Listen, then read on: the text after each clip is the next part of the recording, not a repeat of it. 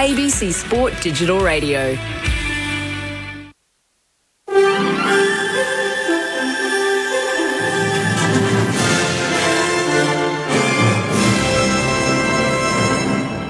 ABC News with Mary McDonald. Good afternoon.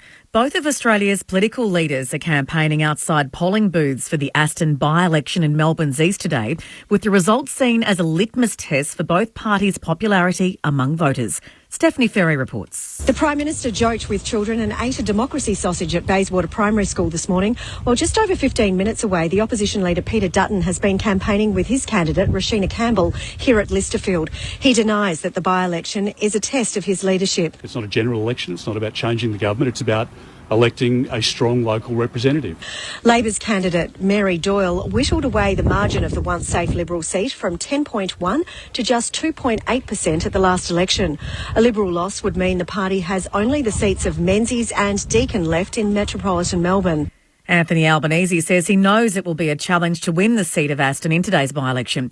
He visited a polling booth in Bayswater this morning to appeal for Labor votes. Mary Doyle's someone who knows what it's like to do it tough.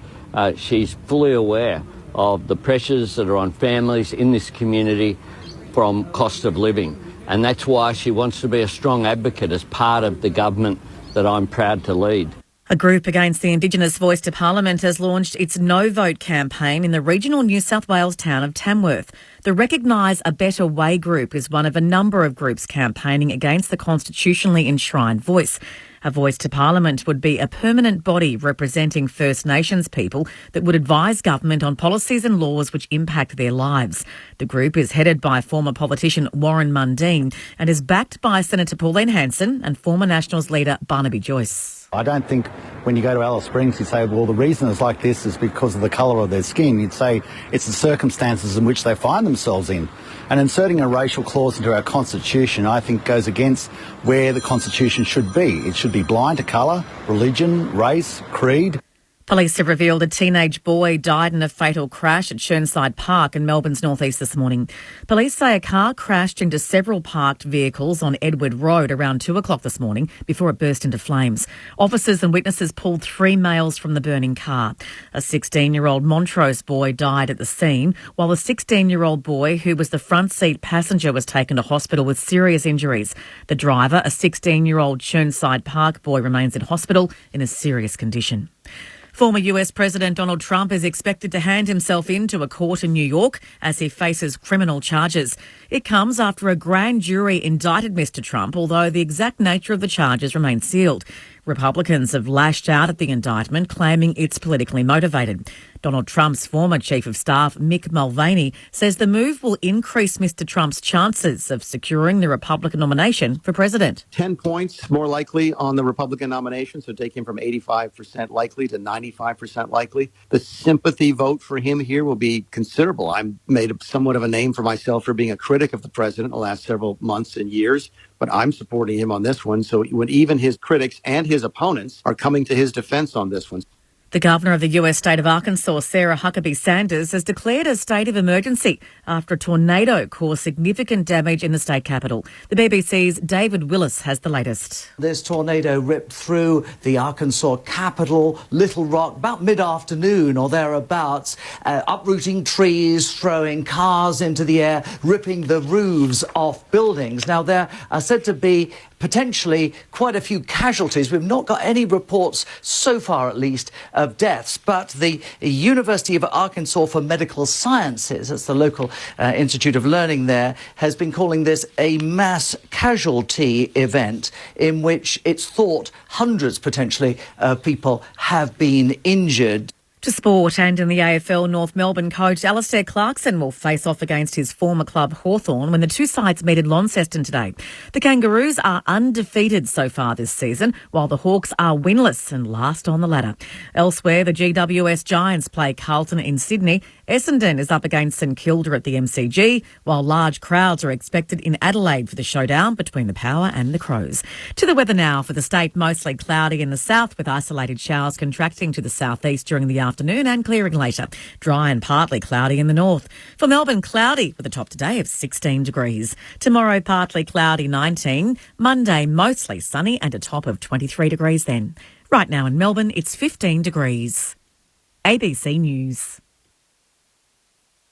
For extreme entertainment, stream comedy whenever you like on ABC iView. That's so cool. Extreme feel-goods with Ghosts, Ronnie Cheng International Student and Summer Love. Never hold back, kids. Extreme funnies from the Melbourne International Comedy Festival. That means a lot.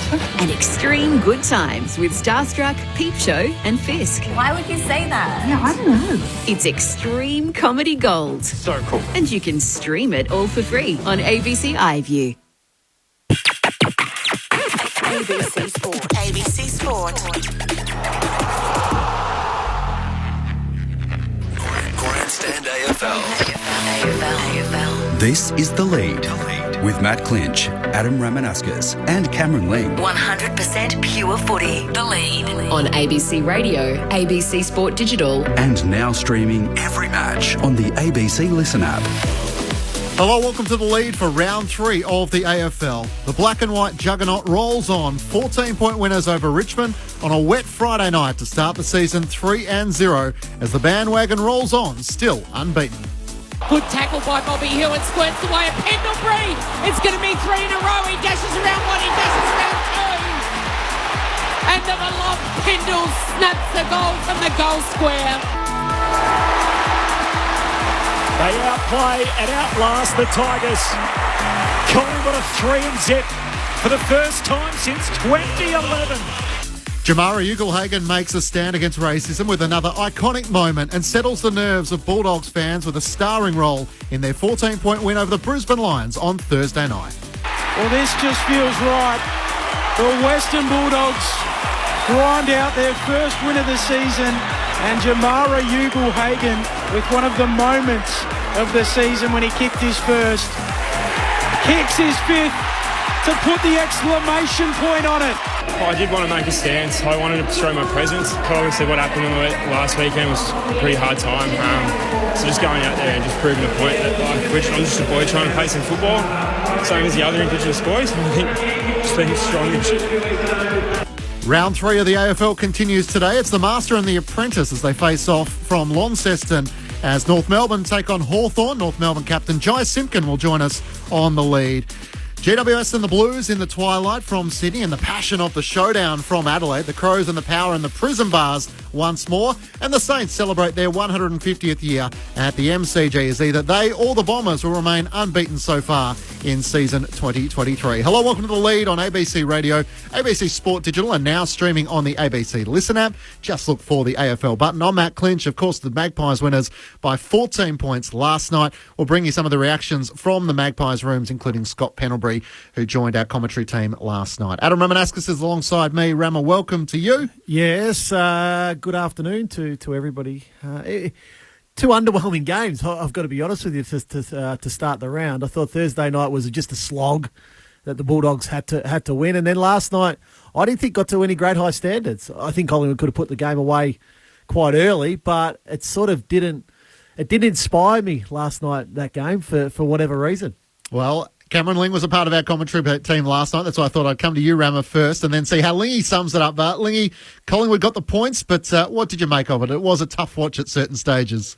Oh, I think Rama summed it up beautifully, Clinchy. Yeah, good afternoon to you both and to everyone listening. It wasn't pretty, but that probably made me feel even better about Collingwood because they've won the first two games by playing just superb, scintillating, beautiful football. And high scoring and things have been working and all of that. And it's clearly the best footy in the comp right now. And then last night, they dominated but could not kick a goal to save themselves. Probably their last kick inside forward 50 let them down a little bit. So it was off, all that fluent play and great football.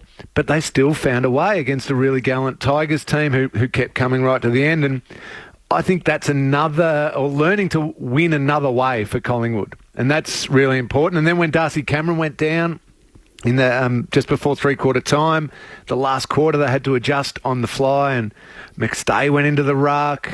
Jordan De Goey started taking over at the clearances despite Nankervis's dominance. And they found a way. And so that's credit to them. That shows how good a team they really are. They can win playing beautiful, and they can win playing very, very ugly. What they're doing is they're doing a number on teams at ground level. Yeah. If you look at contested numbers, if you look at ground ball gets, but what I look at really, really closely is outnumbering at contest. And I think last night, again, I'm watching it on TV at home, and Lingy's at the ground, but you can just see at every single contest Collingwood go to, they outnumber.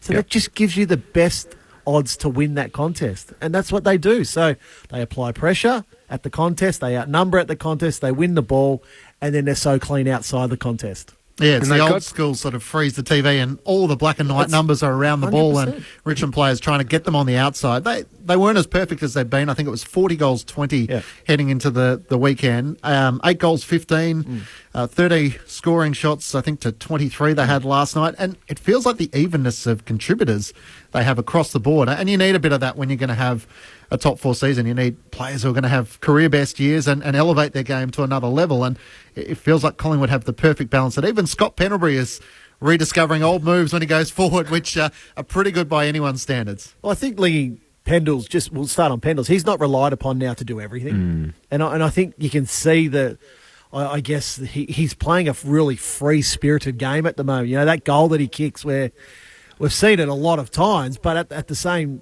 time, for a 360-odd gamer to sidestep, to dodge, to weave, to duck underneath and kick a goal, that's Scott Pendlebury playing free. Steel side bottom. You know, their veteran players are playing a great brand of footy.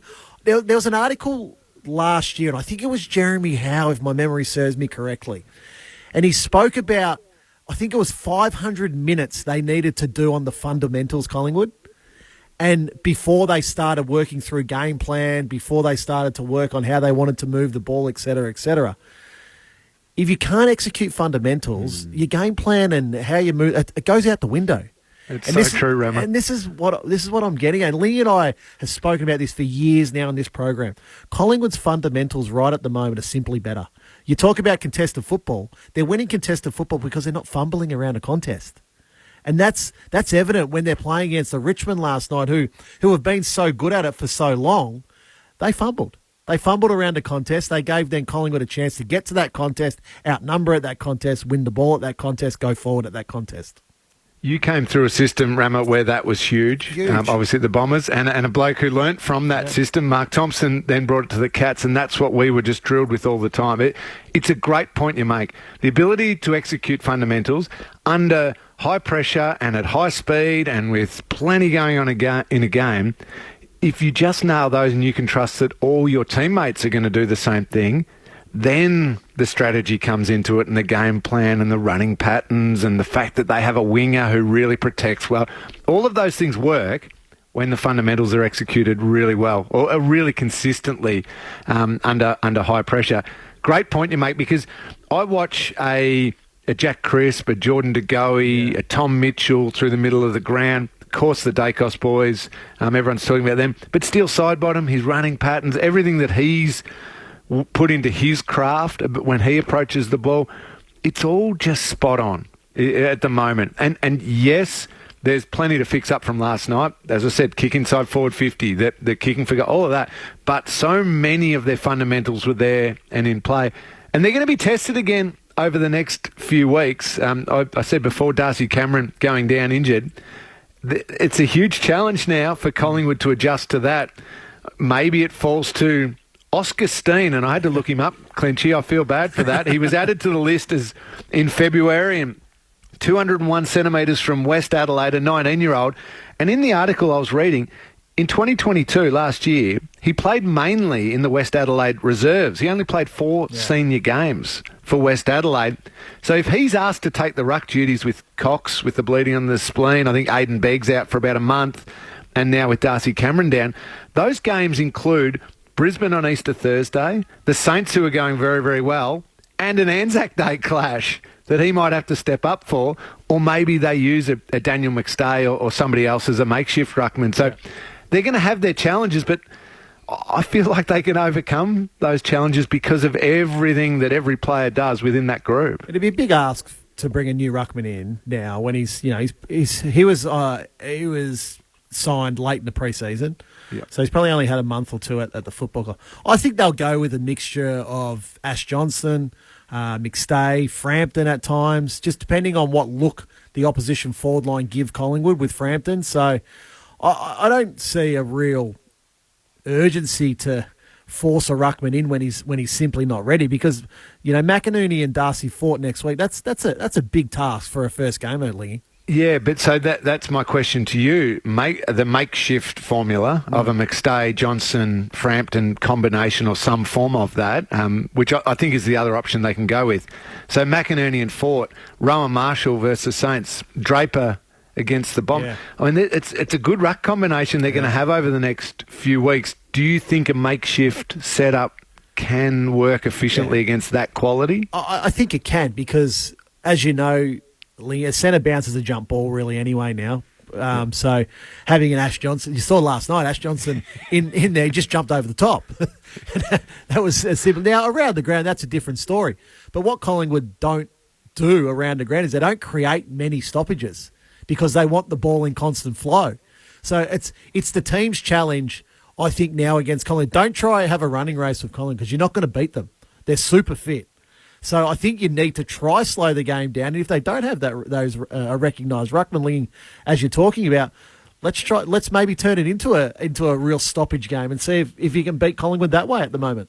The voice of Adam Ramanauskas alongside Cameron Lee. Matt Clinch with you for the lead on Grandstand AFL on ABC Radio, ABC Sport Digital, and now streaming via the ABC Listen app. We're about to hear from Scott Pendlebury, who joined the guys in the commentary after last night's game. Let's just bring in Craig McRae and his final assessment on Darcy Cameron. Yeah, we've had a bad week in the ruck stakes. Lost Mason for a period of time, and now it looks like Darcy will be out for a significant period. We'll find out more, but initial diagnosis is a high-grade MCL, which I don't know how long that is, but we'll wait and see. Funnily enough, we talked about this before the game yesterday, around what ifs, if Darcy went down. And so we've got a few things up our sleeve, but it's a shame. We hope it's good news, and our thoughts and prayers are with him. So the challenges for the Magpies over the next couple of weeks, they won't have a designated ruckman, with Darcy Cameron and Mason Cox both out. Scott Pendlebury joined our grandstand commentary team after their 14-point win over the Tigers last night, chatting with Cameron Lee, Mick Malthouse and Tim Hodges about his assessment of last night. Yeah, it was a funny game. I feel like we did a lot right all night.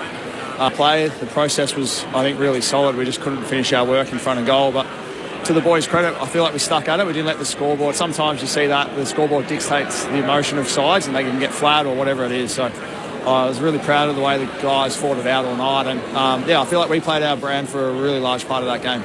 I'll let the boys talk to you about the game, but can I talk to you about a moment in the third quarter? You wound the clock back, sold some candy, got around on that left boot and kicked a great goal, and I loved the celebration. It was like you were a teenager again. Yeah, it was a bit of fun. I got swapped down forward and I don't spend too much time down there, so it's funny how it works. Ash gave me a nice handball and then sort of opened up nicely and almost got tackled but managed to kick a goal, and it's a bit of fun. All the boys rib me that I'm old and slow, and it was nice to be able to get through a gap and kick a goal. You've got an old premiership coach upstairs. Mick Malthouse is looking forward to talking to you. I'll send you up to him now. Well done, Scotty. Really, really well done. And I've never seen you kick a goal like that before. Come on, Mick, you've seen it before. I've seen you kick goals, but certainly not like that, because I was expecting you at any stage to get back on your right and knock it over. No, but you needed that left. The side itself, I was going to say at half time, you would have been saying, you would have been licking your lips thinking, well, we've got this mob, we can actually now tear them apart. You seem to have a complete domination, and then they changed their style in terms of a tall went off, a medium come back on, they started a bit of run. You blokes had to settle again. What took place in that between, say, at the end of the second quarter to the end of the third quarter? Yeah, I think they started, as you said, a little bit quicker. They won some one-on-ones in front of the ball, just from someone would hack it off the ground and their forward would react better than our back. And I thought Cumberland made a little influence straight away. As soon as he come on, you could see his speed and power influence the game, and they were a bit quicker with the footy as well. So we needed to readjust, make sure defensively we were switched on as a whole group. And then I felt like once we got switched on, the weather dried up a bit as well. We could start to use the footy, and we just need to kick a couple of goals to steady, and fortunately enough we did. And your forward line, how do you think it's functioning? I mean, not the fact that you were down there for a brief period of time. Do you think it's functioning enough? We were saying tonight that we just thought that the ball going in there, I'd like to see how many marks were actually taken from direct kicks as opposed to the big bombs going in. There just seemed to be a lot of play forward of centre and hoping that someone took the big mark, Myercheck or McStay or Johnson. It didn't come about. Richmond started to adjust a bit and spoiled a lot of that football. Yeah, I think especially in the first half, we had a lot of plays where we had them out the back and our ball use going in was pretty ordinary. You know, we'd hit the Richmond defender when we had two options and I felt like, and then as you said, Mick, I feel like we got a little bit bomby as well. We just started to then just kick high balls in and hope. But I think once we sort of calmed down a little bit, used up our numbers, we started to, hit Jamie Elliott on a few leads, Ash Johnson on a few leads, and we absorbed their pressure a little bit better. But I feel like early on we had a lot of chances out the back. We're just our connection, whether it's, one forward should tick up and one forward should lengthen and stay out of each other's ways. I think it's, it's room for improvement, definitely. Congratulations on the win tonight. Fantastic. Hey, can I take you to the half-time break? After a complete domination in the first half, but scoreboard-wise it wasn't quite happening. Was there a bubbling sense of frustration? Was there almost this anticipation of what's just going to happen? Like what was the communication like at half-time to calm everyone down for the job in the second half? I was really calm, to be honest, out on the ground. It's something that we do a lot of work on, is just staying in the moment and just worrying about the process. And we come in at half-time and the Fly was really happy with how everything was going. The process we felt like was spot on, and we just need to go out.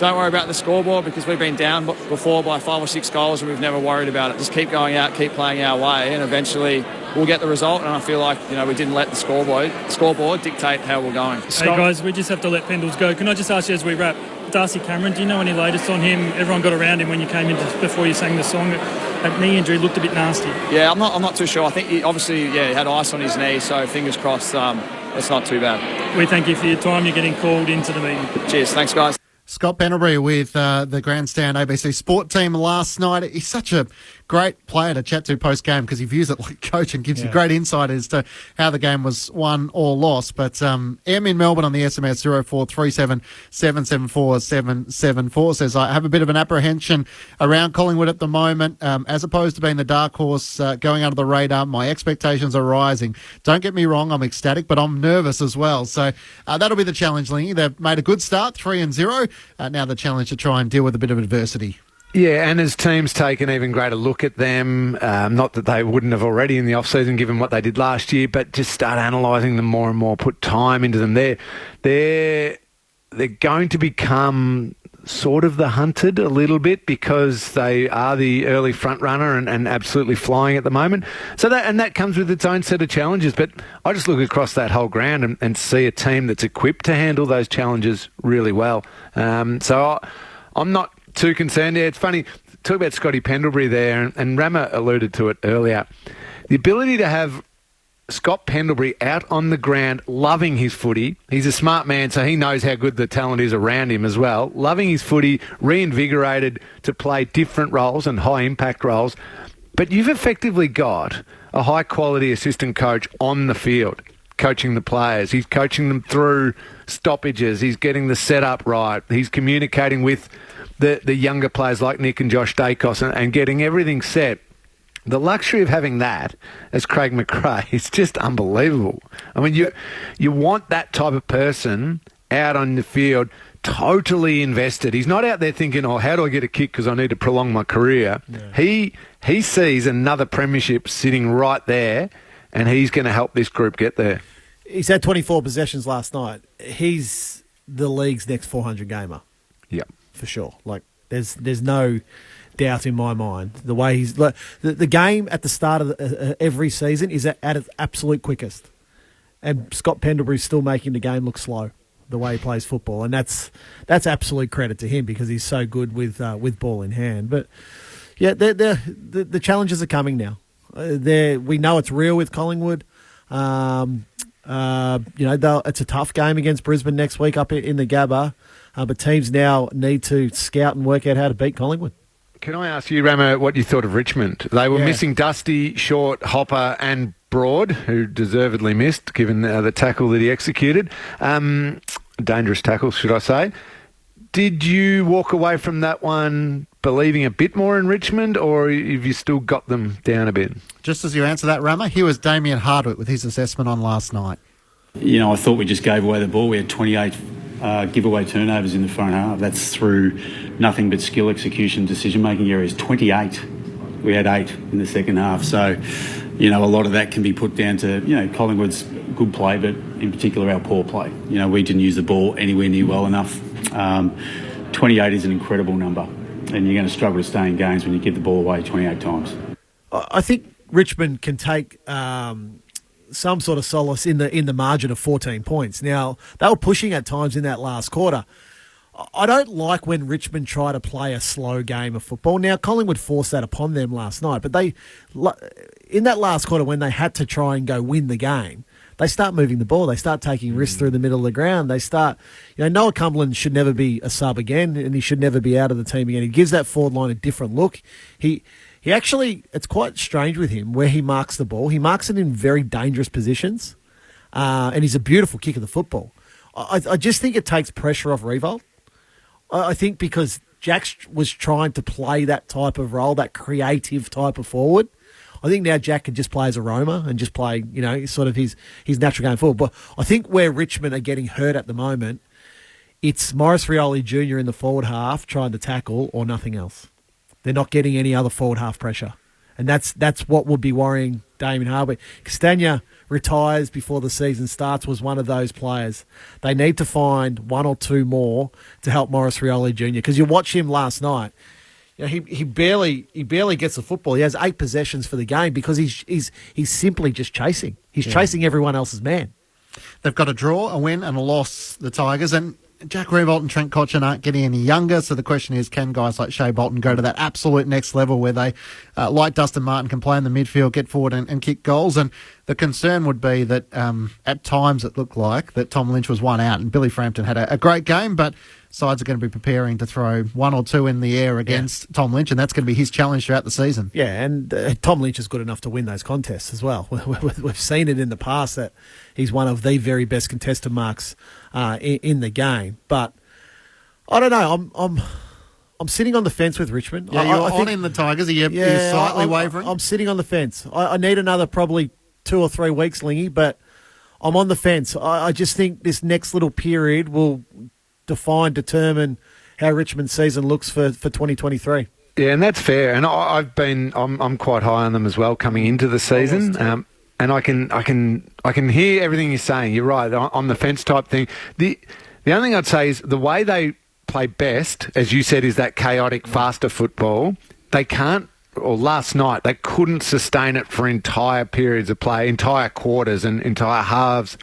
And they got broken a bit when they tried to play quicker because they can't sustain it. But you put back in Dusty, Jayden Short, Jacob Hopper into that middle part of the ground, whether running off half back or playing across half forward or in the midfield, that just adds 3 more top quality players who can sustain it, and you can take out 3 others who can't sustain it.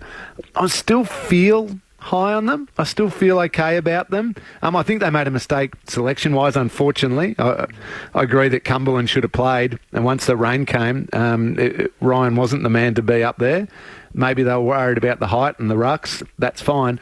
But yeah, I still feel pretty positive about the Tigers. Their best football is not quite as sustainable as it once was, but it's still a good brand of best football. So, yeah, I remain in the positive camp with the Tigers.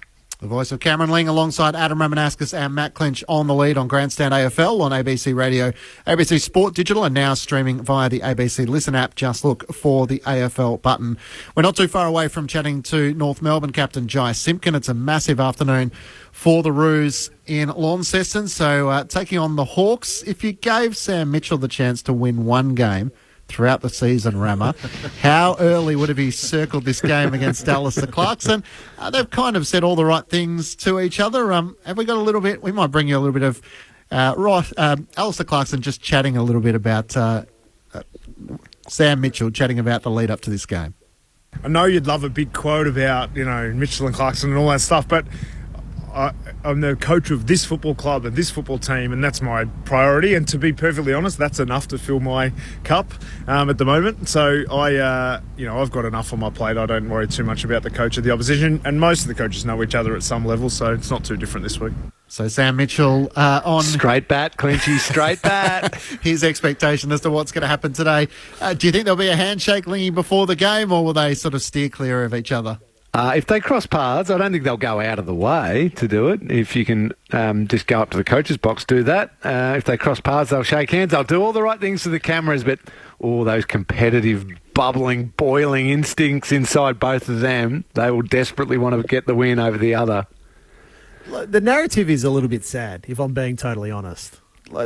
Mitch is a premiership captain to Alistair Clarkson, then he's got another 3 premierships. So he's a 4-time premiership player with Alistair Clarkson. Now, what happened behind closed doors, we'll never know. Unless those two want to divulge the details of what happened and what took place, that's completely up to them. I know there's rumour and innuendo, but I think those two have been dignified in their responses. I actually think it's smart what Alistair Clarkson's doing today, going on the chartered flight. So, don't create a circus. He's looking that it's a game of football that his team are quite capable of winning. So, look, Lingy knows this as well as anybody. Time heals all wounds in football clubs, and some guys it's very, very quick. Other guys and people, it takes years and years for that to happen. But until we know the full details, I don't love the speculation. I don't think we need it for two people like that in our game and how revered they are as footballers and coaches. But there's always going to be intrigue the first time they coach against each other, added to the layer that the racism investigation hasn't reached a final verdict. Yeah, I've shaken hands in the past with people that I don't like. So you can put on a brave face and just do that. Lingy? That's fair. That's fair. Hard to argue with that, Clinchy. The only thing I will say is I heard someone talking about, and maybe it was last night, saying, will the Hawks fans boo Alistair Clarkson? That confused me. But Clarko was moved out of there. He didn't leave, really. He was, we'll call it whatever you want, encouraged out the door. Clarkson doesn't get booed, though, today, does he? That just can't happen. He delivered 4 premierships and he was moved on, and now he took a year off football, and now he's got back into something he's passionate about, which is coaching and coaching another team. No, I wouldn't have thought the good people of Launceston, although I was confused about Jason Horne-Francis last week by the Collingwood Army, so you never quite know. This is the lead on Grandstand AFL. A chance to head inside the North Melbourne camp. Chris Rowbottom is a part of our team, and he's alongside the North Melbourne captain. Chris, welcome to you. Jai's with us. Jai, welcome. G'day, Guy. I do have Jai ready, willing and able to take all your questions. He's all yours. Well, Jai, paint the picture for us. It's a big occasion. The team's been flying so far. 2 wins from your opening 2 matches. How different does the footy club feel, and how excited are you to see what your young chargers can show today? Yeah, it's really exciting. It's a beautiful day down here in Lonnie. The sun's out. The oval's looking amazing. So I'm really excited for a big day of footy. Jai, thanks for joining us before the big game. What's he like? What's your experiences so far been of Alistair Clarkson? He's a legend, mate. He's probably, how can I put it? He's one of the best coaches I've had so far, obviously. But so far, mate, he's really pumps up the young boys, instills a lot of confidence into us. He's a very funny bloke, likes to play a lot of jokes, which we love around the club. So haven't had a bad impression of him yet. Have you seen any of the slightly grumpy side of Clarko yet? Not yet. I reckon he's had to hold back a couple times. In a couple huddles, you can see he's on the edge of getting pretty angry, but he's been able to calm himself down. Jai, look, disappointing. Obviously, you're not out there today, but I'm really interested in your first moment or moments with Alistair Clarkson, and did you instantly think it was right that he was the right coach for the North Melbourne Football Club, or was it? Well, he needed to prove it. Sort of. Do you understand what I mean by that? Yeah. No. So yeah, obviously last year when it was all going through, as soon as he got announced as our coach, I was as stoked as anyone. I reckon he is the right man for our club. And so far, I think he's delivered that not only for us as players, but for the club as a whole, our fans. He's been awesome so far. So the coach is one part. Let's put him to one side. Yourself and Luke McDonald, new captains of the football club. What are the things that you two wanted to implement within the playing group really, really quickly? Because it's one part to have a really good coach, but it's another part for the players within in the change rooms day in, day out to be pushing each other and trying to get the best out of each other.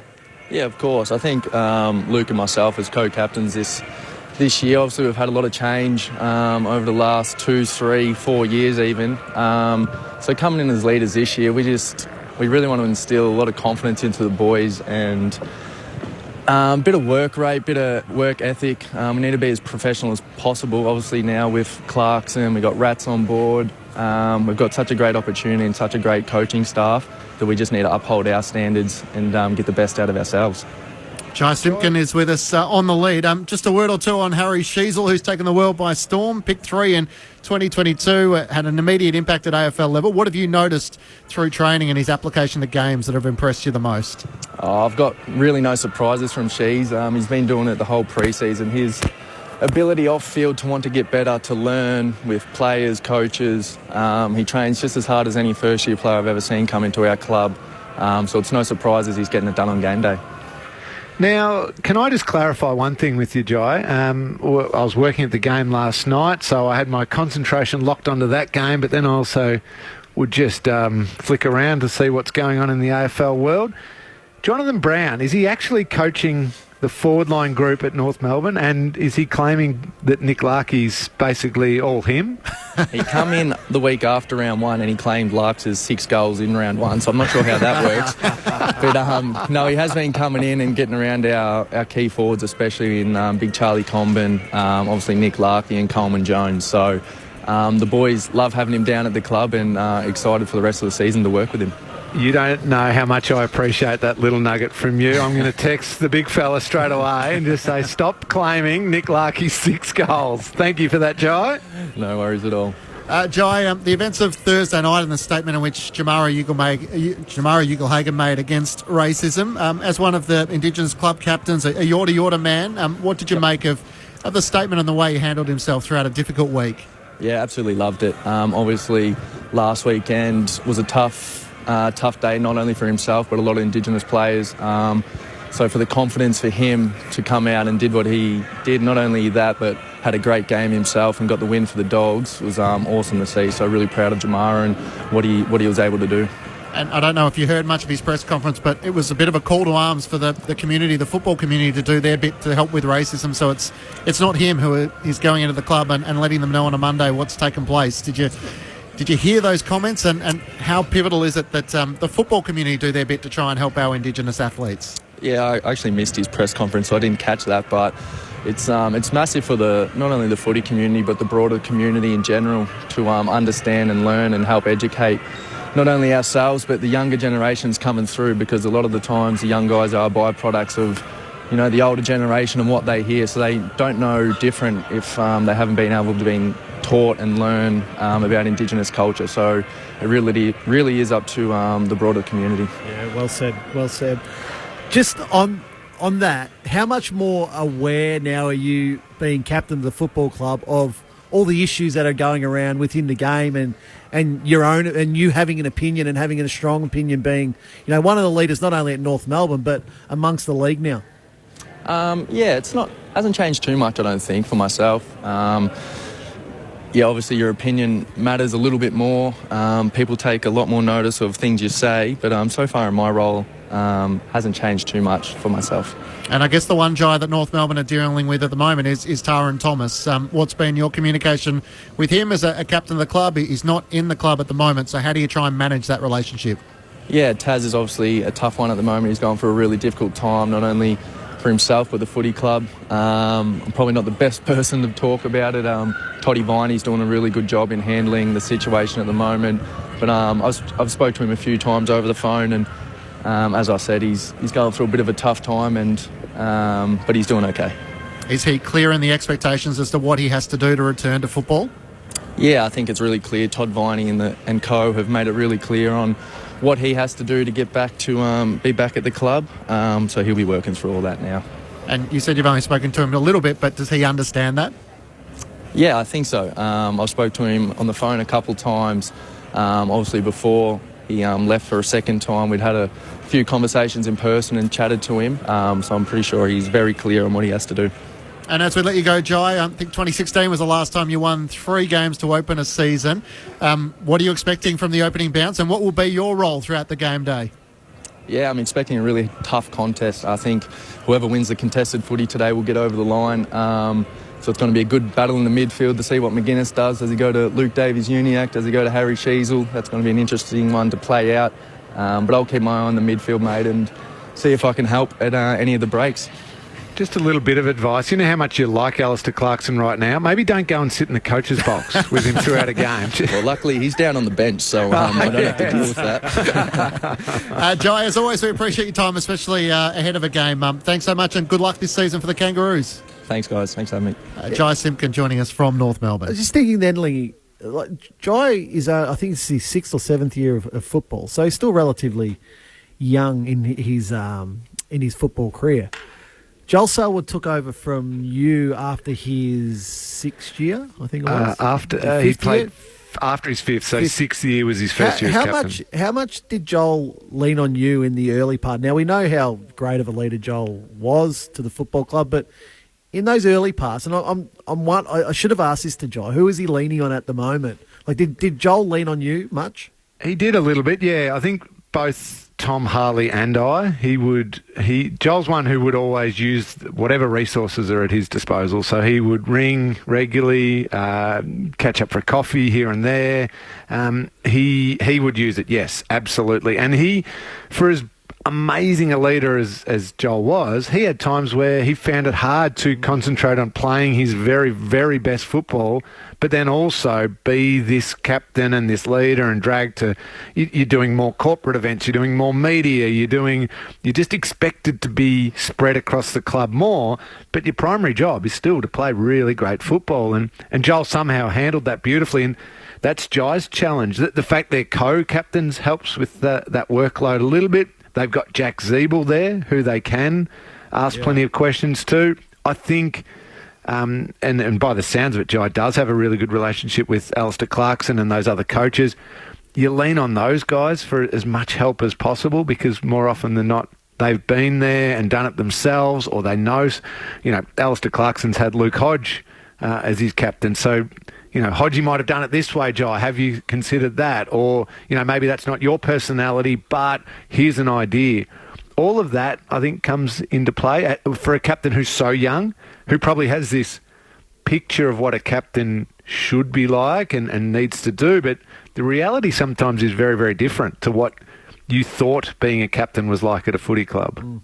What do you think is possible for North Melbourne? They had 2 wins last season. The possibility of having a great start here with 3 wins, does it start to sort of reassess where they might be able to finish? Are they no longer bottom 2, bottom 4? Could they potentially be somewhere towards the middle of the table or fighting for a top 8 spot? Not a top 8 spot, no. I don't have them there. I think their year is about growth and building a really good foundation for the future.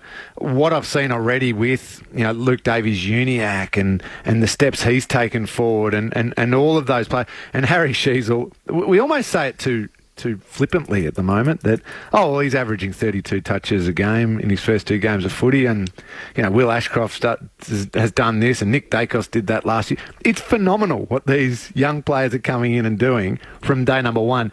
So Sheasel's better than I even thought he was going to be straight away.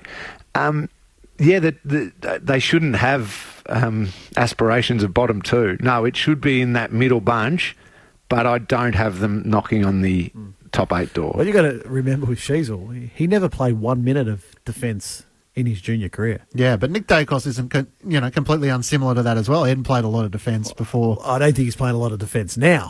That's a different question. Yeah. I think he's the magnet's there, but then he goes and plays on the ball effectively. So whereas Sheasel's a little bit different. He's sort of playing across halfback, whereas Nick Dacos has got the licence just to go because he has a winger dropping back to to be that sixth defender. They've still got Waterlord to make his debut, pick 5 as well from last season for North Melbourne. So we'll expand on them a bit after 1 p.m. with Rama and Nathan Burke. Back to the events of Thursday night. This is The Lead on ABC Radio, ABC Sport Digital, and now streaming on the ABC Listen app. The Western Bulldogs 14-point winners over the Brisbane Lions, but it was hard not to be taken aback by the performance of Jamara Ugle-Hagan and his statement against racism. He spoke post-match in a press conference. Well, I felt pretty proud to obviously going out there with all my mates that supported me throughout a tough week, and then to do that in front of everyone, it just hopefully it makes a stance in a moment, and hopefully people look back on it from 30 years now and say from then nothing's happened since, and you know what I mean, like hopefully no one cops anything that I've been through. Yeah, I did get a bit emotional, especially when all the boys ran over to me, because it was a special moment, not because I kicked 5 in the way I performed, it's just obviously the week I've had, and the boys have supported me throughout that whole game, but throughout the whole week they've all supported me with messages and catching up during training and always ringing me and stuff. But that moment out there was probably a bit emotional because they literally love me, so it's so easy to see, but we're just not just a football club, we're a big family. I just want to see someone point them out instead of me have to contact the club and say this happened. I'd rather like someone in the fan to point them out, like tell them, just let them know that it's not the right thing to say. And that goes with any race, not just in Aboriginals and like Indigenous boys and girls. It's all races around in the league. Like it's just making a stance and just like it only takes a little bit just to make a comment and just say like it's not the best thing to say, and then they're just going to say it to the next person. It's just going to follow on. But just pulling them up on the spot is just going to help and make what's better for us. Jamara Ugle-Hagan from the Western Bulldogs giving voice to his actions on Thursday night. He kicked the first goal and the last goal, Lingy. It was hard not to be impressed with the way he conducted himself and the way in which he delivered. Yeah, incredibly impressive, Clinchy. I mean, I can't even imagine the week that he's had and what an awful week that would have been. And to then deliver big time on a huge Thursday night game from his football, but then just to hear him speak like that after the game, he's really impressive. He's a wonderful young man, and he's had enormous pressure on him. Even take out this week, in the last couple of years, he was so highly touted as this incredible talent. He was going to be this, and then a lot of people saying, why isn't he getting a game? Just play him. He's going to be phenomenal. So he's had a lot of focus on him, and then he's had this awful week, and he could still go out there and just play such brilliant football, lead his team to an important victory, and speak so eloquently and so spot on with post-match. Well done to Jamara. That was very, very impressive. I thought as much as the statement that Jamara made was just unbelievable, but I thought the way he played for the entirety of that game was an even bigger statement because it shows the mental toughness. It would have been a horrible week for him and his family and even his teammates because it shouldn't happen. It simply it should not happen. But I think that game on Thursday night could be the making of Jamara as a player. Just you look at how determined he was. That's his blueprint right there for the remainder of his career. If he does that, he will be a phenomenal player for the Western Bulldogs. So I was really, really happy for him. And you could also see that in the first game, Artie Jones, who he just understood. He understood what Jamara was. He felt it himself as well. You could see how excited he was just for Jamara. In a game too that was gritty and ugly and scrappy and hard. It wasn't a pretty game again. For that class and that quality to come out and be the difference in a game like that against good opposition, that's the really impressive bit when I'm just talking from a pure football perspective here, just parking everything else to the side for just a second. To kick 5 goals from limited opportunities in a scrappy game of footy, that shows a level of real quality that, and Rama's right, that can be the growth from now on to see the evolution of Jamara. Just closing up on Jamara Ugle-Hagan and his actions, Tony Armstrong joined the ABC Sport Daily podcast with Patrick Stack and spoke about the significance of Jamara's actions. It made me really emotional, and then obviously you extrapolate it out. You think about all the kids who might be going to school copping crap from people, or people walking down the street copping a bit of crap. I just know everyone in our community is walking a little bit taller today off the back of, and let's keep this in mind, a 20-year-old. a 20-year-old doing that. And then, of course, he goes on to kick 5. So he's the difference. Massive, mate. Massive. And just so proud of him in every regard. ABC Sport Daily under the best of ABC Sport and wherever you get your podcasts from. So the Bulldogs got what they want, Rama, which was the 4 points. They're on the board in season 2023, but it wasn't all that pretty. So Luke Beveridge now trying to muster some consistency in their performance if they're the try and challenge for the top 4 or the top 8. Yeah, look, it was just simply a game they had to win. I thought their captain, Marcus Bontempelli, was terrific for the entirety of the game. But then a couple of big moments late. Tim English takes that really big pack mark in the back pocket, and then Aaron Norton takes a really big contested mark and gets the ball to Bailey Williams. So just some big moments from their leaders, from their key players, Lingy, in the end. And what are we to make of Brisbane, Rama? You look at them round 1. Oh, okay, let's discount round 1. It was awful, but let's just move on. Round 2, super impressive against a good team. Home deck, great win. Okay, this is the Brisbane we thought they were going to be. And then that. Are they purely a Gabba team? Well, you hope not. If they're contending, they simply can't be. But the interesting, I still think there'll be teething problems. So Dunkley comes into the midfield. That's one part. Jack Gunston goes into forward line. That's another part. Now, Jack Gunston brought Brisbane back into the game in that third quarter with his 3 goals, but then Charlie Cameron couldn't get on there. Joe didn't kick straight in that first half, and it could have been a different result. What I'm a little bit it's a bit similar to Richmond in terms of their forward half pressure. I don't see it. I don't like getting Jack Gunston's great, but Jack's not a defensive minded player. He's a goal kicker, which he's been so good at for so long. So, then it's relied upon Zach Bailey, Link McCarthy, Charlie Cameron to apply that pressure. And you think of those 3 players, their first thought is attack. Their first thought's not, I'm going to run that bloke down from behind. Yeah. So that's where I watched the ball. It sort of just went back and forward a little bit on Thursday night because there was no pressure on either forward line. Harris Andrews takes 6 intercept marks, big intercept marks. Ball goes down the other end, gets on the ground. There's no Brisbane pressure. It goes back up the other end. Like a low-scoring game at the Docklands, it shouldn't happen. It's a perfect track. Yeah, it's an interesting observation, isn't it? Because they've swapped McStay for Gunston, who's more of a goal scorer. Joe Danaher kicked 4 behind, so the criticism comes of he and Eric Hipwood. He didn't fire on Thursday night, but it feels like their forward structure is a little bit out of whack, which might take just a little bit of massaging from Chris Fagan. Yeah, and Rama makes a really good point about where the forward pressure comes from, because it's a little bit of a fallacy to say that Charlie Cameron's a pressure forward. Yes, occasionally he can do it because of his lightning speed, but he's effectively a full forward. Yeah. He's almost the key position player because he plays that deep full forward. He's there to be his brilliant attacking best.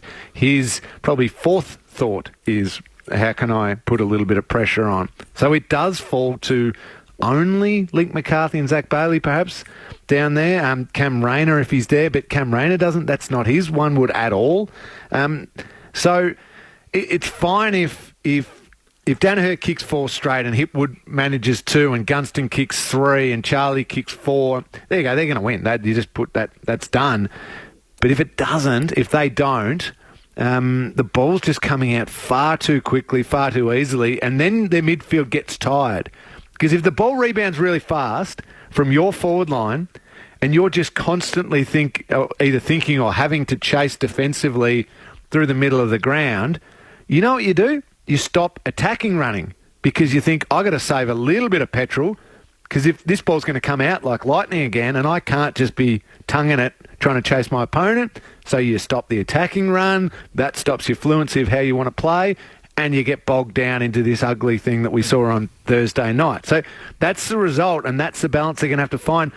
And Rama, they're not going to be able to select that forward line based on names. No. Because all of those names deserve a game in the Brisbane forward line because they sound like terrific players, but maybe the combination of the forward line is just not going to work. I think it's the final piece in most premiership teams. If you look at Geelong last year, Brad Close and Graham Myers flipped it. Yep. They acknowledge for us to get a game week in, week out, we need to be defensive forwards. And they played that role beautifully. You look the year before to Melbourne. Cozzy Pickett, Sparrow, Charlie Spargo, they flipped it. They played that role. Yeah. So once Brisbane's a good team, but they just need 2 or 3 players to buy into forward half turnovers as their one would, not kicking goals as their one would. And they need to win away from home. This is the lead on Grandstand AFL on ABC Radio, ABC Sport, digital and now streaming on the ABC Listen app. Just look for the AFL button. Matt Clinch, Adam Ramanaskas and Cameron Ling. Still to come, Lingy's final word, but a thought or two on the showdown. As Ken Hinkley and Matthew Nix fronted the media during the week, they were definitely doing their talking to promote the rivalry. This is a genuine sporting rivalry, and there's genuine hatred. I'm not frightened to use the word of hatred because it's a sporting rivalry. This is not a personal thing in any way. I think everyone in this state loves the fact that both teams want to get each other and want to get them good. We watch Port play on weekends and we want them to lose.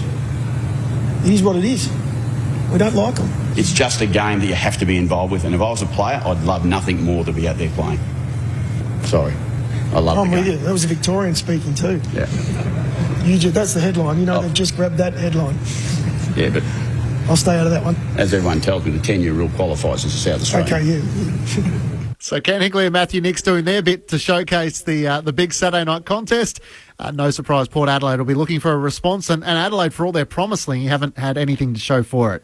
No, they haven't, and I mean they showed glimpses last week against the Tigers, but ultimately just got run all over the top of, and that's genuine. I know that's a little bit of theatre there, and Kenny and Nixie are both very good at that, but that is a genuine rivalry where they don't like each other. Everything they said's true.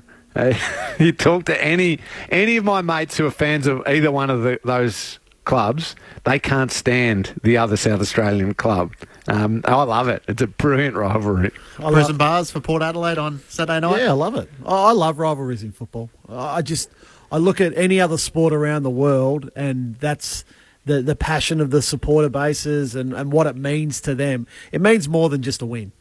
It means much more than just a win and 4 points. It's bragging rights for the next time they play, and you just walk a little bit taller as a supporter, as a player in that town. And we got the Derby on Sunday with the West Coast Eagles taking on Fremantle. Time for Lingy's last word. Okay, Lingy, what direction are you taking us with to close out the program? Well, I hinted at it a little bit before with one of your questions, Clinchy. I'm just putting it out there. Beware the fool's gold. When you're panning for those gold nuggets and you're trying to find which teams are going to go on and have success this year, just beware the fool's gold right now. North Melbourne are sitting 5th on the ladder. They're not playing finals. Saints are sitting 3rd on the ladder. They're not playing finals. West Coast are 9th on the ladder. They're not playing finals. And the Giants are 10th. Don't worry about them. They're not getting anywhere near the top 8 as well. The only one you can believe in is the team that's sitting 18th on the ladder, and the Hawks. They are genuinely bad. They are going to be sitting on 18th on the ladder all year long. Did you notice, Rama? I didn't mention the Bombers because maybe there's a little bit of sparkling stuff in the Bombers that might actually be genuine. He is a wet lettuce leaf. those poor St Kilda supporters, West Coast supporters. Who was the other one? He doesn't like Hawthorn. North Melbourne. And the Giants. Jeez, Liggy. We support our teams for hope. We need some hope, and you're shooting that down after round 2. Hey, when I go panning in Sovereign Hill in Ballarat and I get a little fleck, I'm hopeful too that I've just struck gold. But trust me, it's only fool's gold, Rama. Righto, a reality check for some of those clubs that feel like they're going all right to start season 2023. So who wins tonight? Lingy out of the Saints celebrating their 150th celebration of being in the AFL competition, VFL competition, and the Bombers, who haven't tasted defeat so far this year. I'm going to go with the Bombers. Oh, there you go, Rammer. He's on board with you. Yeah, I think the Bombers, but I actually do like what St Kilda are doing. They're a lot of troops down, and still to be able to perform the way they have. What it shows to me is that he's got him defensively sound again. So it doesn't matter who's playing. Here's the effort that required defensively for you to play. And we're all watching Jake Stringer to see how he goes tonight. Yes, that is big, and I like the fact that Brad Scott was just temporary. Just go out there and play. You don't need to kick 5 goals and have 25 touches. Just play and play within the system that's been going well to this point in time. His challenge is continuity and consistency of his body. He's got to get fit, he's got to get healthy, and he's got to play as often as he can because he's so important to that team. So 2 big Saturday night games. If it's not on your local radio, just click on the ABC Listen app and you can look for the AFL Extra button and you'll be able to find either the Showdown or the Saints and the Bombers tonight. Thank you, Lingy. Look forward to your company again next week. Thanks, Clinchy. Thanks, Rama. Have a great day, guys. Beautiful final word. We're going to be joined by Hawthorn CEO Justin Reeves in the lead-up to the Hawks and the Roos this afternoon. So it's a big afternoon of footy to continue. Let's go. Let's go. Grandstand AFL on ABC Radio, ABC Sport Digital, and of course listening via the ABC Listen app. North Melbourne and Hawthorn to come up next. There's no late changes for either side, so Lockie Bramble and Daniel Howe, the sub for their respective sides.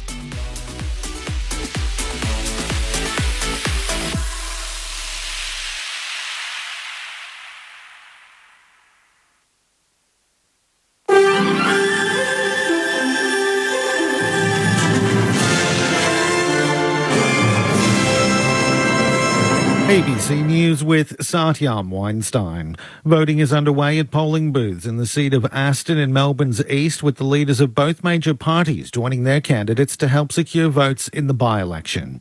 Prime Minister Anthony Albanese joined Labor candidate Mary Doyle at Bayswater, while opposition leader Peter Dutton supported Liberal candidate Roshena Campbell at Listerfield. The poll was triggered by the resignation of former Liberal Federal Cabinet Minister Alan Tudge, who'd held the seat since 2010. The Liberal Party now holds onto a margin of 2.8%. Opposition leader Peter Dutton is denying today's by-election is a test of his leadership. Obviously, various factors at the general election, and that's a matter of history. I think today, though, it's not a general election. It's not about changing the government. It's about electing a strong local representative. And Aston deserves somebody who is going to stand up and fight for them. The ABC is predicting Liberal MP Adam Crouch will retain the seat of Terrigal on the New South Wales Central Coast. It's been a safe Liberal seat, but there was a 10.6% swing to Labor at Saturday's New South Wales election. ABC election analyst Anthony Green says after counting more than 4,000 postal votes, the Liberal Party has 51.4% of the vote. New South Wales Government frontbencher Penny Sharp says there's no way to reprimand New South Wales One Nation leader Mark Latham while the upper house vote count continues. Mr Latham's been condemned by One Nation leader Pauline Hanson for a graphic and homophobic tweet directed at independent MP Alex Greenwich. The tweet's been deleted, but Mark Latham's posted a fresh series of tweets targeting the LGBTQ community. Penny Sharp says he's not officially a Member of Parliament yet. The best thing that Mr Latham could do is to apologise to Mr Greenwich. That's what we want him to do today.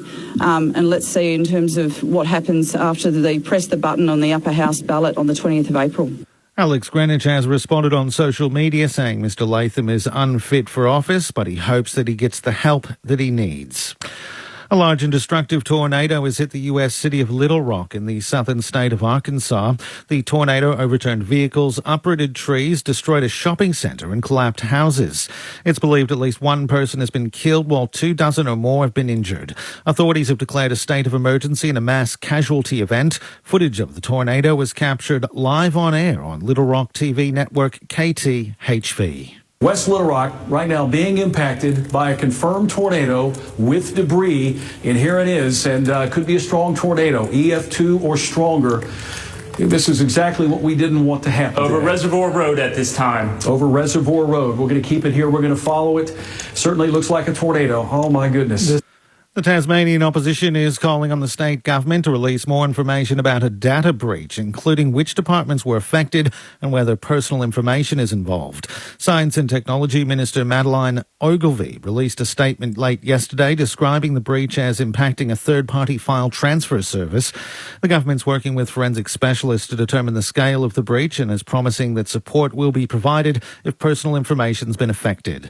Labor's Dean Winter says the public needs to know more about the breach. This is a case where the Tasmanian government hasn't done enough to let Tasmanians know what data is at risk here, even to tell us what department might have been impacted by the data breach. Releasing this late on a Friday afternoon with no further information is simply not good enough.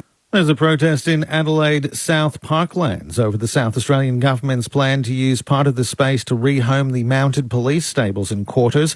They're being moved to make way for a new women's and children's hospital at the current site. There are concerns about environmental damage to the 8 hectares of parkland selected for the project. SA Premier Peter Malinauskas was accosted by protesters today while talking to the media about the move. Mr Malinauskas says any park space that's lost will eventually be recovered. It's important to understand that the police greys are currently on the parklands at the moment, and we're going to move them from the parklands to the parklands. And the reason why we're doing that, of course, is to build a bigger, better women's and children's hospital that sets the state up for another generation to come. And a man's been arrested after a fatal crash in Melbourne's outer southeast today. Police say a car hit a tree on the Old Princes Highway at Beaconsfield.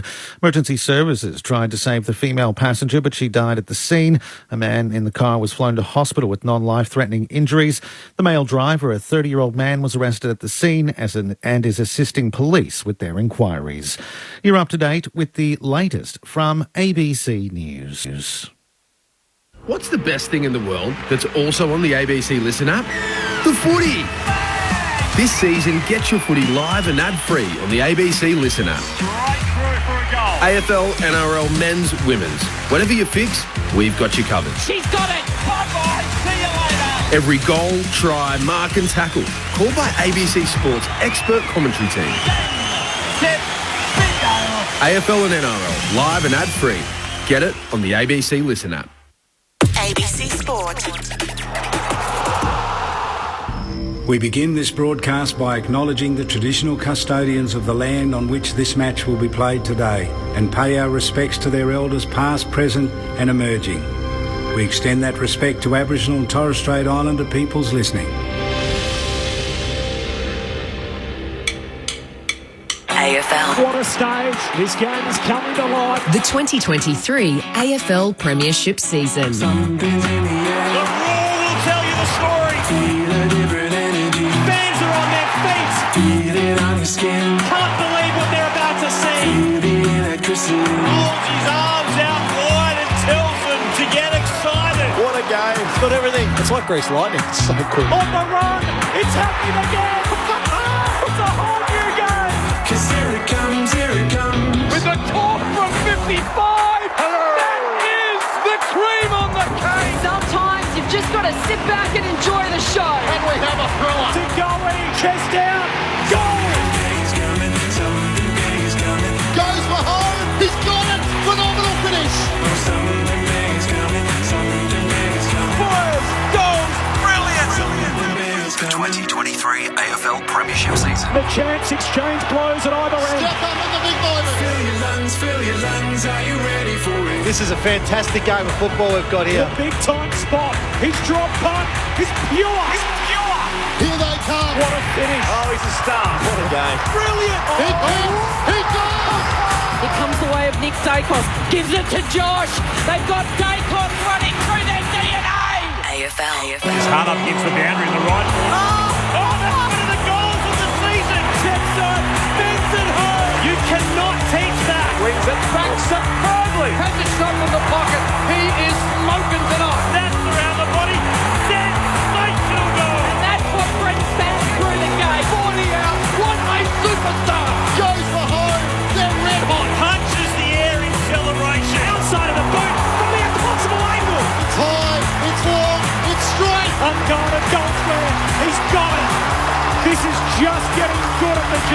Grandstand AFL. On ABC Radio. Sport Digital. And now streaming every match on the ABC Listen app. Just look for the AFL button. Something big is coming. I know. It might be 5th versus 18th. The Flying Kangaroos unbeaten so far in their opening 2 games, while Hawthorn sit on the bottom of the table.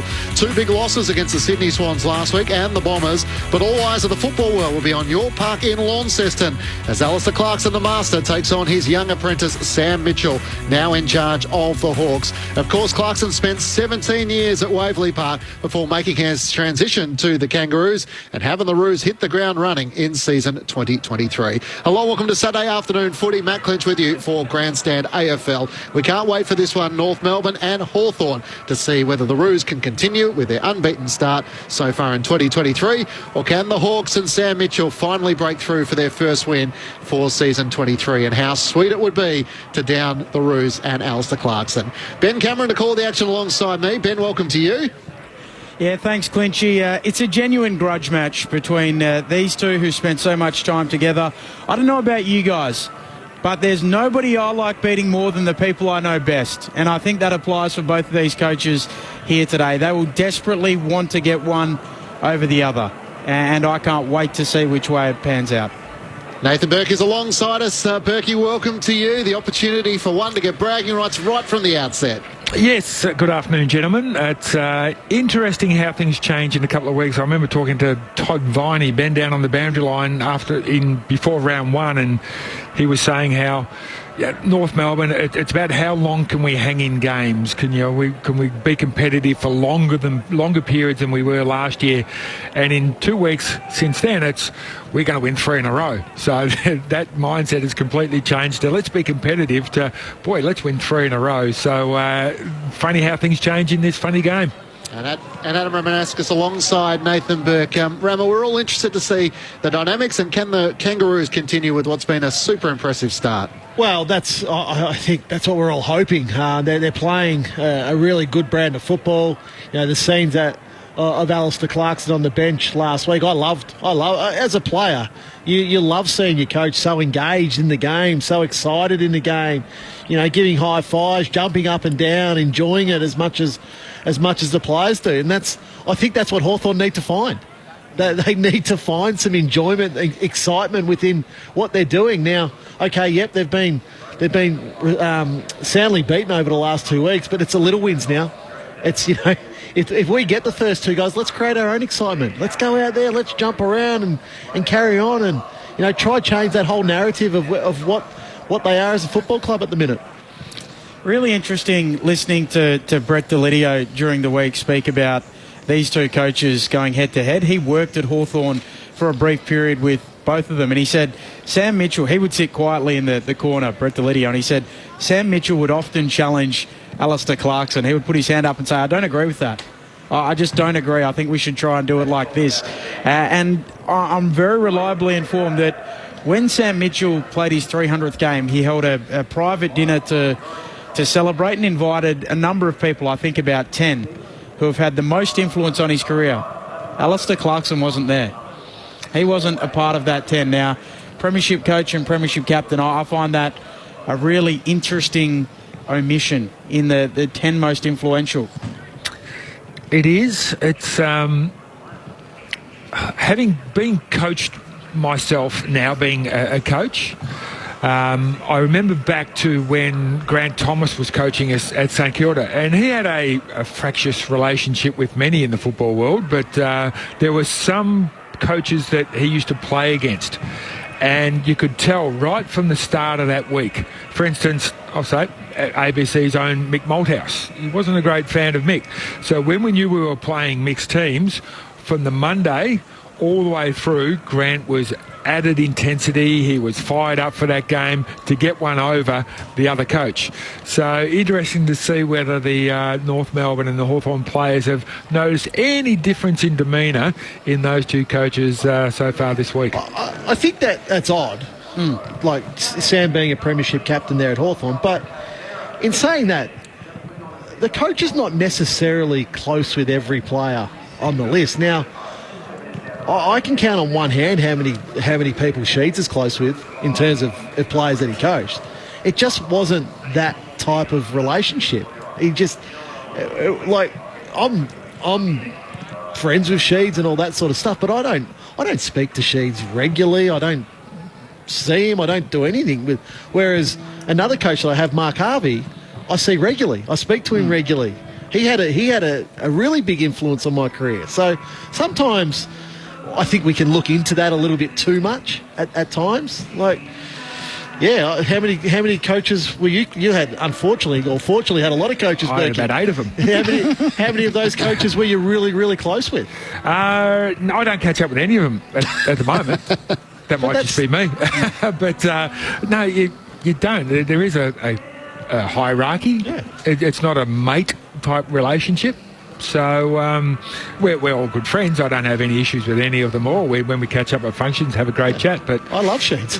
Nothing above that. Nathan Burke, Adam Ramanauskas, Matt Clinch and Ben Cameron, a chance to head inside the Hawthorn camp, and Chris Rowbottom can join us from down on the boundary. Chris, welcome. Yeah, g'day guys. Beautiful day for football here in Launceston. Blue skies, the surface looks magnificent and barely a breath of wind in the air, but there is an air of electricity, and I think we all know why. Alistair Clarkson, of course, in town to play against his former mob. I am joined by the CEO of the club, Justin Reeves. Justin, thanks so much for joining us. It's undeniable, isn't it, the Clarkson factor as a part of this matchup today? Yeah, thanks for having me. Yeah, I guess there is. I mean, there's Alistair's contribution to Hawthorn should never be ignored, and there's a lot of... we've been down here for 23 years this year, and a huge part of that has been when Alistair's been the coach, and it's been successful times. Generation of people who followed Hawthorn and followed Clarko. So I imagine, it's there's always going to be the first time you do anything after a long time together, and today being the first time we've played against them, be a big moment for a lot of Hawthorn people.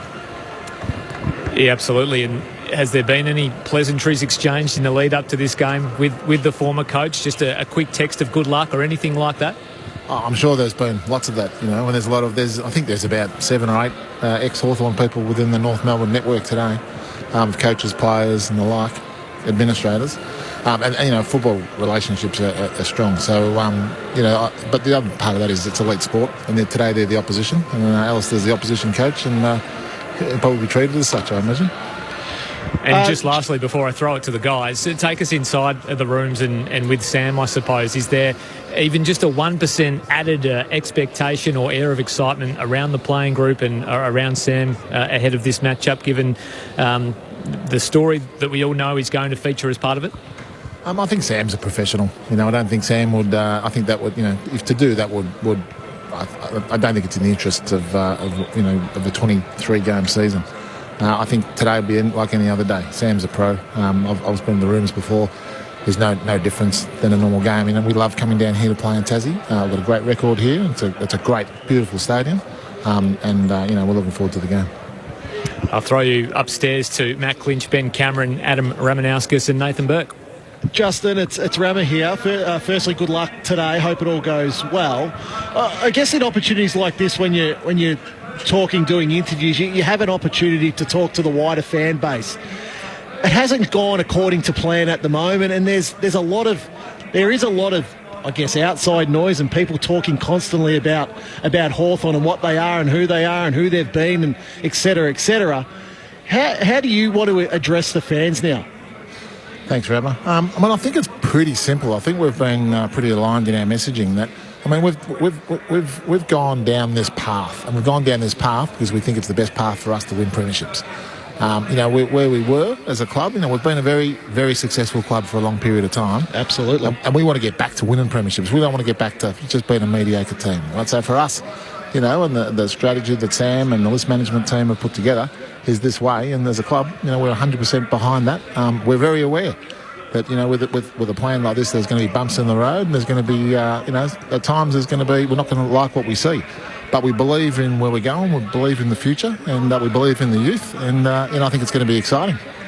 From an outside point of view, how tricky has it been for you to lead the club with everything that's going on in the background? Is that taking up all your time personally, or you're still able to lead the club in the manner that you want to? I think as the CEO and as the leader of the club, you need to focus on the big issues. We've got an incredibly talented staff right across the club who take care of most of the day-to-day business. But, whatever those issues are, and in footy clubs, there's always issues to address. Yep. At the moment, ours are a bit more, probably a bit more public and more visible than they've been historically. But, I just focus on the issues, focus on what's the best thing for the club, and lead the team accordingly. Justin, Nathan Burke here. What are you looking for other than 4 points at the end of the game? What would make you happy today in the coming weeks? Thanks, Nathan. I just want to see, some of these young guys improve. We've got a very, very... I'm not sure what the stats are today, but I assume would be a lot less games average player than the opposition today. So we've got a lot of kids who are playing their most of our players playing today would have played less than 40 games. 30 games, 40 games at the most. So we want to see improvement. We want to see, those guys play together. Cam Mackenzie's coming into his third game. It's been exciting what we've seen, but we need to see that continue. We just want to see, that we want to see the youth flourish. And the team work together, and the game plan, which Sam's put together, works really well at times. But with inexperience, it can be opened up. So we just want to see improvement. We saw Sam during the week sort of let it slip that you may not be asking for priority picks at the end of the year. Did he go a little bit early, or is that a club policy that you've already decided? There's no club policy, but I mean, priority picks are there for a reason. I think if the AFL determine that, priority picks are in order, we'd work with that, but it's certainly not something we'll be promoting or requesting or going hard after. It's not really for us. Justin, Ben Cameron here. It's already been alluded to a little bit, but you guys have obviously cut the list deeply. You're going back to go forward, and when that happens, it can take a long period of time to get the necessary games into players and get the ledger moving in the right direction. Why can Sam Mitchell feel confident that the club will stand by him if it is a painful 2, 3, 4 years, or as long as this takes? Because we're all in this together, and we've made the decision together as a football club. It's not one person's call. Football clubs and boards and managements of a football club need to support the coach. Sam's got 100% unconditional support, and that's from the board, that's from the management team, and I think that's actually from the supporters. And I'm certainly hearing, even publicly from some of our past players in the last week to say that this is actually the way that we need to go. So, I don't think Sam has to ever be concerned about a lack of support. The investigation is ongoing and continues to hang over the club's head. What visibility do you have as to when it might be concluded? Yeah, I mean, it's not really for me to be able to comment on, because I'm not really involved in the investigation. It's an AFL independent investigation, of which we fully support. We'll do whatever we can. I mean, we'd love for this to be, sort of finalised as soon as possible and in the best result for everyone involved, because everyone involved are Hawthorn people. But I don't really have vision of when and how. But as soon as possible for us would be the best outcome for everyone. It possibly has changed, but this time last year, Cyril Rioli was refusing to engage with the club. Has the club had any contact with him in the past 12 months? Yeah, I think there's been a number of sort of contact points from different players, and football clubs can be once people leave football clubs, and I'm sure you'll hear this from a lot of past players. Sometimes it takes you a couple of years to sort of feel as if you want to go back there, but there's certainly Cyril has relationships, to my knowledge, with a lot of people within the club. Actually, someone told me he might have even been down south in Melbourne this week. So, Cyril's a fantastic, part of our club, and we'd love to see him back at the footy.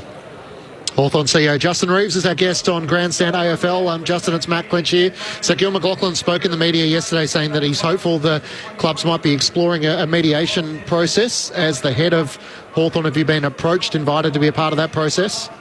There's been some talk of mediation, of which we fully support. And I think that anything, to be able to get the people together to be able to try and work this out would be a great outcome. I don't know where that's at in the process, but certainly from a club perspective, we'd support mediation. And Alistair Clarkson's not going to travel on the flight back with the playing group. He wants to remove himself from that scenario. He said publicly in his press conference he feels a bit let down by the club and the way in which it's all played out. Is that a challenge to try and address that and eventually repair that relationship over time? Alistair, as I said at the start of the interview, Alistair's is a great the Hawthorn Football Club, and his contribution should never be ignored. But at the moment, he's a coach of an opposition team. I'm sure, all of our premiership coaches have gone on to coach other clubs. John Kennedy, David Parkin, Alan Jeans and Alan Joyce before them. And they would have, for a period of time, been on the other side. Alistair's there at the moment. But the relationships will build, and over time I'm sure that Alistair will come back to the club. It's a big afternoon in Tassie, taking place at Launceston, where Hawthorn have had a great relationship with their Tasmanian fans. What's sort of the latest you're hearing around the suggestion that Tasmania might have their own team, and how you try and keep that relationship going until something changes? Yeah, well, I mean, we're a big supporter of Tasmania getting their own team. I think it'll be amazing. I think Tasmania deserve it. I think the Tasmanian, we've played a really important role for over 20 years, but be nothing better than seeing a Tasmanian team here, and there'd be nothing better than seeing a Tasmanian team play at a brand new state-of-the-art stadium down here. I think it'll be a real spectacle. As I said, we've got 23 years of experience here, 23 years of community sort of work, and a generation now of families who have grown up being Hawthorn supporters. So we'd love to, whatever that looks like into the future, we'd love to still stay in touch with those people, play games here. But the most important thing we think for Tasmania is to get their own team. And I know you're not involved in the football side of things, but you've won 4 of your last 6 there at York Park. I think the last 2 have been by a combined 12 points. So can you see some sort of miraculous effort this afternoon where you're able to get over the line against North Melbourne? I don't think it'll be miraculous. This is what we expect. I mean, we have a very strong record here. We're got a young side, but a young side that's certainly capable of winning this game. It's not. I don't think there'll be anything miraculous about a result that we expect today. And with that young side, you've got a fair bit of cap space. Can we expect Hawthorn to be active in the free agency market? I mean, I think all clubs should be. Like when the time's right. At the moment, we've always said that we went back to the draft to bring in some. We haven't had high draft picks for decades really, and so we wanted to do that. And I think we're building from that perspective. But a bit like Carl Amon last year as a free agent come in. I think you're always looking to add the players that will help you get better at the right age profile and the right game profile for us. So yeah, we'll be in free agency as much as anyone else, I'd imagine. Justin, as always, we appreciate your time. Good luck this afternoon. Thanks for joining us on ABC Sport. Thanks for having me. Justin Reeves, the CEO of the Hawks, joining us on Grandstand AFL. Matt Clinch, Ben Cameron, Adam Ramanaskas, Nathan Burke and Chris Rowbottom with you. They're always hard, Rammer, when you front the media and there's a lot of speculation taking place. And well, let's hope we expect a good effort from the Hawks this afternoon. Unfortunately, the stat that goes against them, I think, is they've scored 10 points in their last second and third quarters in the opening 2 rounds. So they've struggled to score this season. Yeah, they've struggled to score, which is surprising because they're playing such an attacking brand of football. And they're getting scored on, so it doesn't sort of make a lot of sense that they've struggled to score. So, look, Justin there, he's on a hiding to nothing, really, isn't he? They're in such a difficult situation. It's the criticism, the questions, the statements they're just coming from all angles at the moment. From what they just need to batten down the hatches, Berkey, for a little while. And what Justin didn't allude to, his job as CEO, is the financial repercussions that come from poor performance are immense. Everything from broadcasters saying, we don't want you guys on Thursday, Friday, Saturday nights. You start getting Sunday afternoons, and the sponsors go, well, Sunday afternoon versus this team got Friday nights. Who am I going to check my money to? Because they want returns and all that sort of stuff. So there are a whole bunch of on-flowing effects of poor on-field performance. And they're building a $125 million facility. You've got to pay the bills. I am nervous for Sam Mitchell as well, and I hope he can see this through, but you guys have seen it over a long period of time in football. It takes quite a while. It takes a number of years to turn over the list, and if this is ground zero, it's already year 2 for Sam Mitchell, then we're heading into year 3, year 4, year 5. We're impatient, Rammer, and I'm not saying it's right, but it is what happens. It's always the toughest question that a football club faces. Do they completely cull the list in one foul swoop, or do they do it slowly? So performance is still there to some level. Now, you can make your own judgment on what Hawthorn have done. Like they could have got rid of Luke Bruce as well, and that would have been a complete cull. But then good luck to James Sicily. But there's, what hope then do you really have? So it's really, really tricky. Like I don't think in today's football you can go through a complete rebuild. It just takes such a long time to put 50, 60, 70 games into that. You're talking 3, 4, 5 seasons, and by that time another generation of footballer is finished. It makes it really, really tricky. for mine, Sam Mitchell is going to have to be a first in the world of AFL, VFL football, because I cannot think of another coach who's had such a drastic rebuild and been allowed to finish the job. Yeah. At some stage, as always now, you've got them to hear, we need someone, an experienced person, put the icing on the cake. Our listeners are very, very smart football people. If they can text through somebody who's actually been allowed to rebuild and finish the job, well then, good luck to them. It's a graveyard shift sometimes, isn't it? Well, so Damien Hardwick coached his 300th game. Yep, at one club. At one club.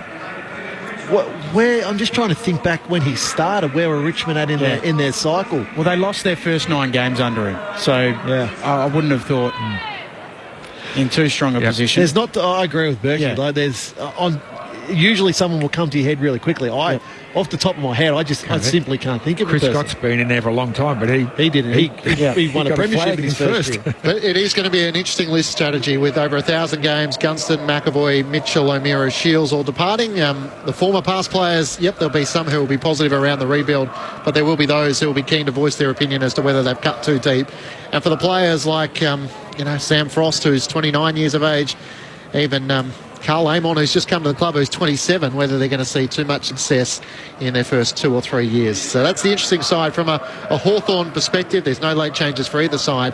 Lockie Bramble for the Hawks and Daniel Howe for North Melbourne this afternoon. So a little bit overcast at York Park this afternoon, but we can't wait to bring you North Melbourne and Hawthorn. Coming up next on Grandstand AFL, the full pre-match coming up in just a moment. Ready for some fun? The Melbourne International Comedy Festival is back, and it all began with the gala hosted by Luke McGregor. Thanks for clapping when I came out. That means a lot. With an all-star lineup. We're all in this crazy mixed-up world together, though, aren't we? And now, thanks to unisex toilets, we actually are. The Melbourne International Comedy Festival. The gala. Excellent! Stream it now on ABC iView. ABC Sport. This is ABC Sports coverage of the 2023 AFL Premiership season. Pass out to the right, steps on goal, superb finish. Turns, whacks it straight through the middle. Pulls the trigger on goal, and goes bang! 'Cause here it comes, here it comes. On ABC Radio, ABC Sport Digital, and now streaming on the ABC Listen app. Look for the AFL button. Something big is coming, I know.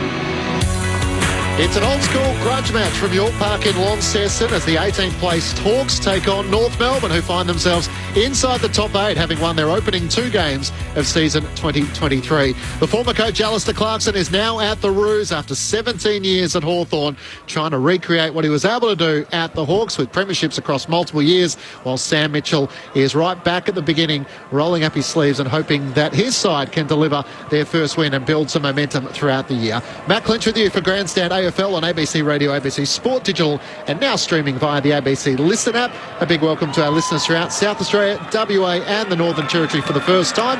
Ben Cameron to call the action alongside me. Benny, welcome once more. Yeah, thank you, Clinchy. No late changes for either of the two sides. Lockie Bramble will be the tactical sub for Hawthorn. Daniel Howe, the former Hawk, 8 years and 96 games at Hawthorn. Now in the royal blue and white of North Melbourne, the sub for the Roos. And of course, it's not just Alistair Clarkson. There's Liam Shields, who's also made his way to North Melbourne, and Daniel Howe for the Roos as well. Your experts on Grandstand AFL this afternoon, Nathan Burke and Adam Ramanauskas. Welcome once more to you two. In terms of deciding where this game will be won, the Hawks have had their issues in scoring, beaten by 80 points last week by the Sydney Swans and 59 points by the Bombers in round 1. So can Sam Mitchell galvanise his troops to make it a more contested battle this afternoon? I'm not too sure that he can, to be totally honest. I had a second and a half there to be really positive, but it just didn't come to me. Just scoring. Look, Luke Brewster's kicked 4 goals. Then the next is Blake Hardwick with 2, and then there's about 4 guys who've kicked 1. So they just haven't got the spread of goal kickers. So for me, I think they're midfielders. They need to be able to push forward and score, but if they're going to push too hard forward and the ball turns over, well then North Melbourne have been fairly efficient at getting the ball from one end to the other, and they may be able to do that very, very quickly. So it's sort of rob Peter to pay Paul? Do we get our midfielders being attacking so we can score, or do we try and make this a bit of a dour game where, you know what, it might be 7 goals to 8 at the end and we might just sneak in? I think what I want to start seeing from Hawthorn is an identity and who they are. I think it's one thing to get games into young kids and go, we just got to get them to this number of games, and then all of a sudden miraculously they become these good players. In my opinion, it doesn't work like that. I think as a team you've got to say, okay, are we this all-out attacking team that we want to go and score 100-plus points every week and put scoreboard pressure on, or are we going to become a dour, contested type of team where we're going to keep an opposition to 50 points and try and beat them 50 to 60? And that's what I'm hopeful for with Hawthorn over the next month, that we can start to see what Sam is trying to implement in terms of who Hawthorn are as a football team. I think with North Melbourne now, they look a lot more organised. They just look settled. They look organised. Clarko's clearly put confidence into players that were down on confidence after some really, really barren years at that football club where it just wasn't winning many games of football. They've got a defensive edge about them, North Melbourne now. They play at a contest and then they want to move the football out of that contest as quickly as they can. Luke Davies-Uniacke is becoming one of the elite midfielders in the competition.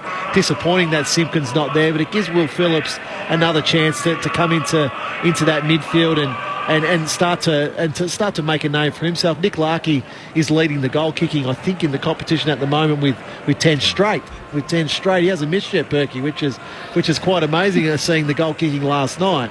So that's the key pillar for North Melbourne. But then who's next? Comden looks okay. He looks okay. Are they going to play Zurhaar as that real floater type of forward that can mark the ball, can get on the move?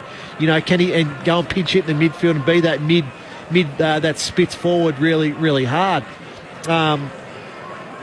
Look, I've never probably been excited more about two teams that I think are going to be in the lower half of the ladder. But it's just there's a fascination, I think, now with what Hawthorn are going to do and how they're going to do it and when they're going to do it. And then can North Melbourne continue this momentum that they've created over the opening rounds? So a lot of excitement around the Kangaroos, and Hawthorn with a little bit of work to do starting today from York Park. The final member of our team is Chris Rowbottom. He can join us from down the boundary. Chris, welcome again. Sun's poking through, and really it's a perfect afternoon for footy. Oh, yeah, it certainly is. It's a magnificent Launceston day.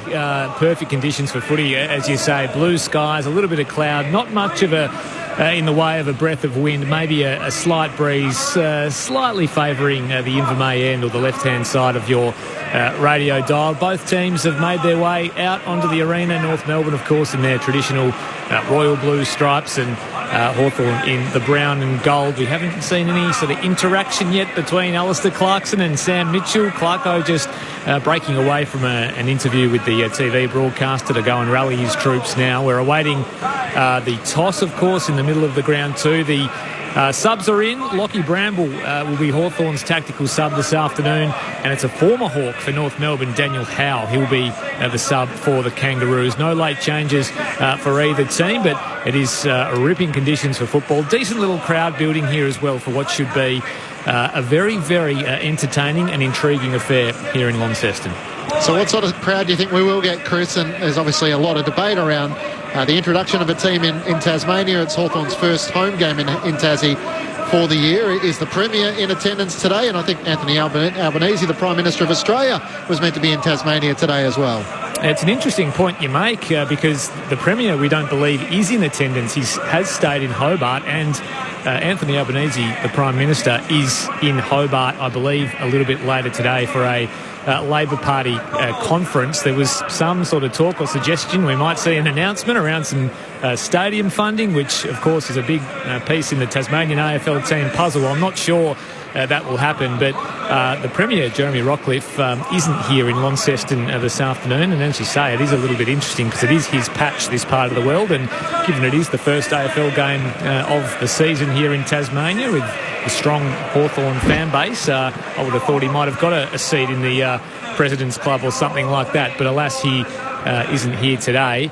The crowd, I'd be expecting somewhere upwards of somewhere between 10 and 15,000. It's sort of starting to feel Tasmanians are notorious for rocking up at 2 minutes before the bounce and expecting a car park out the front and then sort of filling in from there. But it's a decent peppering at this stage. I'd probably say there's 5 or 6 in the house with some room to grow. But you'd need a pretty good excuse to stay away from the footy this afternoon. It's a beautiful day, and as I say, so many storylines around this game with the return of Alistair Clarkson and a very, very popular Hawthorn team, of course, here in Launceston, despite the 0-2 start to the season. So Gil McLaughlin made the passionate plea at the start of the AFL season that it was what was right for footy, that Tasmania had their own team, but linked to that is, of course, a stadium, that the team would need a stadium. That would be part of the deal if it was to have a 19th licence come into the AFL competition. What's sort of the mood around locals, Chris? It feels like it's going to happen, but yet every time we talk about it, there hasn't really been any major announcements. Yeah, it's super interesting, actually, because it's become largely a political issue, and the debate around the amount of state government funding that is required to get this stadium out off the ground, and the local opposition to that, especially from the local opposition political parties, and also a large chunk of the public who, believe that money should be spent elsewhere, health, housing and other sort of essential services, rather than being spent on a stadium. We've had a public accounts committee being conducted over the last couple of weeks that's called on, various experts to give evidence. We heard yesterday that if the stadium does have a roof, you can't play cricket there, or test cricket or international cricket at least. So that was a blow to the case for the stadium. But it's this interesting situation where there's almost this acceptance that it is still going to happen, and that the federal government will grant this $240 million that is required, despite large swathes of public opposition. The fact that there is a Tasmanian AFL team attached to the stadium as an AFL licence has been a little bit lost, because the issue has largely become about the stadium in and of itself, rather than Tasmania entering the AFL. But it has been a huge political story here in Tasmania. It's a lot of money from state coffers, $375 million. It has received a lot of scrutiny, but as I say, there is almost this acceptance that there will be an announcement of some kind before the May 9 budget, which will determine essentially Tasmania's AFL fate. Thanks, Chris. Yeah, it's definitely an interesting conversation which is taking place at the moment as to whether they should have to have their own stadium to bring in the team, and the government funding that's going to be needed in order to get that across the line.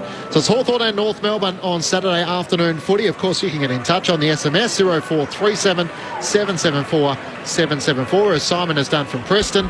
Clarko rebuilt from the ground up with Hodge and Mitchell as young players to win a flag between 04 and 08. We've done it once, we can do it again. And Chris Scott completely rebuilt from 2011 to 2022 and only out of the 8 once. Well, I think he was pretty good at the renovations, Chris Scott, and adding players across the years. And Grant in Hobart is a big supporter that you're in Melbourne, Benny. Perth is a beautiful place to visit, but loving that the football is taking place in Tassie this afternoon. There's some big news as well. Just looking out on the ground, Luke Davies-Uniacke is a late out. Calf tightness in the warm-up, completed the warm-up, but he's out. Howe is going to come into the starting team, and Darcy Tucker will now be the sub. So that is a major blow for North Melbourne, leading the coaches' votes through the opening 2 rounds of the season with 2 perfect 10s. He's a late out, Luke Davies-Uniacke, for North Melbourne. Now, that's a blow. That's a setback. That's a significant setback. He has been in All-Australian form in the first 2 rounds, and I was looking so much to seeing him actually play. And I did a little bit of work with him when he was in high school. He went to Harlebury College. He was in a group with Max and Ben King, Andrew Brayshaw, Josh Battle and Charlie Constable, and he was sort of like in amongst that mix, and they were all probably rated higher than what he was. So to see him emerge this year and be a genuine star of the competition, that is a huge loss for North Melbourne and a huge win for the Hawks. He's had over 30 disposals in his 2 games, Rama, plus a goal. So without Jai Simpkin, he's been such a crucial cog in their midfield. Obviously, Ben Cunnington, a bit more pressure on his shoulders, and it'll be interesting to see who else the Clarkson looks to run through the middle. No doubt Daniel Howe will get some opportunities as the sub now into the game, but just evens up the midfield battle a bit more, especially with Jai Newcombe for the Hawks attending so many centre bounces with his young charges of Day and Ward. Well, Greenwood, Cunnington, Will Phillips. Whether Zerha gets a bit more of a run through the middle as well, more, I'd like to see that. Tom Power's been playing predominantly on a wing, so that's probably the mix that we're probably looking at the moment. But yeah, it makes you consider it now, really, with both Simpkin and LDU out. So they're not ideal for North Melbourne, but at the same time, that presents opportunity, I think, and that's what if North Melbourne play as they've been playing in that team style of football, yeah, okay, Luke Davies-Uniacke has been a standout player for him. They still shouldn't have any trouble today. Does Harry Shees will get an opportunity in the midfield with Hawthorn not having too many forward threats? I wouldn't. No way. I'd just leave the kid where he is at the moment. He's comfortable. He's playing good football, and go from there. Like now, I'm just watching now. I think it's going to be Cunnington, Will Phillips and Zerha in that opening centre bounce for North Melbourne. So Chris Rowbottom on the boundary. We had the toss of the coin with the two captains and a win early for the Hawks. Yep, and they'll kick to the left-hand side of your radio dial, so the Invermay end. Players now making their way out into their positions, and you are spot on. It looks like Cameron Zerha is going to start in that opening centre bounce for North Melbourne alongside Ben Cunnington. So also Jai Simpkins missing from today's lineup too, so a significant midfield blow. Luke Davies-Uniacke out very, very late with that calf in the warm-up.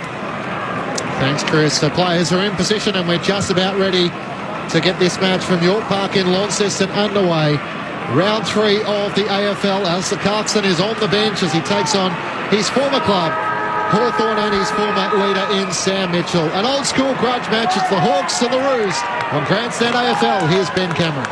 Clarko versus Mitchell. Master versus Apprentice. Reeves against Goldstein in the ruck to get us started. Both with hands on it. Newcombe fights after it at ground level. Phillips there with him. Extracts it for North. Little kick pinched by Day. Can't quite gather it. Out towards the logo on the wing it goes. Impey comes in. Gathers the footy. Dump kicks the Hawks towards half forward. No mark taken. Going in Zeeble.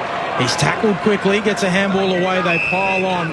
And we'll get a ball up between wing and half forward for the Hawks through the opening 23 seconds here on Grandstand AFL, round 3 at York Park. Thrown back up, Goldstein wins down the tap, got it to Cunnington, the hand pass to Corey, kicks up towards half forward.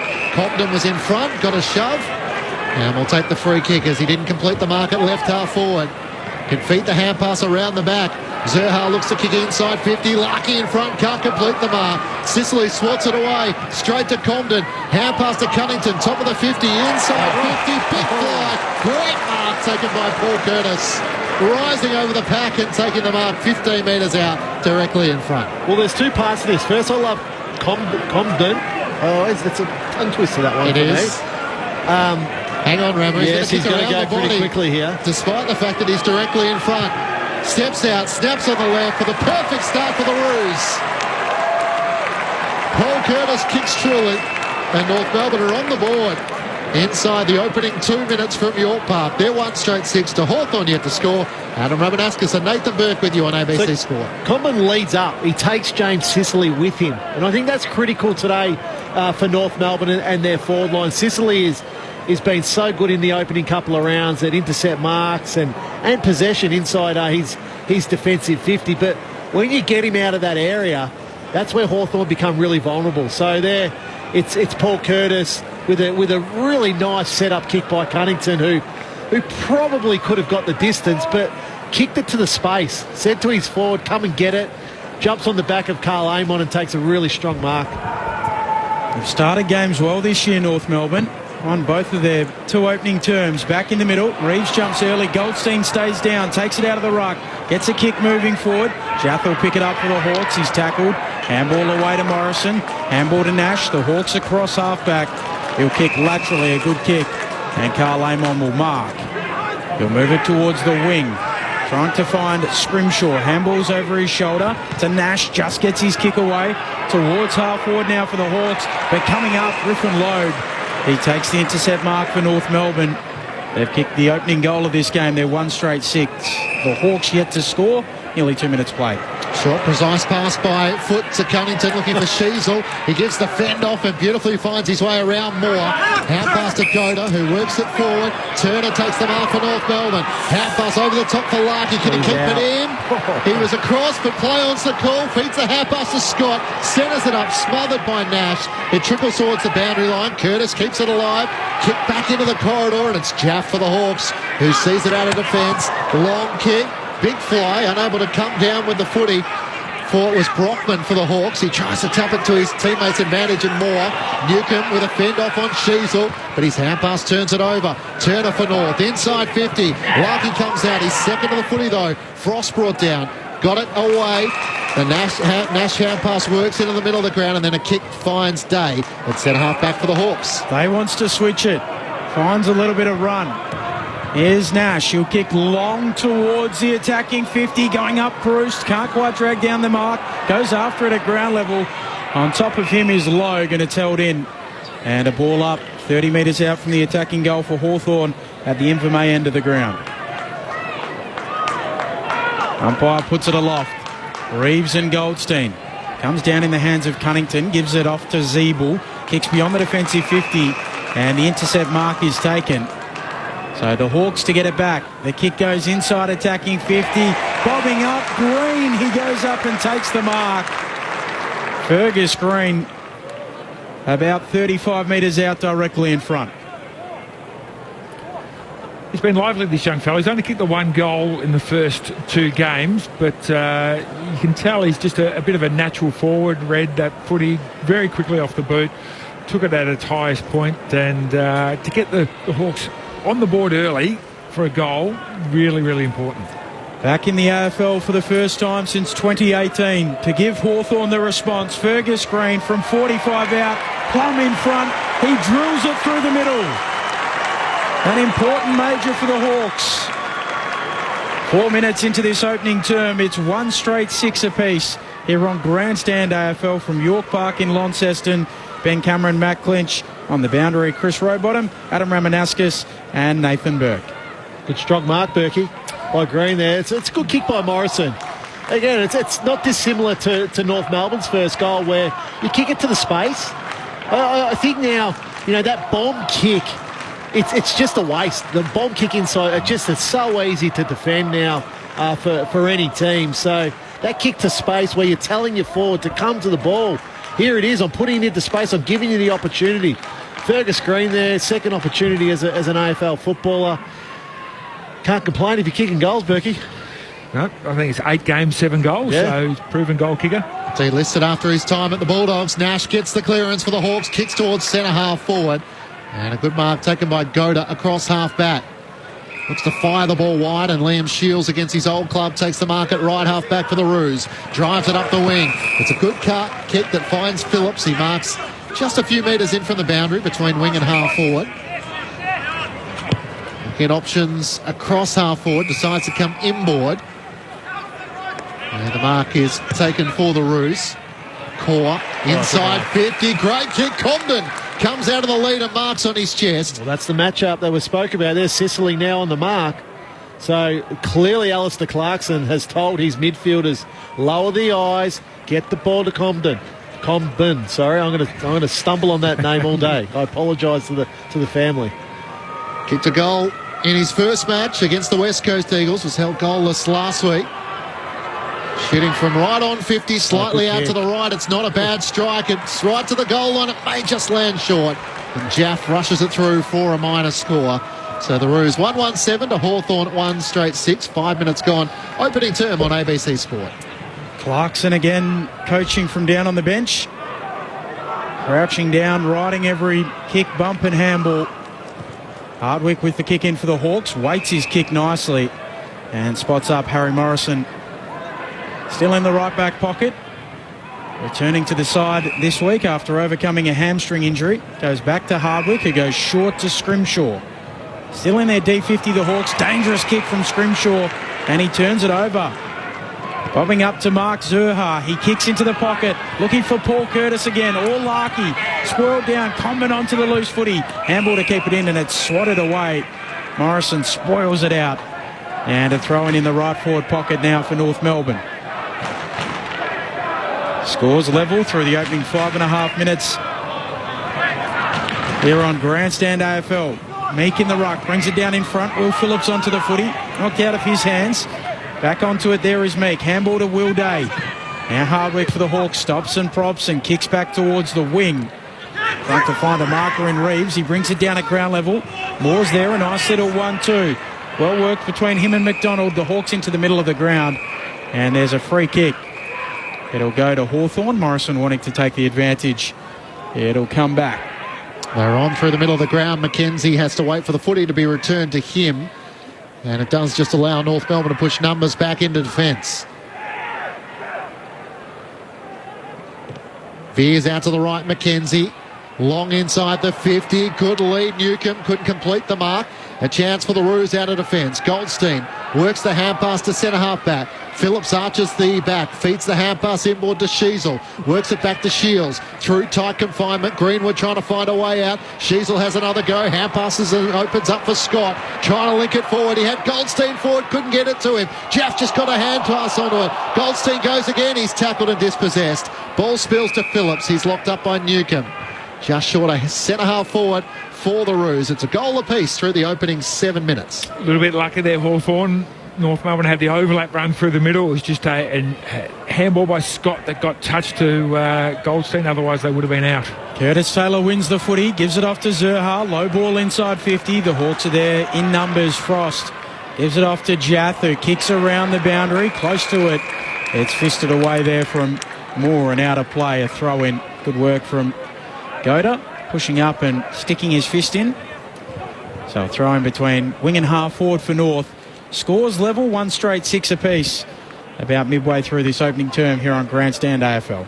Toss back into play. Goldstein wins down the tap to Greenwood. Gets the hand pass away to Scott. He hurries a kick to centre half forward, and that might work because the mark's taken in front of Jaff, and it's Taylor who takes the mark. He's probably still too far out to score. Goes into the pocket looking for Zurha. He gathers on the bounce. Kicks towards the teeth of goal. It's over the head of Larkey. And Frost takes the intercepting mark for the Hawks. Risky play, looking to switch across the face. Set Eamon a challenge. In the end, it was spoiled down by Howe across the boundary line for a throw in the right forward pocket.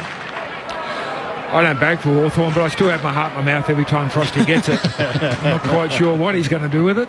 Just gave that a little too much hang time. From the throw-in, Hawthorn with the clearance. Out towards McDonald, who backfeeds a handball, and Scrimshaw will kick towards the wing. Looking for a marker there. Sheasel roves front and square, gives it back to Miller-Bergman. He'll kick long inside 50. Goldstein, a big leap. And a free kick in amongst all of that. Here he goes. Here goes Frost.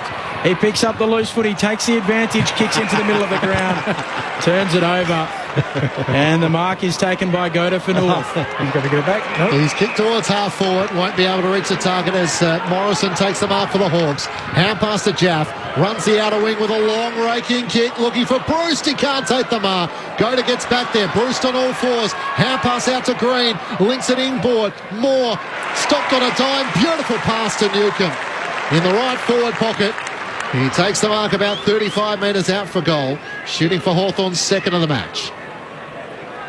And this is where Hawthorn midfielders, we discussed it at the start of the game. Do they really take the game on, push forward into holes, try and get themselves on the scoreboard? Because you've got 4 main midfielders, and they can get 1 or 2 each, or even a goal and a half. There's 6 goals from the midfield. That's going to make a huge difference. So it's great to see John Newcomb running into a hole in the forward line. The 21-year-old third-year Hawk, a big part of their future, comes in. Beautiful finish. As he puts Hawthorn in front for the first time this afternoon. They're 2 straight 12 to North Melbourne 1-1-7. We'll tick past 12 minutes gone in the opening term ahead of Nathan Burke and Adam Ramanaskas. Chris Rowbottom on the boundary. Yeah, I've got a really front row seat here to Alistair Clarkson coaching from on the boundary, squatting down in full focus. The message from him, and you can hear it, is deep, deep, deep. Get the ball in deep. All 6 entries from North Melbourne have been shallow so far. He wants deep, long entries from his boys. Yeah, and it's a really good point because that brings Frost and Sicily into the game with those shallow entries. They come off their direct opponent and then they slingshot from that half-back position. It wasn't pretty there from the Hawks, Berkey, by any stretch. There's a couple of mistakes involved, but the desired outcome in the end. Bounce back in the middle. Goldstein rises high, lays it down for Cunnington, gives off the handball away towards a teammate in Powell who kicks inside attacking 50, coming out Frost. Knocks it down to Hardwick for the Hawks. He'll kick, it's charged down. And now Goldstein comes up with the footy for North. Kicks them towards full forward. Bouncing ball. Here's Paul Curtis onto the footy. Dribbles it through. He decided to go along the ground, and it's tumbled the wrong side of the post. Didn't want to use his right foot. I don't think they're Betty. So just there for balance, I think. Look, most left footers, that is the case, I must admit. Scrimshaw brings the Hawks back into play. Mark taken by Sicily in the left back pocket. Down the line, the kick might be too wide.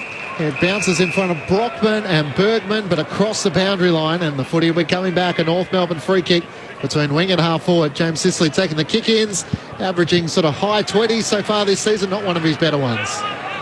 Certainly not.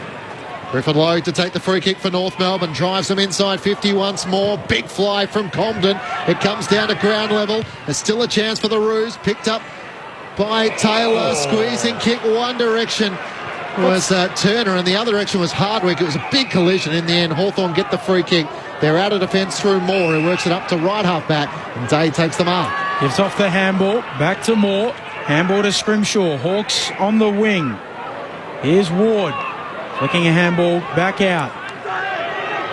And Hardwick gives it off back to Day, who will kick towards half forward. Mark not paid. The Hawks arrive to support Brockman. Handball away to Moore. Flying shot from the pocket. It's just across the face.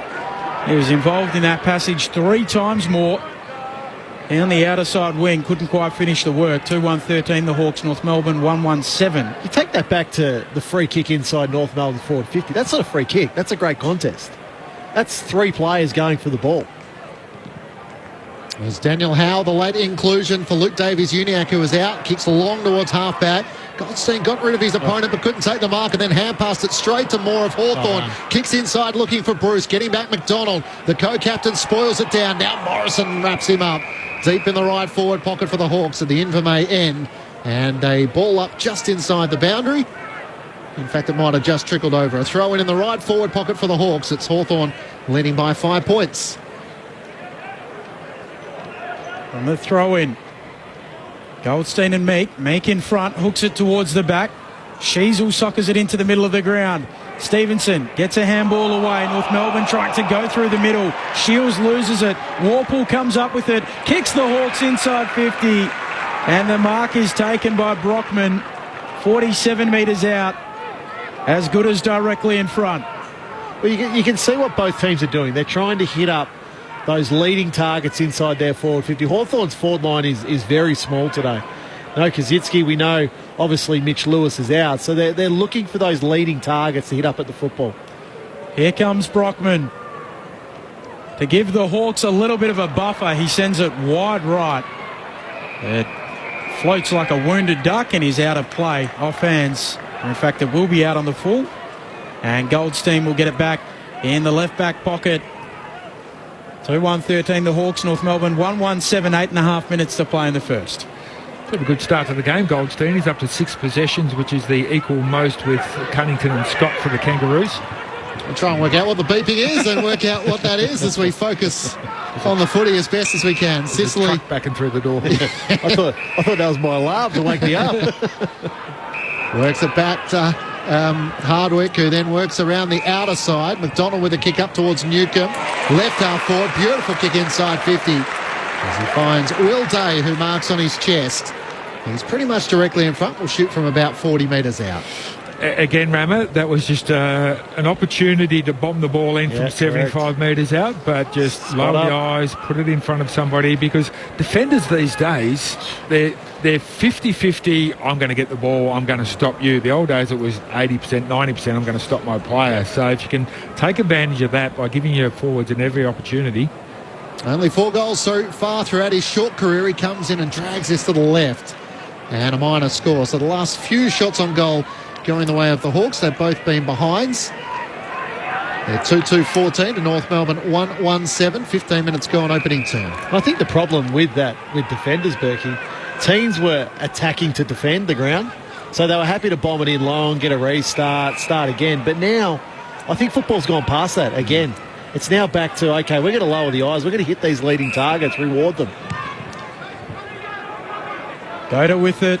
At right half back for North, kicks long to the wing, and Frost goes up and takes a nice contested mark at the front of the pack for the Hawks. He'll kick backwards to Jaff. Defensive point of the square. He'll retreat inside the defensive 50. Hardwick marks. Sends it out towards right half back, and Jarman Impey can get on the end of it. So the Hawks with the complete switch. If you joined us late, Luke Davies-Uniacke laid out after the last warm-up for North Melbourne with calf tightness. Harry Morrison can't quite take the mark, close to the boundary line, recovers to go short with a kick to Warple. Youngest BNF winner at Hawthorn since Lee Matthews 2 years ago, then out of the side last year. Kicks long towards half forward, going up Reeves, hands to it, doesn't take the mark. Loose footy now. Hawks come up with it. Newcomb, handball away. Flying shot on goal is going to miss to the right-hand side from Nash. Going with the outside of the boot from 45 metres out. Another blemish, 2-3-15 the Hawks. North Melbourne 1-1-7-6 to play in the first. He had two players completely free in front of him, just on top of the goal square. A little bit more composure there, and that's a walk-in goal for the Hawks. So bad miss. They've 2 goals, 3, and each of the 3 that they've kicked in terms of behinds could have been goals. And so this could have been a huge quarter for the Hawks. McGuinness takes it out of play, and a boundary throw in at left half forward for the Hawks. They've had a good patch of the last 5 or 6 minutes inside their forward 50. Thrown back in. Goldstein and Reeves. It comes down to the front. Cunnington ran into a dead end. Got the hand pass away at the last moment to Howe. Tries to feed it to Greenwood. He almost took too long. Got it to Cunnington. Your problem. He found a way out where there wasn't one. Feeds the hand pass boundary side. The kick up to the wing. Larkey can't take the mark. Frost gathers for the Hawks. Brushes off a tackler. Hand pass to Jaff. There's not really a lot of directions to go. So across the back edge of the centre square. Hand pass to Sicily, who finds Hardwick inside the defensive 50. 7-point lead Hawthorn's way as he returns it back to the Hawthorn captain in Sicily.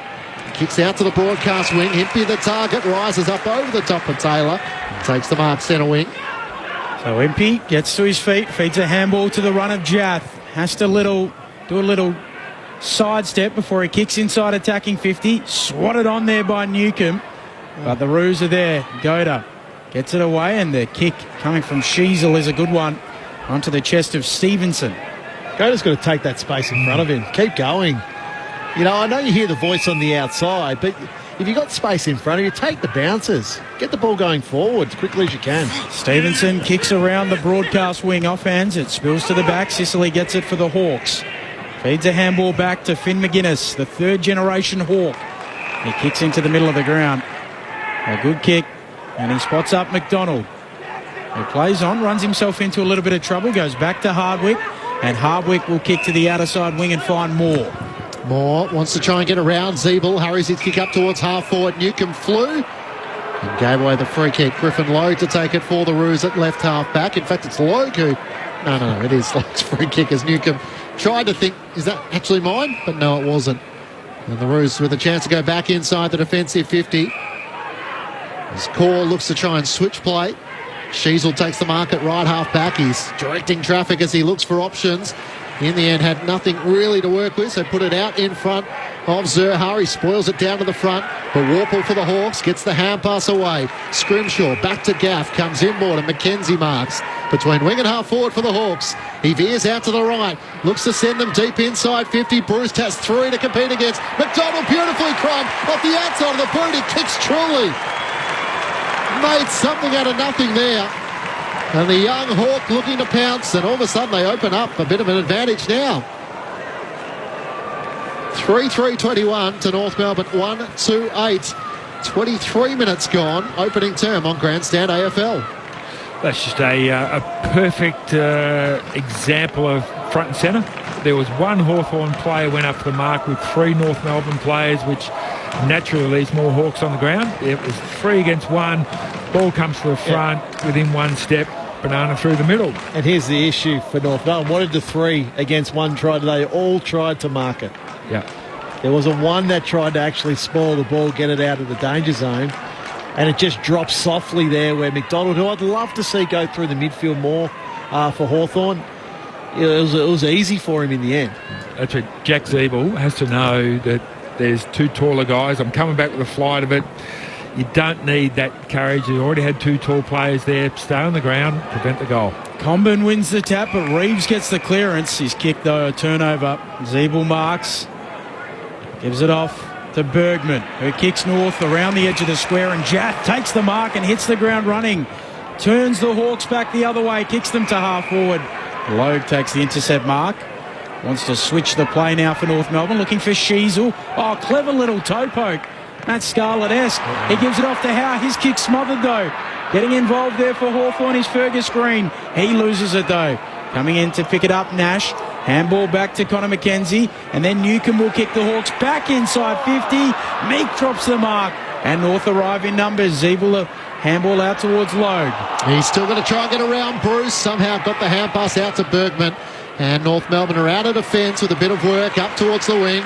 Compton against a couple, and Jaff sees the ball out of play with good support from Reeves. Big Lloyd Meek heard the elephants coming. It was a long time. He had to wait underneath the footy. Yeah, I should have done better there. Still got 2 hands to it and dropped it. It would have been a set shot from 25, 30 metres out, virtually dead in front.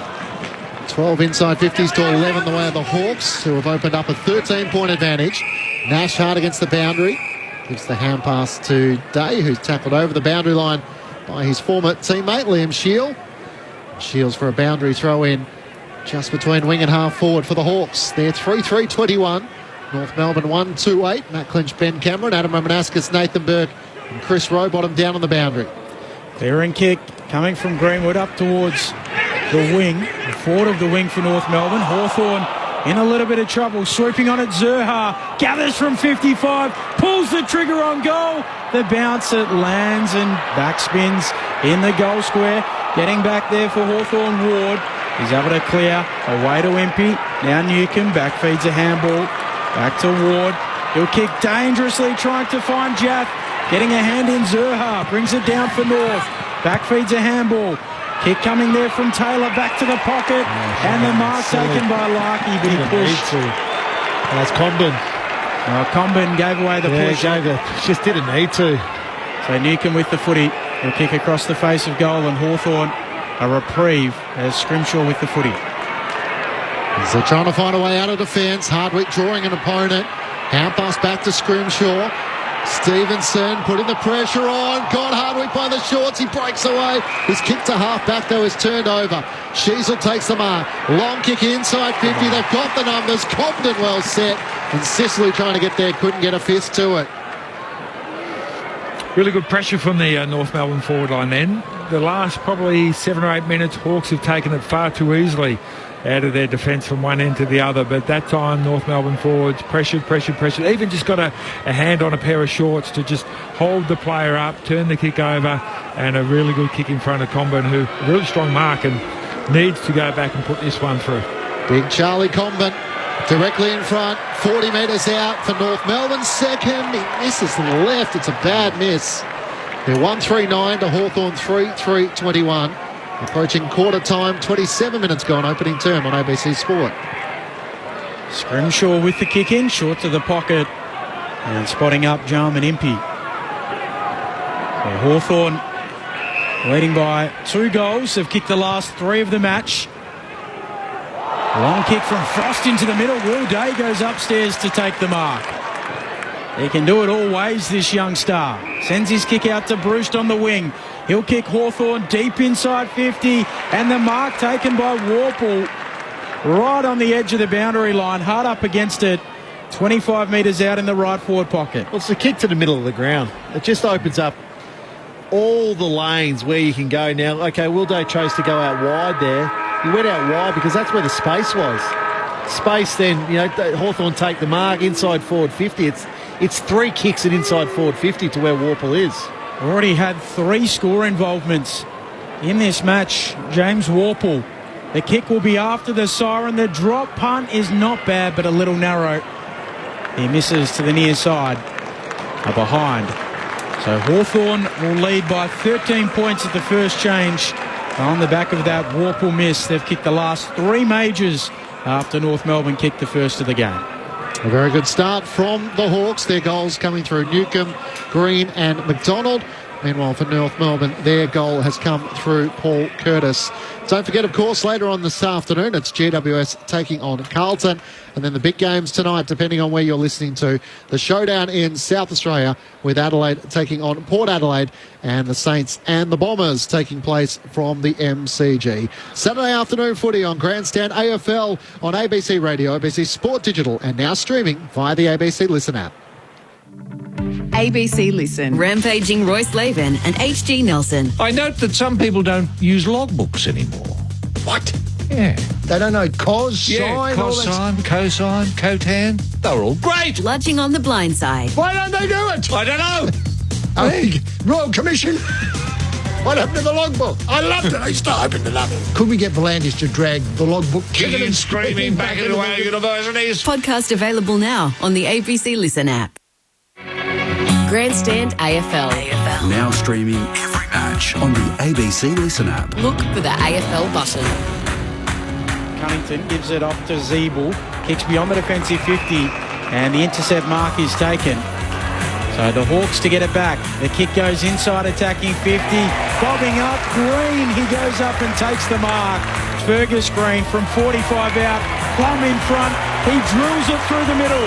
Jaff runs the outer wing with a long raking kick, looking for Bruce. He can't take the mark. Goda gets back there. Bruce on all fours. Hand pass out to Green. Links it inboard. Moore stopped on a dime. Beautiful pass to Newcomb. The 21-year-old third-year Hawk, a big part of their future, comes in. Beautiful finish. Mackenzie marks between wing and half forward for the Hawks. He veers out to the right. Looks to send them deep inside 50. Bruce has 3 to compete against. McDonald beautifully crumbed off the outside of the boot. He kicks truly. Made something out of nothing there. The 2023 AFL season. On radio, ABC Sport Digital. and now streaming on the ABC Listen app. Quarter time from York Park in Launceston. It's the Hawks who lead by 13 points. A good start, 3-4-22 to North Melbourne, 1-3-9. After North Melbourne keep the opening goal of the match, the Hawks with the next 3 to open up a advantage at quarter time by 13 points. Matt Clinch, Ben Cameron, Chris Rowbottom on the boundary. The thoughts of Adam Ramanaskas and Nathan Burke. Good start by the Hawks. Stats are relatively even. The biggest difference is just the number of possessions. So the Hawks have had 32 more possessions than what North Melbourne have had. And a lot of that is just chipping the ball around with the marks. So marks are 40-21 in favour of the Hawks. So slightly different game styles we're seeing from both teams. Hawks want to chip the ball around, want to maintain possession, not afraid to get the ball into the middle, then go back out wide again, take the ball from one side of the ground to the other. The end result is both teams have had the ball inside 50 13 times each. And it goes to show that, okay, we've got different ways of playing, but at the end of the day, you've got to get the ball inside 50. And at the moment, it's just probably the Hawks who are finding those targets inside 50 a little bit easier than what North Melbourne are. The North Melbourne defenders, to me, seem to be more guarding space and probably not paying the correct amount of attention to the smaller Hawthorn players who are running inside 50. We saw Newcomb run in there, get a goal. Fergus Green ran in there and pretty much took an uncontested mark. So the North Melbourne defenders, I think, I want to see you pay a little bit more respect to every single Hawthorn player who runs inside that forward 50, whereas the North Melbourne at the other end, Commons had a good start to the game, sort of attracting attention away from Larkey. The only problem is that Larkey is being well held up the other end, only just for one possession so far in the game. Well, Hawthorn are launching through Jaff, Sicily and Hardwick. So Hardwick's had 13 possessions, Jaff 11, Sicily 9. And then between them, they've had 13 marks. So they're really controlling the back half of that ground. We mentioned really early in that quarter, Berkey, that North Melbourne were lowering their eyes. As the quarter then wore on, it just simply became kicking the ball high, and that allowed, those 3 players that I mentioned to really win the ball. and then slingshot. And I know slingshot, we've used that word a lot in football over the last couple of years, but that's simply what it was. That's how Hawthorn were able to build their attack. It didn't come through winning at stoppage or winning through the middle of the ground. It was simply winning the ball back across their half-back line and then going forward and being able to score that way. Their forward line's interesting today. They don't really have a recognised key forward that's down there. You know, Kaczynski's not playing. He's an emergency today. Mitch Lewis is out. It's been a bit of a mixture of Green and Bruce. Reeves has been down, and Newcomb, who we very rarely see inside their forward 50, down there. So it's a much different look for Hawthorn's forward. They're actually lowering their eyes. I like what they're doing inside their forward 50, Berg. You mentioned that, just trying to get those shorter kicks in to keep North Melbourne's midfield accountable. I think North, they need to recognise Hardwick, Jaff and Sicily and what they're doing and the impact that they're having on this game so far. Second quarter set to get underway. It's the Hawks who hold a 14-point advantage. As Goldstein stares down Reeves and waits for the umpire to bounce the footy. Not recalled as Goldstein won down the tap to Cunnington.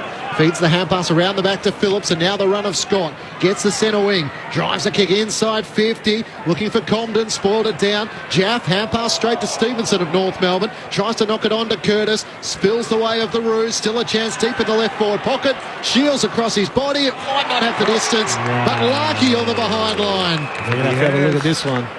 Right up against the left goal post. We're going to go upstairs. Yeah, this will be agonisingly close, I think. Wouldn't be a good replay for James Sicily and Gaff to watch. So the goal umpire thinks it's a mark. Now that angle's not going to tell us anything. Oh, I'm going to pay that a mark. I'm going to pay that a mark as well. Yeah. The whole ball not across. The camera on the left goalpost, which doesn't really help because the right goalpost is blocking the angle. But the reverse camera looks like he's just about completed the mark before it's fully across the line. We're going to zoom right in and see if he's over the line. That's a mark for mine. The review on the big screen. And the mark is paid. So Larkey will have a shot up against the left goal post, but only a couple of metres out from goal, and just needs to work through the angle here. Hang on a minute. Steps out, snaps. Goals. Was it touched? All clear given, so Nick Larkey is on the board. And North Melbourne with the opening goal of the second quarter inside a minute. And Larkey's dream start to season 2023 continues. 11 straight goals so far. And more importantly, closes the gap to 7 points Hawthorn's way. 3-4-22 to the Roos, 2-3-15. So what I don't understand about that, Berkey, is Larkey, he's marked it on the line. Where the umpires then set him up, he can't. There should have been no angle, absolutely no angle, but he was a metre or two out still there to be able to go and kick that goal. Don't ask me, mate. No. Look, good start by North Melbourne. One of the players that is doing really well is obviously Ben Cunnington. He's 5 clearances so far, and he got the first clearance in this second quarter. Free kick from the restart. Going to go the way of Zerha.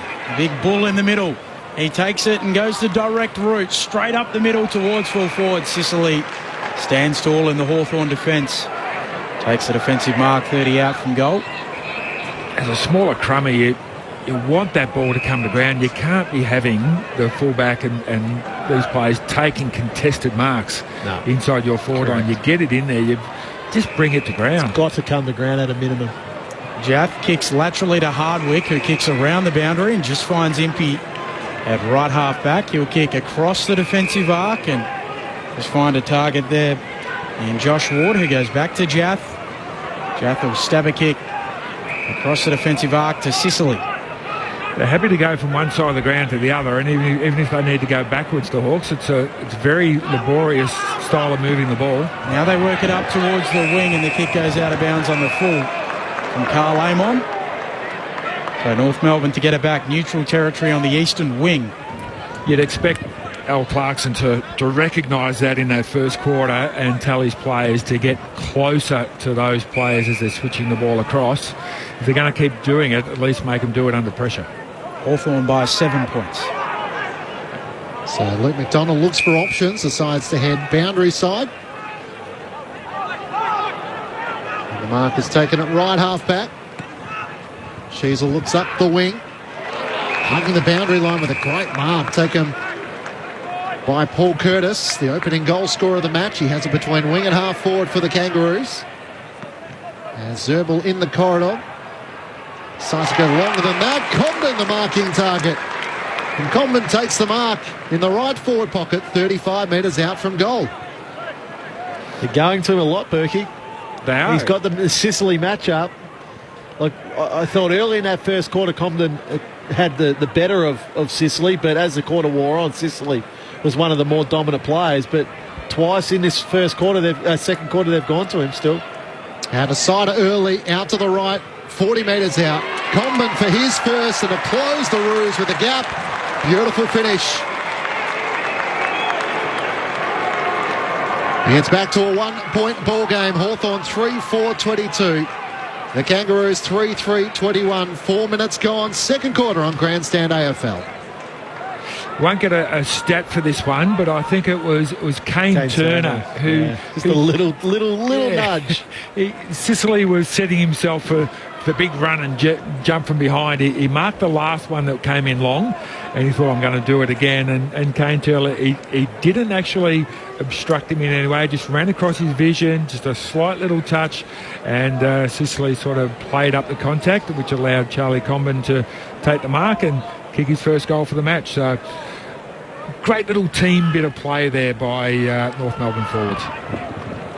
But the first 2 goals of this second term.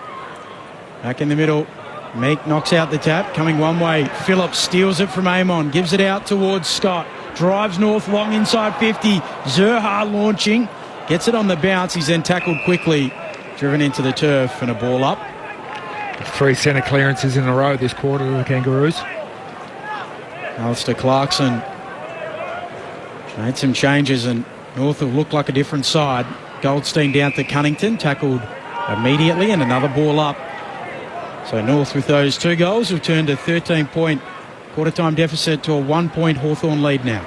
Goldstein down to Cunnington, tackled by Nash, somehow squeezed to kick forward. Carl Amon for the Hawks, almost run down as he gets a clearing kick up the wing. It's over the head of Connor McDonald, slapped down by Griffin Logue, hasn't cleared the congestion. McDonald back onto it for the Hawks, hand pass to Day, running the outer wing, links up with McKenzie, inbound kick to Newcomb. He turns, it's a vacant 50, 1-on-1's further afield, great kick, Brockman sliding forward to the right, takes the mark in front of Kaur.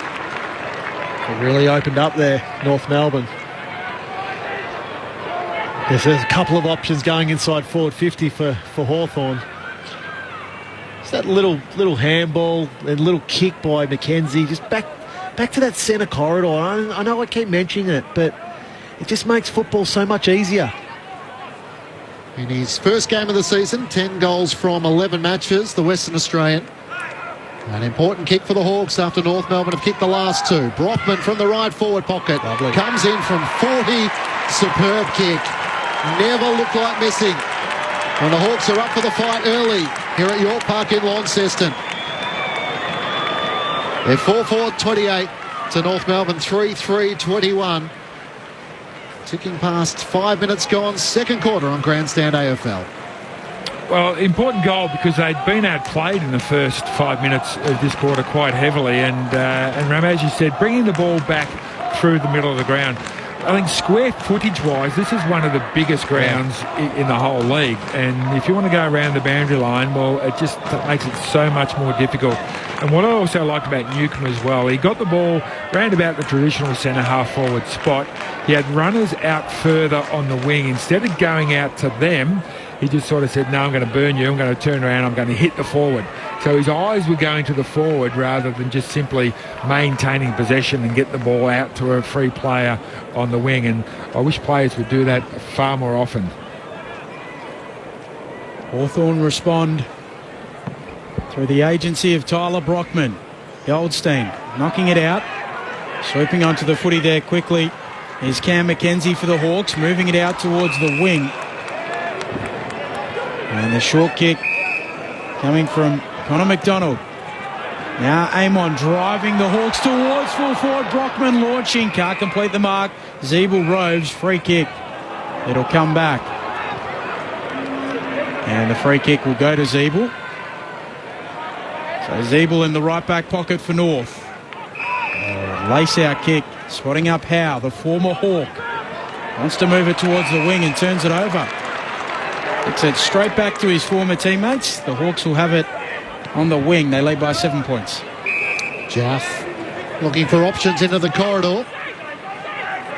Hawthorn leading by 7 points. He's going to switch it all the way back to centre-half back where Finn McGuinness is making space. He can switch it out to Frost, who marks it right half-back broadcast side. Chips a kick over the top looking for Nash. He dropped the mark and now Phillips lays the tackle. Dropped it onto his boot. Kicks it towards the boundary line. Racing back to it is Impey. Feeds it back to Finn McGuinness at right half-back for the Hawks. Kicks long towards half-forward. Reeves is the target. Newcomb in from the side. Spoiled it down. Day with a great tackle. Locking the ball at half-forward. There was nowhere for Greenwood to go. And the umpire will ball it up at right half-forward for the Hawks. Up it goes, Meakin Goldstein. Goldstein lays it down beautifully for Cunnington. There and kick from Powell towards the logo on the wing, getting involved. There is Taylor for the Roos, and it's not coming out. We'll try again. Get a ball up on the wing. Will Phillips getting up from the bottom of the pack. Alistair Clarkson crouching down on the bench. Meek wins the tap down. Clearing kick there by Ward for Hawthorn, but Logue's able to mop up for the Roos. Dangerous kick, gives it a little bit too much air. Howe brings it down, and now arriving the Hawks. Connor McDonald, handball away towards Amon, picks it up, gets a handball away, off to Brockman. His kick ricochets off a Roos opponent. Howe goes in for North, shovels out a handball. Jath onto the footy for Hawthorn. Back feeds a handball to Moore. He's tackled quickly, but not before he gets it off to Scrimshaw. Close to the boundary at half forward. And it's taken out by Howe. And a throw in at left half forward. Here for the Hawks. They lead by 7 points. 4-4 plays 3-3. We played 10 minutes in this second term. Toss back into play. Reeves sets himself in front. Goldstein just wrestled out of the way. It spills to the front. Powell has nowhere to go as McKenzie lays the tackle, and the umpire will ball it up between wing and half forward for the Hawks. Thrown up. Goldstein and Reeves palmed it down. McKenzie for the Hawks. Kicks inside 50. Over the head of the intended target in Lloyd Meek, and Brewston spoiled out of play by Aidan Corr. Throw it in the left forward pocket for Hawthorn. They hold a 7-point advantage midway through the second quarter.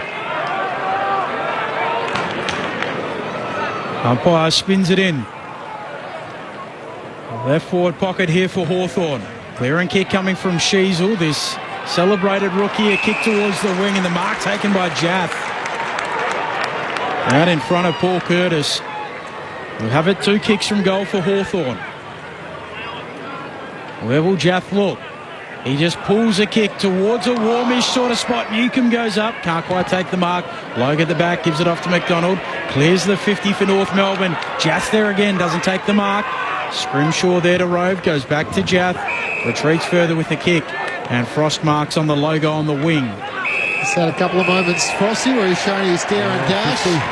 Kick to Scrimshaw was knocked out of his hands by Curtis, and it's going to be the ultimate penalty, a 50-metre penalty, which will take Scrimshaw inside 50 and shooting on goal. I'll tell you what, you and I would have given away a lot of 50-metre penalties, Berkey, if that was called in our day. Just it's a reflex.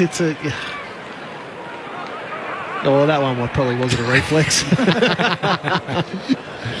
Just kicked the 7 goals throughout his career, Jack Scrimshaw, the former Gold Coast son. Now a Hawk with a rare shot on goal. He comes in from the left forward pocket and extends Hawthorn's lead.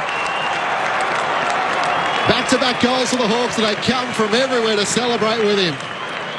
An opportunity for something out of nothing, and some poor discipline from the Roos results in the Hawks able to extend out their lead. They're 5-4-34 to North Melbourne 3-3-21. Well, it's the possession count that's really hurting, I think, North Melbourne. First quarter was 120-88 in Hawthorn's favour.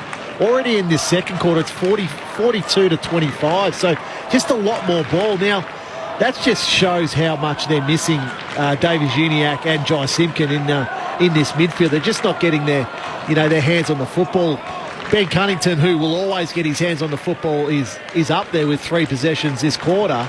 But then you've got Jaff with 7, Scrimshaw 4, Amon 4. Big numbers for Hawthorn. They need to tighten the screws here, North Melbourne.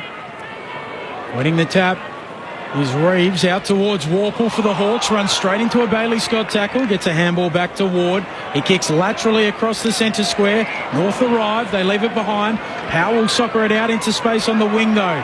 He then leaves it behind. Ward goes in and gets it. Handball, a turnover. Bergman gets it for North. His handball, a turnover again. It's ugly stuff. Scrimshaw's kick, a bouncing ball. And now Hawthorn with a little bit of space as Ward snaps on his non-preferred towards half forward. Bouncing ball. Onto it is Meek. Gives it off to Moore. He'll snap from 45. And will bend it through beautifully. More of Moore. And Dylan Moore with the finish. The Hawks extend their lead. It's out to a game-high 19 points. 6-4-40 plays 3-3-21 at the 13.5-minute mark of this second term. Well, it's just great pressure from the Hawthorn. The ball was bumbling around for pretty much since the centre bounce. It was just bumbling. It went to the wing. It went to the half-back line. Went out to the other wing to centre half forward. And it was Hawks who were sort of putting the pressure on every time a North Melbourne player looked like picking the ball up and running away with it. He was tackled. The ball was bumbled again. And they just got numbers around the contest and got themselves a goal. And I think a lot of those possessions that you mentioned, Ramo, they were plus 19 in marks in that first quarter, and they're plus 11 in marks already in this quarter. So the inability of North Melbourne to stop those free marks being had is a big reason why they're not in this game.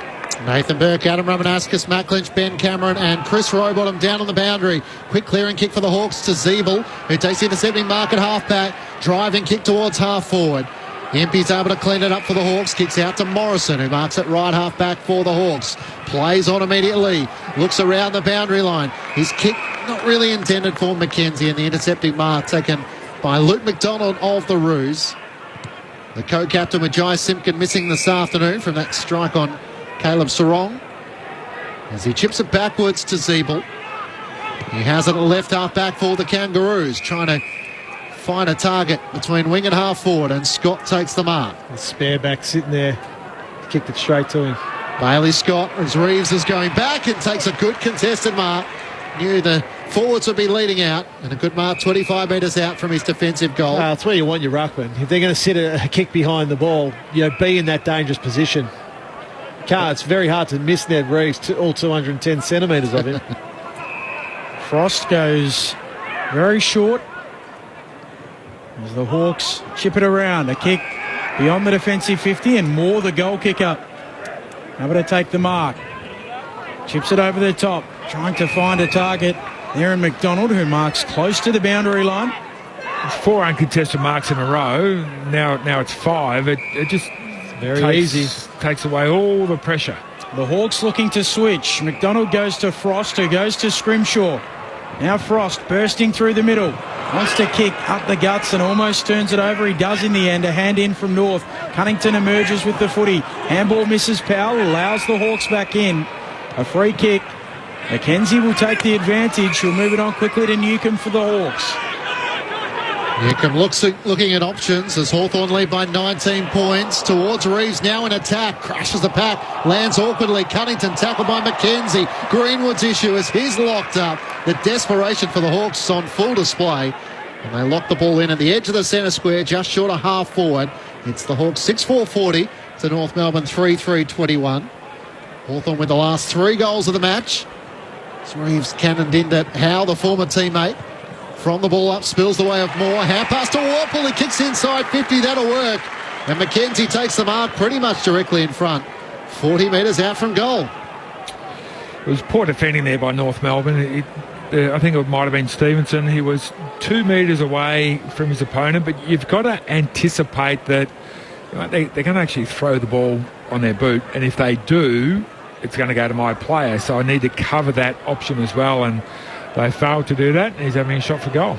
Cam McKenzie looking for his first goal in AFL footy. What a time it would be. It's off the outside of the boot and misses everything. Pick 7 from last year's draft from the Sandringham under-18s. A Hawks supporter growing up. Couldn't quite capitalise. No change to the score. Hawthorn by 19. Zeeble, a short kick for Powell. That's a good one in the end. Powell juggles it, but able to take the mark. Now called to play on. He'll kick laterally and short and just find his target in the end in McDonald. McDonald feeds a handball off. Long kick from Sheasel out towards the wing for North. Comben roves after bringing it to ground, gives it off to Howe, chips it over the top. Stevenson marks, too far out to score. The mark set 52 metres out. Can he find a target inside 50 for North? Pulls his kick into the pocket, looking for Cunnington. Off hands and out of play. A throw in the right forward pocket for North. The pendulum of the match absolutely belonging to Hawthorn. Quickly, Chris Rowbottom on the boundary. Just an observation from ground level. Hawthorn's completely changed their game style from the first 2 weeks. Happy to use the boundary line and employ the switch. The first 2 weeks of the season, they were aggressive through the middle, and that's changed and seems to be paying off in spades. Thanks, Chris. Clearing kick from Nash, worked out, found Moore, who kicks laterally. And Brockman takes the mark, just wide of the AFL logo centre wing. Looks to send a long kick inside 50. It's over the head of Green. And in the end, it was an easy mark for Griffin Logue. The former Docker takes the mark and kicks out to the right back pocket where Bergman has it for North. I just want to see Fergus Green acting like a full forward then and just come flying up at the play with the ball, give him an option rather than running backwards towards goal. Bergman goes short to Powell, who turns it over. His kick to the wing. Chopped off there by Newcomb. And the famous number 3 at Hawthorn. Change of number in the off-season. Goes long and high inside 50. Nobody there to mark for the Hawks. Bergman at the fall of the ball for North. Gives it off to Taylor, who chips it short. And Zerha working up to centre half back. Takes the mark on the defensive 50. Hawthorn by 19 points. 19 minutes and change into the second. Keep the last 3 goals of the match after North Melbourne keep the first 2 of the second quarter. Now looking for options out of defence. Zeeble had to wait. In fact, it was Stevenson who had to wait a long time. Allowed Scrimshaw to crumb across and spoil it out of play. Hawthorn are winning a lot of 50-50 balls and in that occasion spoiled out of play for a throw-in. Both teams' first option is to go back around to the other side, switch from one side of the ground to the other. I want to see them. This is a big ground. Let's be a bit more bold and get the ball through the middle.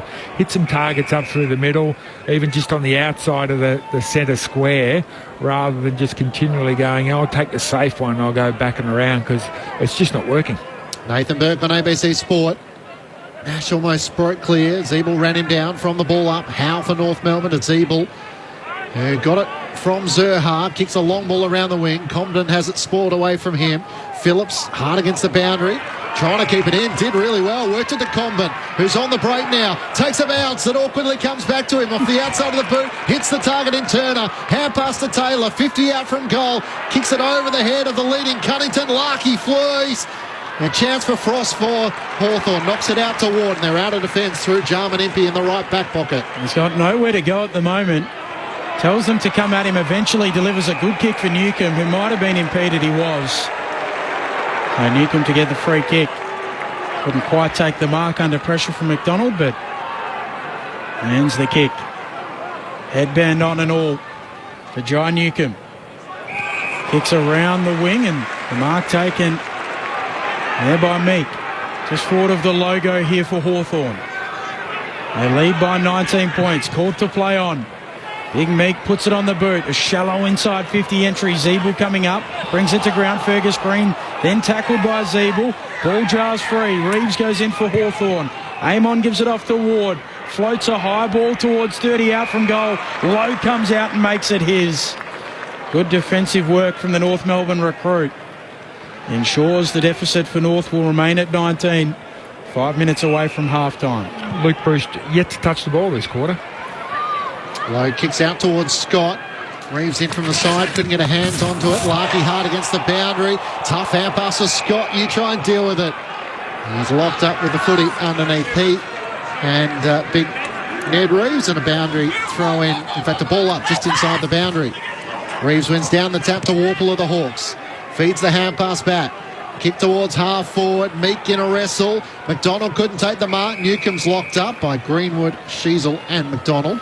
Ball up top of the 50 for the Hawks. Umpire puts it up. Reeves slaps it down. Goldstein knocks it away. It comes out to Will Day, who gives it off to Amon. The tackle slipped high from Curtis Taylor. So Amon will have the free kick. The mark 52 metres out, looking for a leading target. Can he find it? He can. And the mark is taken by Fergus Green. Deep in the right forward pocket, 5 metres in from the boundary line, 25 out. Just another case of the defender playing 50-50 ball. I'll guard the corridor. You can lead to the boundary line. If they want to kick it to you there, well, hopefully it's a bad kick and I can get there in time. But they didn't, and shot for goal from Fergus. This is his first touch for the quarter as well. A former Bulldog, reincarnated as a Hawk. Comes in from the tight angle. The drop punt is nice. Hawthorn have kicked 4 on the bounce and lead by a game-high margin of 25 points. There's 7-4-46, North Melbourne 3-3-21 as we close in on half-time. Ben Cameron, Matt Clinch in commentary, Adam Ramanauskas and Nathan Burke. The problem with what's happening for North Melbourne is Hawthorn have had 86 possessions in this quarter. Only 14 of those are contested.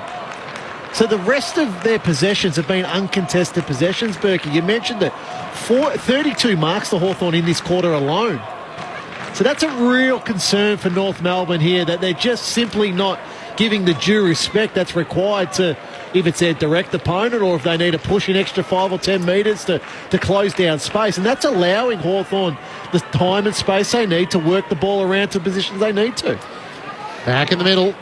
Reeves gets the clearance. Hand pass to Day. Dodging and weaving to Newcombe. Almost run down. Tackle late by Shield. It spills to Goldstein, who gets the hand pass away to Howe. Sends North Melbourne into attack. Larkey caught behind. And Scrimshaw takes the mark. Beat 5 metres out from his defensive goal. Scrimshaw stabs it short to Ward, who gives it off to Day. He's bumped off his kick. It skews off the side of the boot and will tumble out. A throw in on the wing. Rammer, on the lead, you spoke to Jai Simpkin and he said he hadn't really seen the grumpy Clarko yet. Yeah, it's coming. It'll be coming at half-time. Yeah. He's not on the boundary line anymore. He's gone back into the huddle with the headphones on, talking to the boys upstairs. Yeah. So there's no more of the animated smiley Clarko that we saw in that first quarter. Grumpy Clarko might be about to come. More with the clearing kick towards half-forward for Hawthorn. Onto a Zeeble, though. Handball to McDonald. Handball to Paul Curtis, who gives it back to McDonald, loops a handball over the top. Here's Cunnington, kicking north from the wing towards half forward. Fisted away by Sicily. Going in, Scrimshaw. Can't quite pick up the footy. Greenwood can. Though he's tackled quickly, gets a little kick away that goes 2 metres. Jath onto the footy, but takes it out. And a throw in. Let's go downstairs. Chris Rowbottom. Yeah, really well observed around the mood shift in Alistair Clarkson. The mood has definitely changed. There were taps on the backside and lots of smiles early in this game, but the furrowed brow was certainly being unleashed on the bench down here. On the throw-in, Hawthorn win the footy. Newcombe kicks around the eastern wing, trying to find a target there in McDonald. He can't quite bring it down. Loose footy on the logo. Sheasel picks it up. Handball is inaccurate though. Green comes up with the footy for Hawthorn. Gives it off to Moore. Crosses the attacking edge of the square. Inside 50. Pulls his kick. Does it beautifully onto the chest of Brockman, who marks deep at full forward alongside the goal square. And he'll run around and try and snap through his second. He does so now when Ben's at home. He's got another, his second. And Hawthorn have the last 5 of this match. And they lead by in excess of 5 goals. It's 31 points. 8-4-52 plays 3-3-21. 2 minutes away from the main break. Well, it's getting ugly for North Melbourne now, and there's a really clear thing that they can do to arrest this game, and that's start paying your opponents some respect. They're just not paying them any respect at all, and Hawthorn are pretty much doing whatever they want when they get the ball, even when they're under pressure and they bang the ball forward. It's finding a free player. So down the ground, we're just seeing players zoning off and hoping for that free bad kick that might fall their way and they can take an intercept mark. They've got to just play old-fashioned football and say, right, this is my opponent. I need to beat my opponent. Bounce back in the middle. Goldstein and Meek both miss it. Clearance from Powell for North Melbourne. Snapping on his left inside 50. Oh, Scrimshaw drops the mark. He's able to recover. Paddles out towards Impey, who backfeeds a handball to Frost. And a kick to the wing is good. Now they can go. Reeves takes the mark, goes for a little run. He turns it over. In fact, Meek it is, turning it over with that kick. And Goldstein, the opposing ruck, able to mark his kick into the middle of the ground for North. A little dicey. Finds Powell, though, off towards Greenwood. Run down by Brockman. And the goal kicker doing the defensive work as well. So Hawthorn with the footy back in the middle of the ground. Kicks out towards Day, who kicks a low ball inside 50 for Hawthorn over the head of Bruce. It tumbles out end over end. And a throw in, 45 metres around from the attacking goal for Hawthorn. Free kick 6-2 this quarter. Quite low. It's been pretty open and free-flowing. 6 to Hawthorn, 2 to North Melbourne. Hawks leading by 31 points. Goldstein slaps it down. Powell onto the footy. Sweeps a handball into a dangerous spot. Bergman gets there. He's tackled high by Green. So a reprieving free kick. They had him wrapped up then too, Green. There was no need to go high. It was just really poor technique. As the Roos try and find a way out of defence. Core looking for options. Almost ran into a dead end. It's Powell's issue. He's tackled by Day. Nash tried to take the advantage. And a good tackle by Nash on Core, but North might almost get out of it. Griffin Logue with a hand pass. Goda tucks the footy underneath his arm. Takes a bounce and then runs a long way. Kicks up to the wing, where Curtis takes the mark, trying to play on. Almost brought down by Impey. Gets the hand pass away. Now Stevenson with an issue to deal with as Frost lays the tackle. Works it back to Phillips on the wing. Hand pass to Howe. Works it back to Stevenson, who kept running it right half forward. 60 from home. Kicks inside 50. Zahar up. Can't take the mark. Back onto it quick as a flash. Turns onto his right-hand side. Just on the siren. Got it. Hard against the boundary in the right forward pocket. Cam Zahar able to pinch one late for the Roos, after Hawthorn did all the attacking, and closes the gap back to 25 points.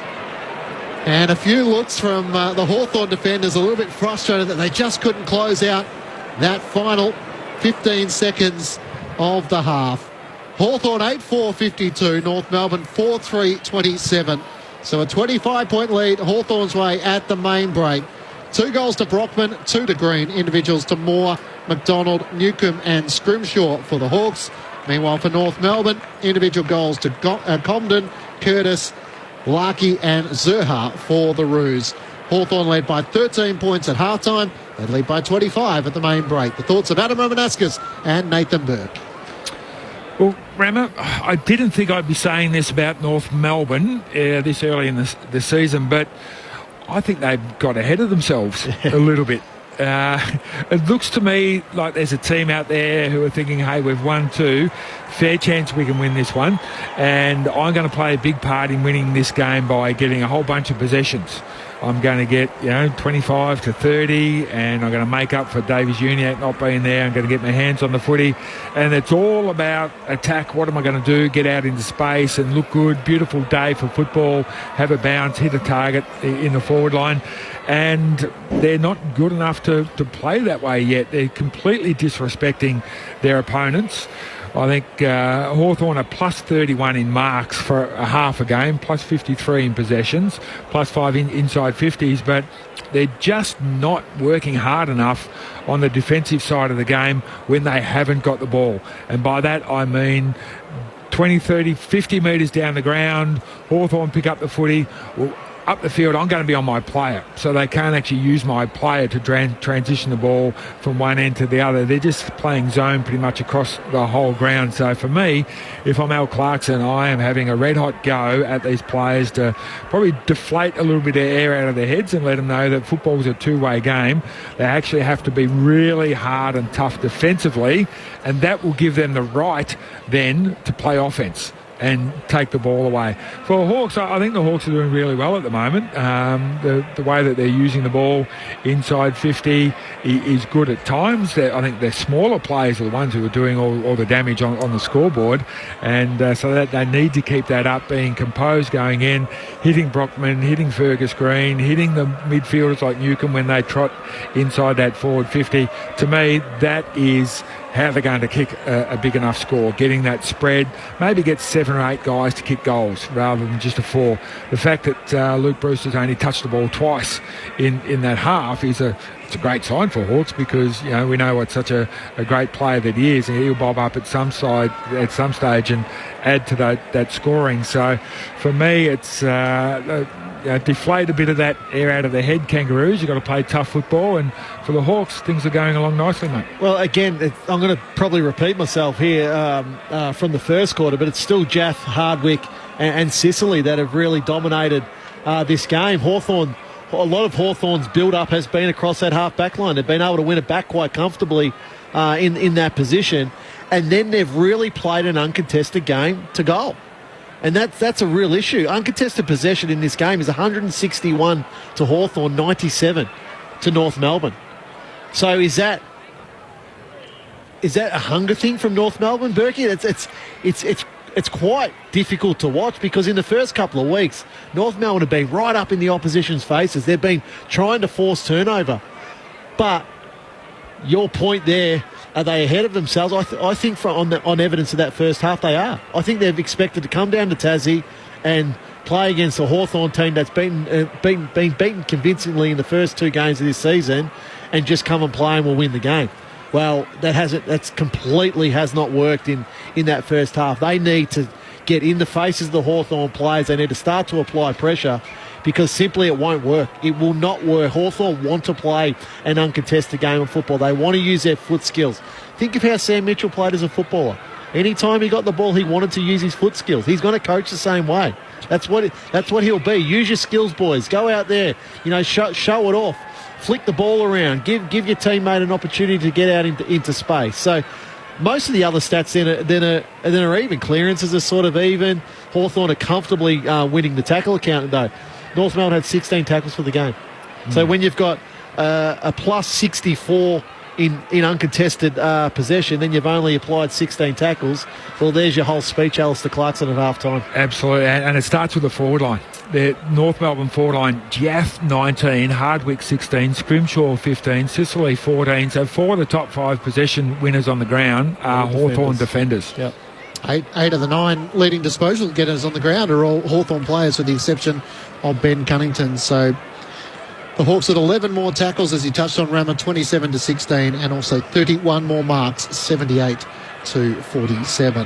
Half-time at York Park in Launceston. It's the Hawks leading by 25 points. Let's get the latest from the ABC Newsroom.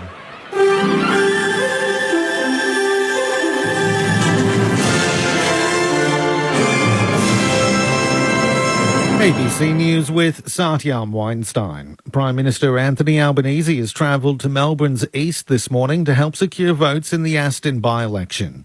The polls opened at 8 o'clock this morning, and Mr Albanese joined Labor candidate Mary Doyle at the school in Bayswater. Rashina Campbell is the Liberal candidate for the seat, which the Liberal Party holds by a margin of just 2.8%. The poll was triggered by the resignation of former Liberal Federal Cabinet Minister Alan Tudge, who'd held the seat since 2010. Speaking to reporters this morning, Mr Albanese was realistic about Labor's chances. No government has won a seat off the opposition in a by-election for over 100 years. But we're giving it a crack today, and I want to really thank Mary for the work that she's done and all the volunteers. Rescue efforts are underway in a number of Midwest and southern US states after a series of tornadoes hit the region. In Arkansas, at least 2 people have been confirmed dead. Here's the BBC's David Willis. Both Little Rock and the surrounding area today were hit by this tornado, which touched down in the west of the city, then crossed over the Arkansas River into the north of Little Rock. There was another tornado that hit the town of Wynne, which is in the eastern part of the state, near the border with Tennessee. Officials also reported widespread damage there, including destroyed buildings, trees downed, and so on. Other tornadoes reported in Iowa. That's a state which is directly to the north of Arkansas. And all this as President Biden was touring the aftermath of a deadly tornado that hit the town of Rolling Fork in Mississippi precisely a week ago. Former US President Donald Trump is expected to hand himself into a court in New York as he faces criminal charges. It comes after a grand jury indicted Mr. Trump, though the exact nature of the charges remains sealed. Republicans have lashed out at the indictment, claiming it's politically motivated. Donald Trump's former chief of staff, Mick Mulvaney, says the move will increase Mr. Trump's chances of securing the Republican nomination for president. 10 points more likely on the Republican nomination, so take him from 85% likely to 95% likely. The sympathy vote for him here will be considerable. I've made somewhat of a name for myself for being a critic of the president the last several months and years, but I'm supporting him on this one. So when even his critics and his opponents are coming to his defense on this one. Ukraine's President Volodymyr Zelensky is calling for the town of Bucha to become a symbol of justice. Nearly 500 Ukrainian civilians and prisoners of war were massacred by Russian troops in Bucha last March. Mr. Zelensky says those responsible must be held to account. We must do everything to make Bucha a symbol of justice. Justice for Ukraine, for Europe, for the whole world. We want every Russian murderer, executioner, terrorist to be responsible for every crime against our people, against humanity as such. Canberra's national institutions are hoping recent comments by the Federal Art Minister will herald a big May budget boost, warning the longer they have to wait for additional funding, the harder it becomes to provide public access. The museums, galleries and collecting facilities have been struggling under so-called efficiency dividends and stopgap funding measures for years. The National Archives' Simon Frood says earlier funding has gone some way to digitising the most at-risk material, but technology and human resources are vital. To manage the large quantities of applications that we receive for access to records within the collection, being able to deal with those and release those records in a timely manner. We've seen a significant decrease in staff over the last 10 years or so. We've probably lost around about 100 staff. From today, rules are changing to try and make it easier for temporary visa holders experiencing domestic violence to apply for a permanent visa. Some temporary visa holders experiencing domestic violence can seek support from the Immigration Department, particularly where they're abused by a sponsor. In some cases, they may be eligible to apply for a permanent visa, but certain evidence is required to do so. The changes aim to add more flexibility, reducing the need for multiple statutory declarations. Police in Norway say 4 people have died in avalanches in the country's remote far north. In one incident, a house and a barn were swept into the sea, killing 2 people. Police say 2 tourists were killed in other avalanches. Their nationalities are not known. And Brisbane Airport's expecting nearly 1.5 million passengers through its terminals as people travel across the Easter school holiday period. There's a 13% increase on last year, with international travel up by more than 75%. ABC News. Simone Young is one of the most talented conductors of her generation. When I started, I faced considerable opposition. Executive producer Kate Blanchett takes us into the world of one of our greatest conductors. In 1991, there were no women conductors. What does being a woman have to do with conducting? She's not afraid to just be a boss. Simone Young. She was born to be a conductor. Knowing the Score. It is magic. Streaming now on ABC iView. Grandstand AFL. Now streaming every match on the ABC Listen app. Look for the AFL button. Jaff, hand pass straight to Stevenson of North Melbourne. Tries to knock it on to Curtis. Spills the way of the Roos. Still a chance deep in the left forward pocket. Shields across his body. It might not have the distance, but Larkey on the behind line. Steps out, snaps, goals. Bouncing ball. Onto it is Meek. Gives it off to Moore. He'll snap from 45 and will bend it through beautifully. Moore. And Dylan Moore with the finish. So Amon will have the free kick. The mark 52 metres out, looking for a leading target. Can he find it? He can. And the mark is taken by Fergus Green. Comes in from the tight angle. The drop punt is nice. Hawthorn have kicked 4 on the bounce. Phillips on the wing. Half pass to Howe. Works it back to Stevenson, who kept running it right half forward. 60 from home. Kicks inside 50. Zahar up. Can't take the bar. Back onto it quick as a flash. Turns onto his right-hand side. Just on the side rim. Got it. The 2023 AFL season. On radio, ABC Sport Digital. and now streaming on the ABC Listen app. Half-time from York Park in Launceston. It's the Hawks who hold a 25-point advantage. 8-4-52 to North Melbourne 4-3-27. Matt Clinch and Ben Cameron calling the action. Chris Rowbottom down on the boundary. Nathan Burke and Adam Ramanauskas are your experts. Coming up after this game, of course, it's the Blues taking on GWS from Giants Stadium. That getting underway in about an hour and 35 minutes' time. So we'll bring you that match as soon as this game is completed. And then depending on where you're listening, either the showdown in South Australia between Adelaide and Port Adelaide, or from the MCG, it's St Kilda celebrating their 150th anniversary, taking on the Bombers. Berkey, the celebrations. I did chuckle that Wazim Akram was down at the St Kilda coach Ross Lyons press conference, the King of Swing, or the Sultan of Swing as he was known. So I'm imagining it's going to be a great night of celebration for the Saints. It will be a great night. He's a mad keen St Kilda man, old Wazim. You didn't know that, did you? Well, he is now. If he wasn't beforehand, he's on board now. No, he lives in the Bayside area, hence why when he's in Australia, that's where he lives, in the Bayside area. But, yeah, it'd be a great night for the football club, 150 years. Look, we all know, and everyone's mentioned it, that the trophy cabinet is not bristling and overflowing in those 150 years. But, yeah, there's certainly still a lot to celebrate. You look at the great players who've worn the red, white and black over the years, some of the best that have ever played the game. A lot of people have supported us as their second team, mainly because they felt sorry for us that we weren't winning that often. But it's a great history of the club, from the Junction Oval to Moorabbin to Waverley to Docklands. They've followed us the whole way through, and I think it's been really smart of the club to celebrate the fans of St Kilda in this 150 years. So it hasn't all been about the players and the success. It's been about the supporters who have been rusted on from day one, who have bled red, white and black the whole way through, been there through the ups and downs, and hopefully they feel as proud as what the past players do, that not many sporting clubs have reached 150 years. It's a pretty significant milestone on the international sporting front as well. So the fact that you're a little part of the red, white and black, we certainly appreciated it as players, and I know the club certainly appreciates all the support that they get from right across the world. What sort of attendance do you think they'll get tonight? Eric Banner, will they get rock stars? Of course, Shane Warne was the late great Shane Warne was a famous St Kilda fan. Will they get the majority of people from across the generations? Do you imagine Tony Lockett will make an appearance? No, I can't imagine Tony coming down. I thought I'd just ask the question.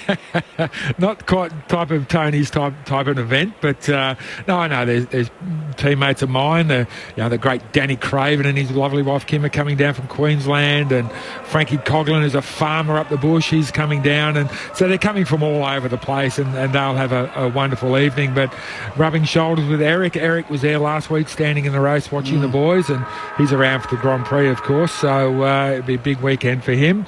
So yes, look, they've had their fair share of celebrities over the years, and it's a enigmatic club. Certainly, I think that's the best way to describe it. I did laugh. They asked Caminiti and also Filippo whether they'd met Eric Banner yet, and they didn't know who he was. They were too young. They said, "Who? No, I haven't met him yet." So they probably they've think got things he's one of the trainers or something. No, I haven't quite met Eric, but no, it's a wonderful club. It's got a wonderful history. It's not necessarily a successful history, but it's certainly a history that when you dig into it, worth celebrating. There's a great montage that Fox Footy have been playing with Ross Lyon, narrating it about what it means to be a Saints fan across the journey, the challenges from the facilities at Moorabbin, moving out to Seaford, working their way back to Moorabbin, and while it hasn't always led to success, there's a passion that they're bound by, and a love and respect for everything they've grown up going through. And fingers crossed, it's a winning night tonight. And Rama, the Bombers have had a bit of experience around milestones, and it doesn't always end the way you'd like, but it'll be a big night. A great start for Brad Scott with Essendon 2-0, and a chance to try and continue on. Yeah, look, it is. And it's never easy, these occasions, because there's a lot of emotion from the opposition. I know last year when Essendon did their 150th anniversary event at the MCG against Carlton, there was a lot of emotion in that game, and Essendon started really well, and then Carlton were able to easily overrun the Bombers in the end. But look, I think the Bombers, they've started, no doubt they've started well. They've probably performed beyond my expectation. Even I didn't think Brad could turn this team around as quickly as they could. There was clearly work to do, and I think the work needed to come from the players, and that's as simple as I can put that. You can put any coach in place, but if the players don't want to do the work and they don't want to buy in, well, it's going to be a long road back. But they look like now they're a lot more balanced across the field. More scoring options in attack, and it's not just a simple possession game, which I quite like, because I think at times in previous years they've played, or players have just wanted to make sure they had their numbers and walk off the ground and sort of say, I did my job, whereas this year it's more about, well, what's your actual impact on the game. Yeah, those empty calorie numbers that some of the midfielders have been getting. Let's hope it's not a continuation of the pattern, Rammer, where expectation is low, performance is high from Essendon, and when expectation is high, performance is low. Let's hope it's a breaking of that cycle. Rammer just stares at me. He gives him a blank stare. I'm not getting into those what-ifs with you, Ben, because we will be here all afternoon, so... Look, it's a big occasion. I'm hopeful there's 70,000+ there tonight, particularly for St Kilda. Well, they've never had more than 67,000 in a home and away game, which I find astounding. It's their biggest home and away crowd. And then a little barb that Essendon wasn't the club of choice, so they wanted to play for their anniversary game. But there you go. Anyway, Adam Ramanauskas, Nathan Burke, Ben Cameron and Matt Clinch. Chris Rowbottom's down the boundary. Chris, a question coming through on the SMS, 0437 774 774. Crowd number from a listener wanting to know, it looks a little bit less than what they might have hoped for on TV. Yeah, it's not a full house here in Launceston. If I had to predict a crowd, I would say 7,500 would be in the house, which is a little disappointing, it has to be said, given that it's the first game of the season here in Tasmania, and given the story behind the return of Alistair Clarkson against his former club. Is local footy up and running in Tassie? A couple of leagues are. They're up and running up on the northwest coast, so that might have an effect on things. There was a curtain raiser game here as well, so maybe that's putting a slight dent in the numbers. Alistair Clarkson on the bench awaiting the second half getting underway. Hawthorn with the promising first half leading by 25 points. Here's Ben Cameron to get us underway on ABC Sport. So the bounce back in the middle, both rucks miss it. There's a free kick. It's going to go the way of Hawthorn. Reeves gives it off to Newcomb. He'll chip towards half forward. Waiting for the bouncing ball. Moore's onto it for the Hawks. Back feeds a handball. Goes back to Nash, who shanks his kick inside 50, but fortuitously it lands in the lap of Warple. You've still got to be close enough to predict that shank kick. If it's a lovely kick, well then you're close enough, but if it's a shank kick, you've still got to be close enough to your opponent. And this is the second shot at goal we've seen Hawks have from North Melbourne players. Just, you know what, I'm going to read the play and it's all going to be about me and I'm not going to defend. So to keep the good vibes from the first half flowing, Warple comes in from 47. His kick is out to the left. It's coming back and it's through. The second half begins for Hawthorn as the first half finished. And their lead is back out beyond 5 goals. It's 31 points. 9-4-58 plays 4-3-27 a minute into this second half here at York Park. Look at the numbers there. They're outnumbered at the contest, North Melbourne. So it's 3-2 at that contest on a half-forward flank. The ball goes inside. It probably didn't mean to go to Warple, but at the end of the day, Warple's free. Like, where's his direct opponent? Why hasn't his direct opponent followed him inside his forward 50 and had some sort of accountability? His numbers were all down last year, averaging 15.4 disposals, but he's back up over 20 this season and a goal so far in this match. Back in the middle of the ground, Reeves one down the tap, trying to follow up his ruck work, gets it to Warpool, tackled and slung to the turf. Zerha got him on this occasion.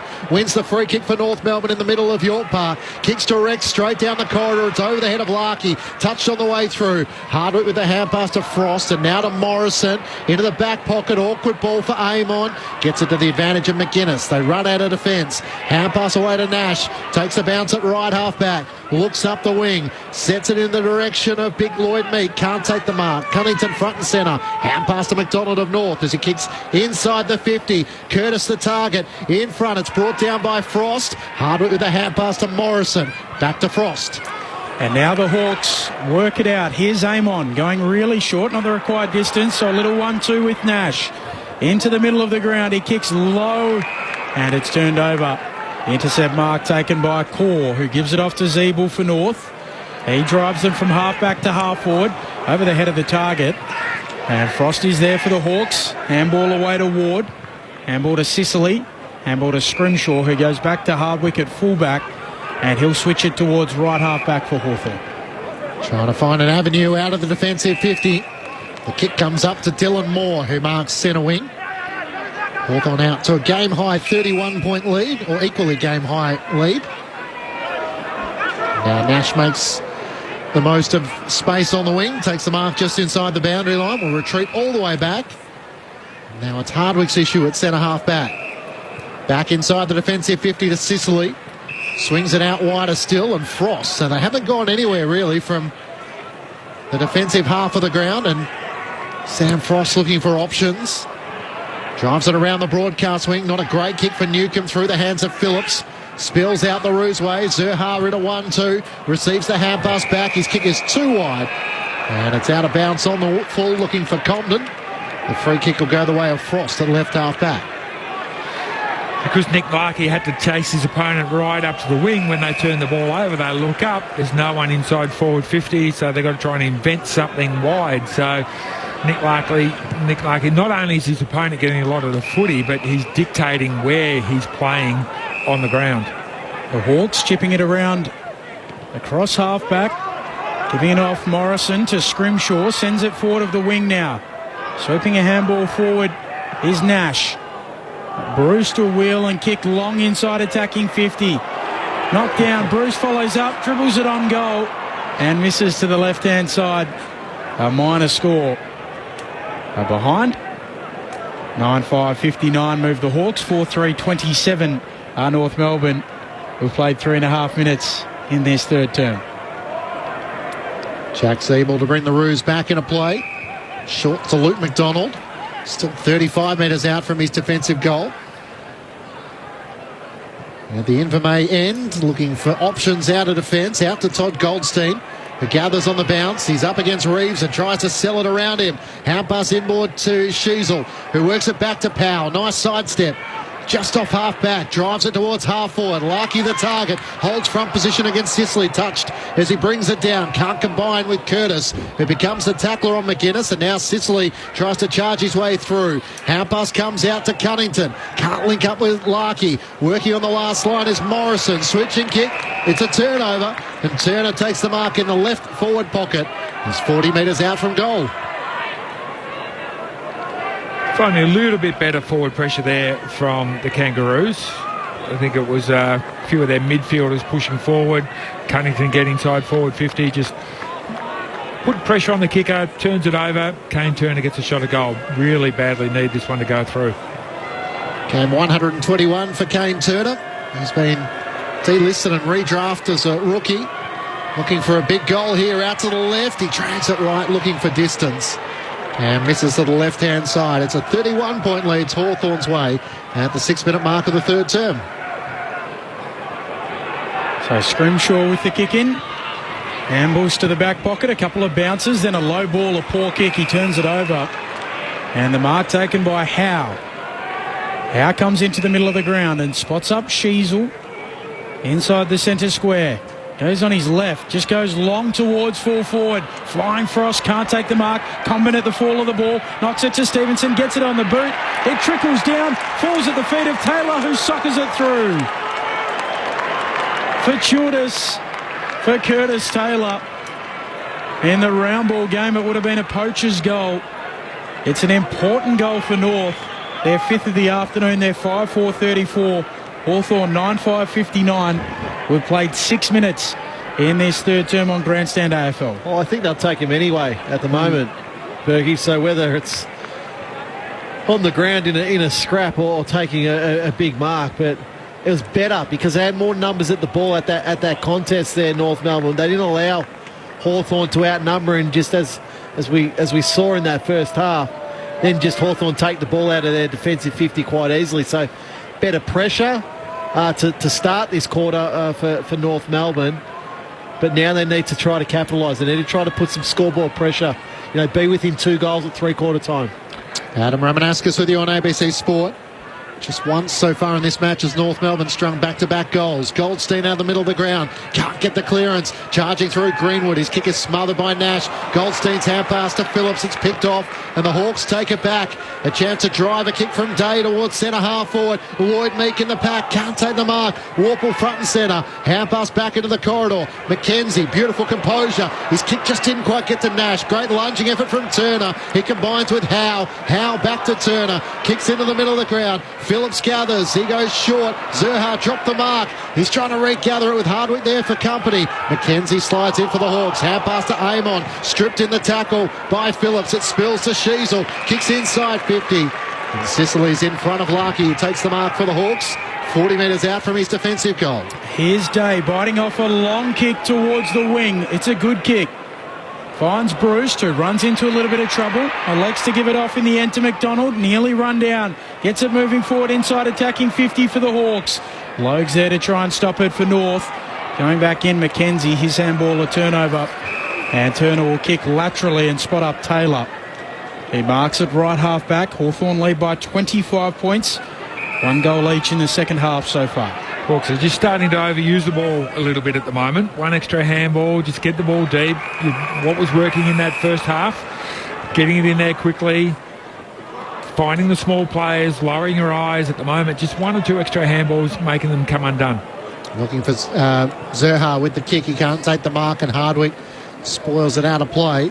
Just looking a little bit frustrated, Cam Zerha, as it's thrown back in. Tap one down by Goldstein to Shields. Kicks around the boundary line. Up goes Taylor. Can't take the mark. Stevenson wrapped up by McKenzie and Scrimshaw, and the umpire will ball it up. Between wing and half forward for North Melbourne. The Roos 5-4-34 to Hawthorn 9-5-59. Hawks have got it out to 31 points on a couple of occasions. McKenzie lays the tackle on Greenwood, wins it back for Ward, who gets the hand pass to Nash, dribbles a kick underground in the middle of the ground, it works for Frost, hand pass back to Ward, McKenzie on the wing, run down, Greenwood got him, takes back the footy for North Melbourne with a free kick on the wing. Gives it off to McDonald, long driving ball for North towards full forward, no one there to mark it, Jaff paddles towards the boundary.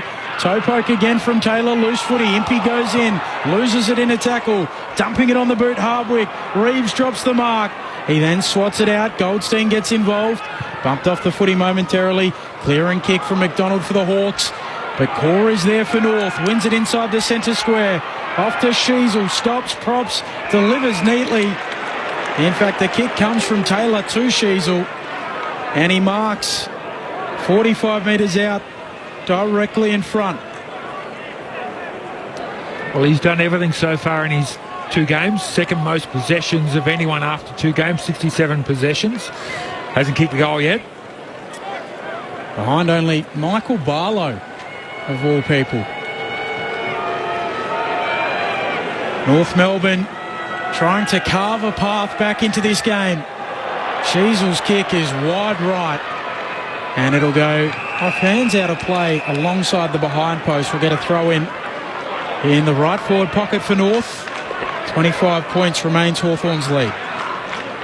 Might be why they've started him as a defender in his early stages of his career. Toss back into play. Roos in attack. Goldstein down to Greenwood. His kick is straight up in the air. Larkey caught behind against Frost. Brings it down to the front. Ward's kick is straight towards the boundary line. It bounces end over end in front of Howe. Insufficient intent. North Melbourne through Howe. Pretty quickly wants to try and take the free kick. Looking for options inside 50. Veers out to the right. Long and direct to the goal square. Greenwood up early. Can't take the mark. Was Curtis taken high? They all turn to the umpire. No, a ball up 15 metres out from North Melbourne's goal. The umpire was behind that contest. The arm did go high, but with four of them, one of them should have seen it. From the ball up, knocked down, trying to get on the footy. Frost. Day goes in. Not coming out. We'll get another ball up. 30 metres out from the attacking goal for North. Very unlucky not to be having a shot from 15 metres out dead in front there. Umps missed that one. They've had a little bit of momentum. Day knocks it out, though, for the Hawks. Off to Amon, who gives it off to Mackenzie. A neat kick. And he spots up Moore, who moves it on today, who's run on. Still backward of the wing here, the Hawks. The defence bending but not breaking at the moment.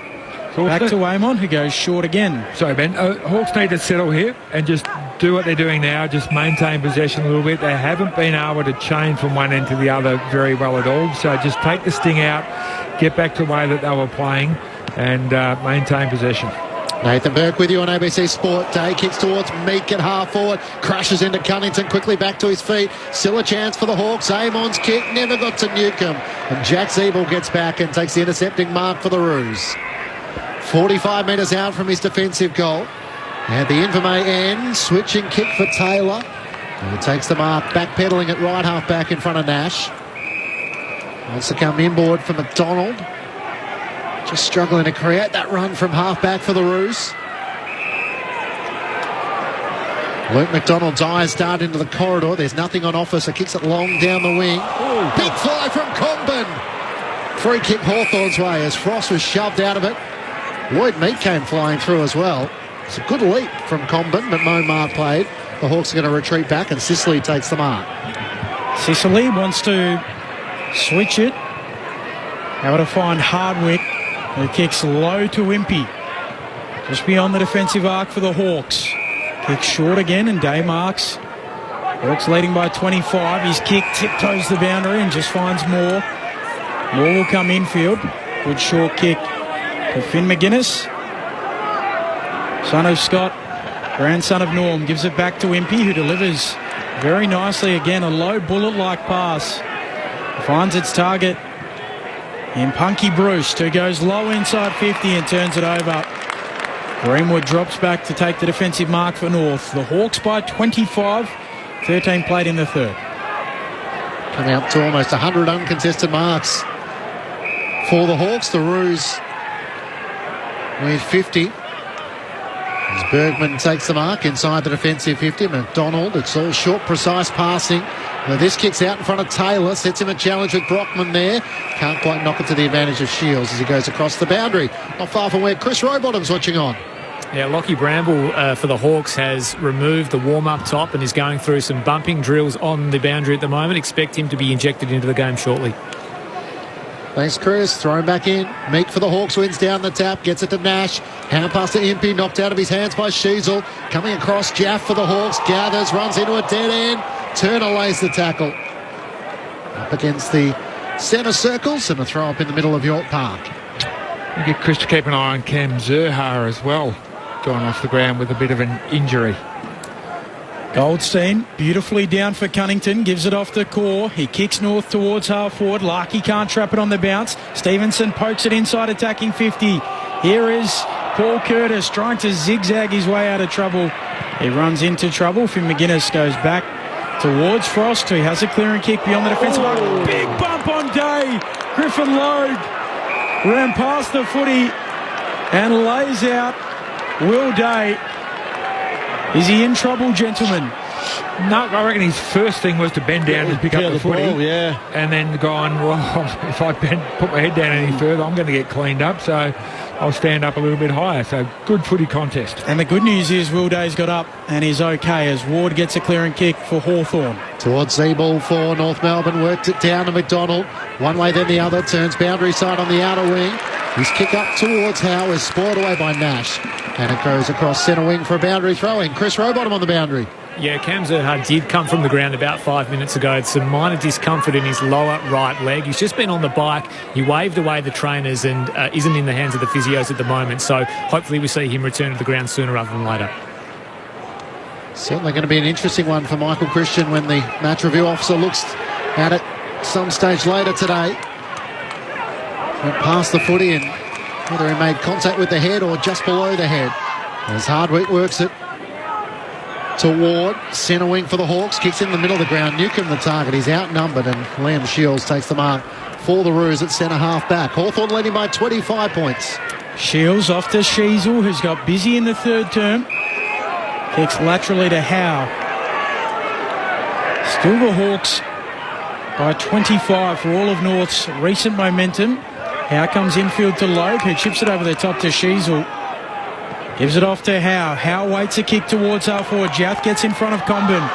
Falls to Cunnington though for North. Handball back to Comben. To Stevenson. Snap inside 50. Clever footy. Onto the chest of Turner. It's really the strength of Cunnington there. Yeah, he had no right really to get that ball, get his arms free and get that handball out. Jaff had him in a really, really good tackle, but that's what set up here Turner to have a shot at goal. He just shrugged the shoulder. We've seen it so many times from Ben Cunnington. A really smart kick by Stevenson. Just over the shoulder, put Kane Turner in space. He's had a look already to capitalise on some of the dominance for North. He puts it through the middle. Some reward for effort for the Kangas. And they close again. It's back to 19 points. Hawthorn 9-5-59. North Melbourne 6-4-40. 6 minutes to play in the third term before Adam Ramanauskas and Nathan Burke. Chris Rowbottom. Lockie Bramble has been injected into the game. It looks like Finn McGuinness is going to be the subbed out player for the Hawks. Well, interesting. You've got Scrimshaw there as well. I think he might have come off with a blood rule, but hopefully he's all right to come back on. But well, just quickly, I'm liking Comben. It was his attack, spoilt the ball, stayed in the play, got a handball out to Stevenson. That's what I want to see Larkey do. Larkey's been ineffectual in this game so far. Just get a couple of spoils, bring it to the ground, crash a few packs, knock over a few bodies, and that's what Comben's doing, and it's what Larkey's not doing. Back-to-back goals for the Roos for the first time since the second quarter. As Howe gets the clearance. The hand pass trying to work forward by Phillips, but he had to push back behind his mark. And chip it over the top to Powell. Has it in the centre square of York Park. Siebel skirts around the back, ignores that. Decides to drive it long. Kick looking for Comben, who was knocked off the ball. Turner front and centre. Hand pass to Cunnington. They don't argue. He dribbles towards the goal mouth and almost got through. In the end, Bramble, the sub, into the action. Found himself as the goalkeeper rushing it through after it cleared one of his teammates. Through for a minor score. 18 points. Here's the Hawthorn lead. Chris Rowbottom on the boundary. Yeah, North Melbourne looking to return serve with the injection of their tactical sub. Darcy Tucker going through his warm-ups on the boundary now, and he's lost the warm-up top. So about to see his first action as a Kangaroo. Long kick towards the wing. Newcomb can't quite gather it. Nash can. Handball away to Ward. Shovels a handball forward. Chopped off there by Core for North. Gives it to Goldstein. Kicks towards half forward, and Larkey marks 49 metres out. Let's go back and kick the goal. North are coming with a rush. He should have the distance here. Larkey, good kick. You know, hit low on the lead. Get up at the ball. North Melbourne's forwards. Now give an option to your kicker. This would give them a lift. It would be 3 consecutive goals for the first time today. Larkey from 51. Launches it long and through the middle and flexes. The Kangas are bounding back into this match. It's back to virtually 2 goals. It is 2 goals. 9-5-59 plays 7-5-47 at the 20-minute mark of the third term. Well, it's not rocket science, this game. If you man up and you don't allow, or you make it really difficult to take the ball from one end of the ground to the other, and you win the ball back in your half, keep going back inside 50, eventually you'll find a way to score. Inside 50s are 12-5 in favour of North Melbourne this quarter, primarily because they are not allowing Hawthorn just free ball use through the middle of the ground to get the ball up the other end of the ground. Playing tighter, playing closer, turning the ball over, going back inside 50, and eventually you get shots. It's not hard, Rama. Put his belt on the line, hadn't missed in the opening 2 weeks. He still hasn't missed. 2 straight from long range. Goldstein trying to get the clearance. Reeves almost pinches the hand pass, and it's locked up as Ward is tackled by Howe and Powell, and the umpire will throw it up still in the middle of York Park. Reeves wins down the tap, spills to Day, hand pass to Newcomb, hand pass just wide of Morrison, who tries to gather. He turns back onto his left-hand side, kicks inside 50. Awkward bouncing ball for McDonald in front of him, and Bruce trying to run onto it. McDonald for the Hawks. He lays a big tackle. Did he fall into the back of Core? No whistle. As looking for the boundary line is Scott, and eventually finding it for a throw-in. Chris Rowbottom on the boundary. Darcy Tucker into the game for North Melbourne. Hugh Greenwood has taken a seat. He's been subbed out. Can Hawthorn find a steadier? Reeves slaps it down onto the footy. There is Ward, gives it off to Impey, pokes a kick inside 50. Brockman can't quite mark it. Fergus Green arrives, stripped of it. Sheasel strips him in the tackle. And Sheasel, boy, has he got busy in this third term and provided a little of the impetus for North. Now he's kicked towards the logo on the wing, looking for Larky. Giath goes flying across in front. Out the back it goes for Taylor, slips over. Arriving Frost. Frost pulls it in. Umpire will say holding the ball. Well, it deserves a freak against him there because he had 2 chances to pick up the ball below his knees and take off into the forward line and fumbled them both. So there's your prior opportunity. 22 minutes played in the third term. Hawthorn lead by 2 goals.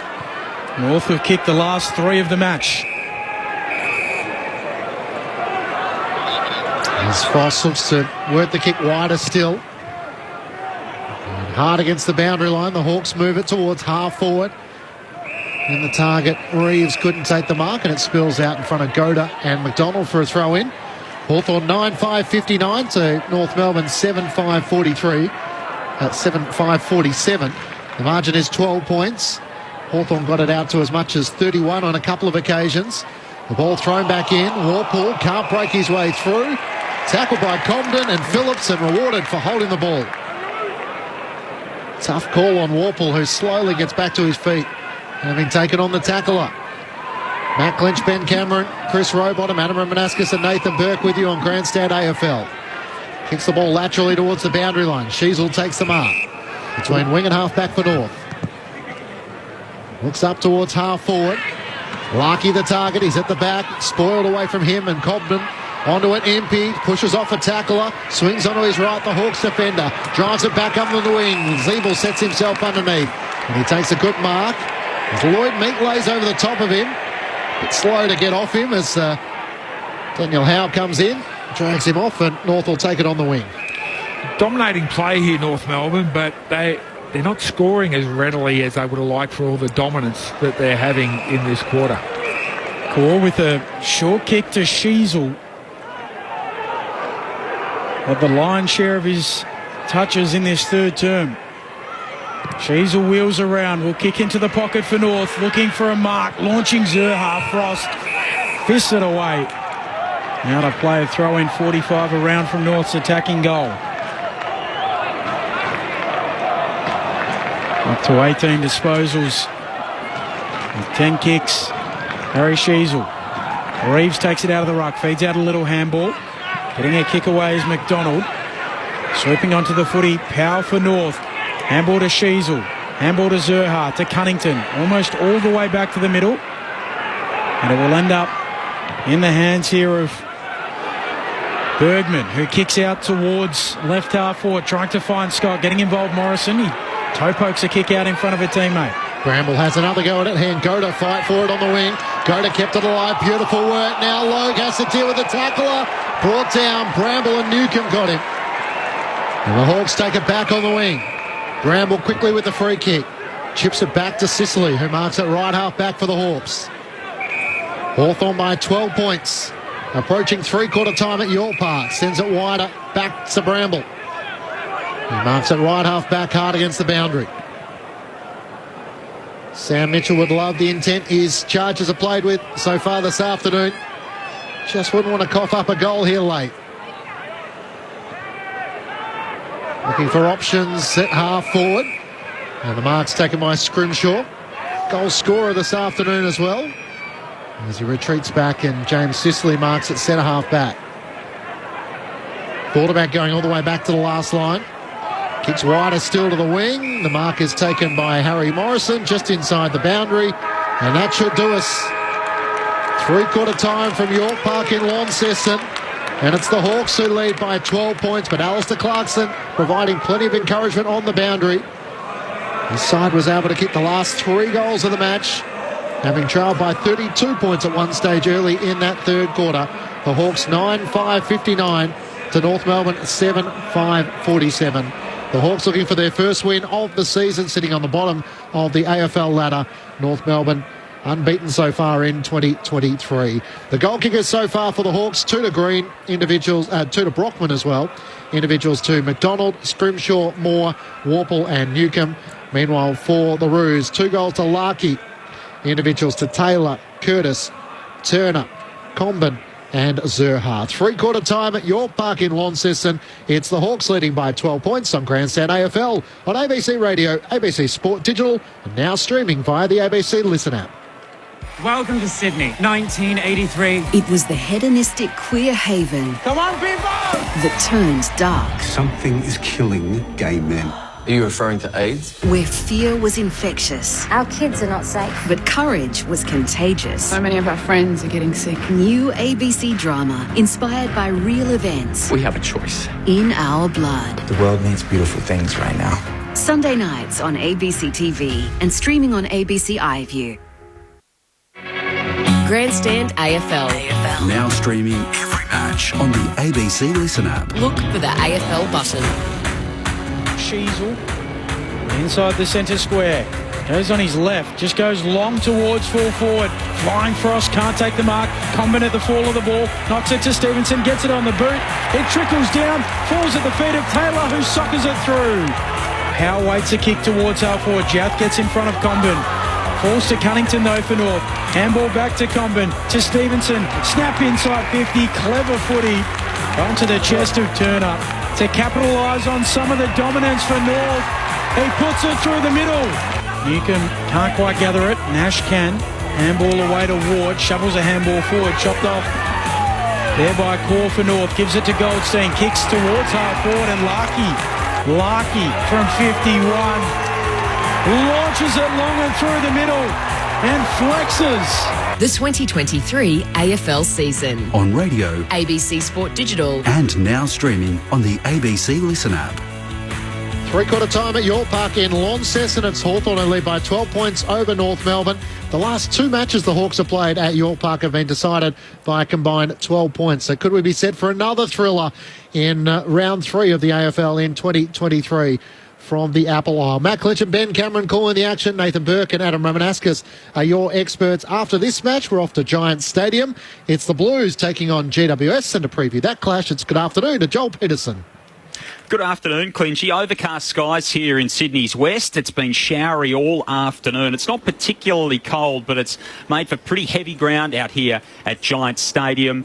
And it's where Carlton ventures to a venue that hasn't been a happy hunting ground for them traditionally. They're 1-5 here, having won both games home and away against the Giants last year, the Blues. But it is a ground they haven't enjoyed coming to in the past. Big challenge for the Giants today will be how do they handle the Twin Towers of Carlton. They've got 3 key defenders. Of course, Sam Taylor, the All-Australian from last year, Jack Buckley back into the team this season, and Connor Iden taking on the challenge of handling Charlie Curnow and Harry Mackay, Coleman medalists in the past 2 years for the Blues. Couple of key-ins for the Giants today. Kelly and Whitfield come back into the team. George Hewitt's back into Carlton's team. Connor Stone, the tactical sub for the Giants. And Lockie O'Brien's the tactical sub for Carlton, Clinchy. He missed the bus on the way to the ground from the team hotel. They can't walk here because the Royal Easter Show's being set up around the venue here, so they had to take the minibus. Lockie O'Brien missed it, but he has made it to the ground. He will be the tactical sub for the Blues this afternoon. First bounce in about an hour from now here at the Showgrounds. Thank you, Joel. That's not how you want to start your day if you're a Blues player or a Blues fan. So Joel Peterson alongside Jess Webster, Alicia Eva and Joel Patfull with Declan Byrne down on the boundary. 12-point lead, Hawthorn's way. Adam Romanascus and Nathan Burke. How's this going to finish? Well, firstly, the miss the bus. I wonder how that goes down with the senior coach. Yes. You ever miss the bus? I missed the bus on a football trip once upon a time. That's a whole different. That's a whole different story. I don't think there's any penalties when that's involved. Well, yes, that's there might be different penalties. Yeah, story for another day. That one. Lewis Jetta was late to a final that I did in Perth. Too much traffic. Just walked across the bridge. Yeah, just easy. No worries. Yeah, I would have been wigging out. Look, a better quarter from North Melbourne, and what I actually wrote down. I only wrote down one thing. North Melbourne had 19 tackles for that quarter, which is much better. They started to apply pressure to Hawthorn. They started to create turnover from Hawthorn, and that allowed them to kick 3 goals to 1 in that quarter, albeit Hawthorn still had more of the ball, and it was still a very uncontested game of football. But it was just in the critical moments when North were able to apply pressure, force Hawthorn into mistake, they were able to score. Yeah, exactly what I wrote down there as well. Tackle numbers for North Melbourne went up. Contested possessions were even 19 all, but that meant the inside 50s were 13-6 in favour of North. So North have got a way of playing. It worked. It kicked goals. Can they do it again this quarter? I'm pretty sure Clarko's message was do that again, but get the ball deeper. I think they too shallow entries, got to get the ball into the goal square. For Hawthorn, they've got to withstand that pressure and work in numbers. Numbers around the footy are the key for the Hawks. Into the final term we go. Todd Goldstein won down the opening tap, but a free kick for a hold going the Hawks' way.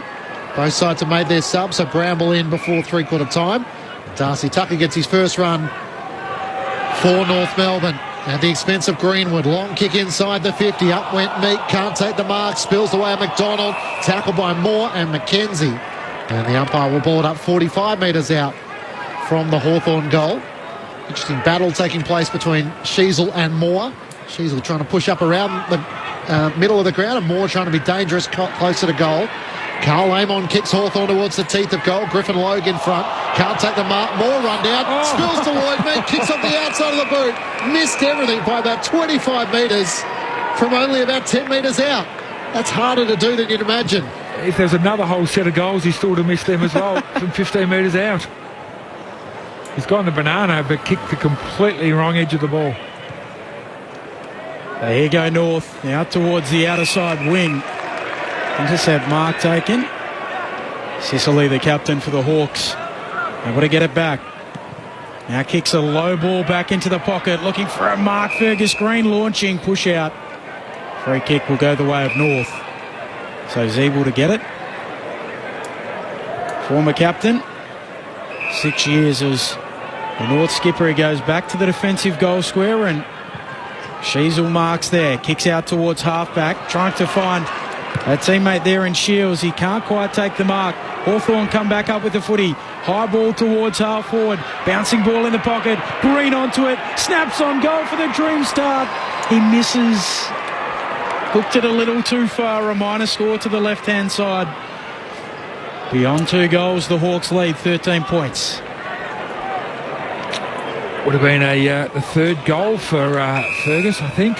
So probably up there with his PB. It's been lively, though. Sheasel brings the Roos back into play to Griffin Logue in the back pocket. Kicks up to the wing. Lucky was shoved out of it. Free kick and advantage taken the Roos way. Zurhaar's off and running. Downhill at left half forward. Kicks looking for Curtis. Spoiled away by Hardwick. It falls to Scrimshaw of the Hawks. Hard against the boundary. Hand pass inboard to the Irishman Connor Nash, who gives it back to Hardwick. Drives a high kick towards the wing. In front. 1 grab, 2, not paid to Shields. Spills the way of Jarman Impey. And then Shields bounces off an opponent as he regathers the footy. Spiraling kick inside 50. Brought down by Curtis. Stevenson front and centre. Back to Curtis. Swings onto his left. Centering kick. No one there apart from Comben. It's over his head, and Morrison runs onto it for the Hawks. He hasn't cleared it though. Gathered by Scott. 45 metres out. Severing kick. And finds Darcy Tucker, the super sub, who takes the mark in the right forward pocket, 35 metres out from goal. Well, Harrison probably needed to go back harder with that one. Could have taken the mark and relieved the pressure for Hawthorn, but chose to let it bounce and then just a kick to nowhere. And Bailey Scott unselfishly could have had a shot himself, really, but comes back inside to Darcy, Darcy Tucker, who should convert. 7 years in the West, now a root. An opportunity in his new colours to strike with a goal here in the final term. Closes the gap for North Melbourne, and the celebrations as they come from everywhere. Is that his first kick for the Roos, Rammer? First kick goal for his second club? Bear with me for a sec. Keep talking. It is. Yes, first kick. First kick. First So kick, a 7-point ball game. Hawthorn 9-6-60. North Melbourne 8-5-53. Opening stages of the final term on Grandstand AFL. Well, I think it was, you're right, Harry Morrison just kicking the ball out sort of indiscriminately. Had to either go long or even sort of get it out of bounds. But with Bailey Scott really well set up on the far side to stop the switch coming back out. Instead of blazing away, lowered the eyes. And in these conditions, no wind, beautiful sunny day, 30 metres out should be just a complete and utter regulation goal. And it was. Game on. North have kicked the last 4. They're coming with a rush. Will Day wins the clearance for the Hawks, tumbles it inside 50, and the mark is taken by Luke Bruce. Will Day was excellent in that third quarter. He had 9 possessions in that third quarter and going okay. He's up to 22 for the game now. He's probably the best midfielder going around at the moment in terms of possessions. Hawthorn in dire need of some experience from this 3-time premiership player. From 50, he comes in and misses left. A let off. 8 points Hawthorn's advantage. 5 minutes played, final term. Harry Sheasel having started with 9 disposals in the first half. Had 12 in the third quarter on the kick-in duties here for North Melbourne. Finds Tucker, who can't complete the mark though. Spoiled down. McDonald might go from home. From 50, it's right to the goal mouth. Up goes Fergus Green and it's spoiled through. Poor sees it across the goal line, 4 behind. A 9-point lead Hawthorn's way. Sheasel wants to get it moving. On to McDonald for North. He kicks them long towards the wing. Zerha at the back. It lands in his lap. Right in the breadbasket. He wheels and goes from the logo, a thumping kick towards Larkey. Lets it bounce out the back. Frost gets onto the footy for the Hawks. Gives it off to Jath. Just gets a handball away. Scrimshaw. Handball once more to Ward, who floats a kick. Inside out. Torpedo, I think, in the end. Into the hands of McDonald for the Hawks. He'll now send them to the wing. Coming across. Nice mark taken there by Newcomb. I'm not sure why Larky's turning crummer with a big long kick inside forward 50. I want to see him flying for those, not trying to crumb them. Newcomb spots up more, takes the mark for the Hawks. And right half forward, veers out to the right, pulls his kick towards the boundary. Good vision, spotted Green. This would be a tough shot. 10 metres in from the boundary, just inside the 50, pokes it to the lead of Reeves. It never got to him. And Powell cuts in front to take the mark for the Roos. 25 metres out from his defensive goal. Switches to right half back. Scott takes the mark. Looks up. A bounce. Trying to draw his opponent Morrison. Feeds the hand pass wider still. Bergman just inside the boundary line. Up to the wing. Larkey the target. Spoiled down by Frost. Scrimshaw came in hard. Turned to the other direction. Spills away of Phillips. Initially couldn't take it cleanly. Then his hand pass picked up by Morrison. Hand pass to Ward and now to Newcomb. The Hawks move it forward through Warple. Oh, Warple called to play on. Bumped off his kick by Powell. Goes and picks it up again. Sends the Hawks inside 50. A high free kick. And it'll go to Scott. Jeez, did Warple come off his line? I don't think so. No. He turned faced and went for the kick and got tackled from behind. A kick from Goda to Bergman. Doesn't hit him on the full, so he has to pick it up. Gives a handball away to Scott. Low kick towards the wing. Unable to gather there is Turner, and now Hawthorn win back the footy on the wing. Scrimshaw trying to feed a handball forward. Bramble fighting after it. Morrison goes in low for the Hawks. Tackled quickly, then loses custody of the ball. And has to turn tackler on Powell. And we'll get a ball up on the wing. 9 points Hawthorn's advantage. A reminder, if you're joining us late, Luke Davies-Uniacke, arguably the form midfielder of the comp, laid out with a calf complaint. Chance for Phillips just couldn't quite cleanly get the hand pass away. Day in for the Hawks. Hand pass to Morrison. Inside 50. Down low for Reeves. Couldn't gather. Got it to McDonald though. His kick is just wide of Green. Racing back after it. Griffin Logue protecting the space. Great battle. Logue wins the battle. The defender comes up with it for North. Kicks up towards half-back. Taylor could have got a shove from Newcomb. No whistle. Then becomes the tackler. Locks the footy under Newcomb. Couple of great battles as it's starting to get desperate. Midway through the final term, it's Hawthorn hanging on to a 9-point advantage. Good umpiring there to let those two marking contests go. Normally they pay any sort of touch in those marking contests, but that was well umpired. Reeves a little backhand down. Can't clear the congestion. We'll try again. Umpire underhands it into the air. Goldstein grabs it one-handed and loses it. Powell, now Warple coming through, gets it on the boot. Out of bounds on the full. So the Roos will get it back. Free kick will be taken by Aiden Apple's court. 9 points, Hawthorn's advantage. 7 minutes and change into this final term. Up towards Goldstein. Couldn't quite take the mark over Jaff. It spills the way of Tucker.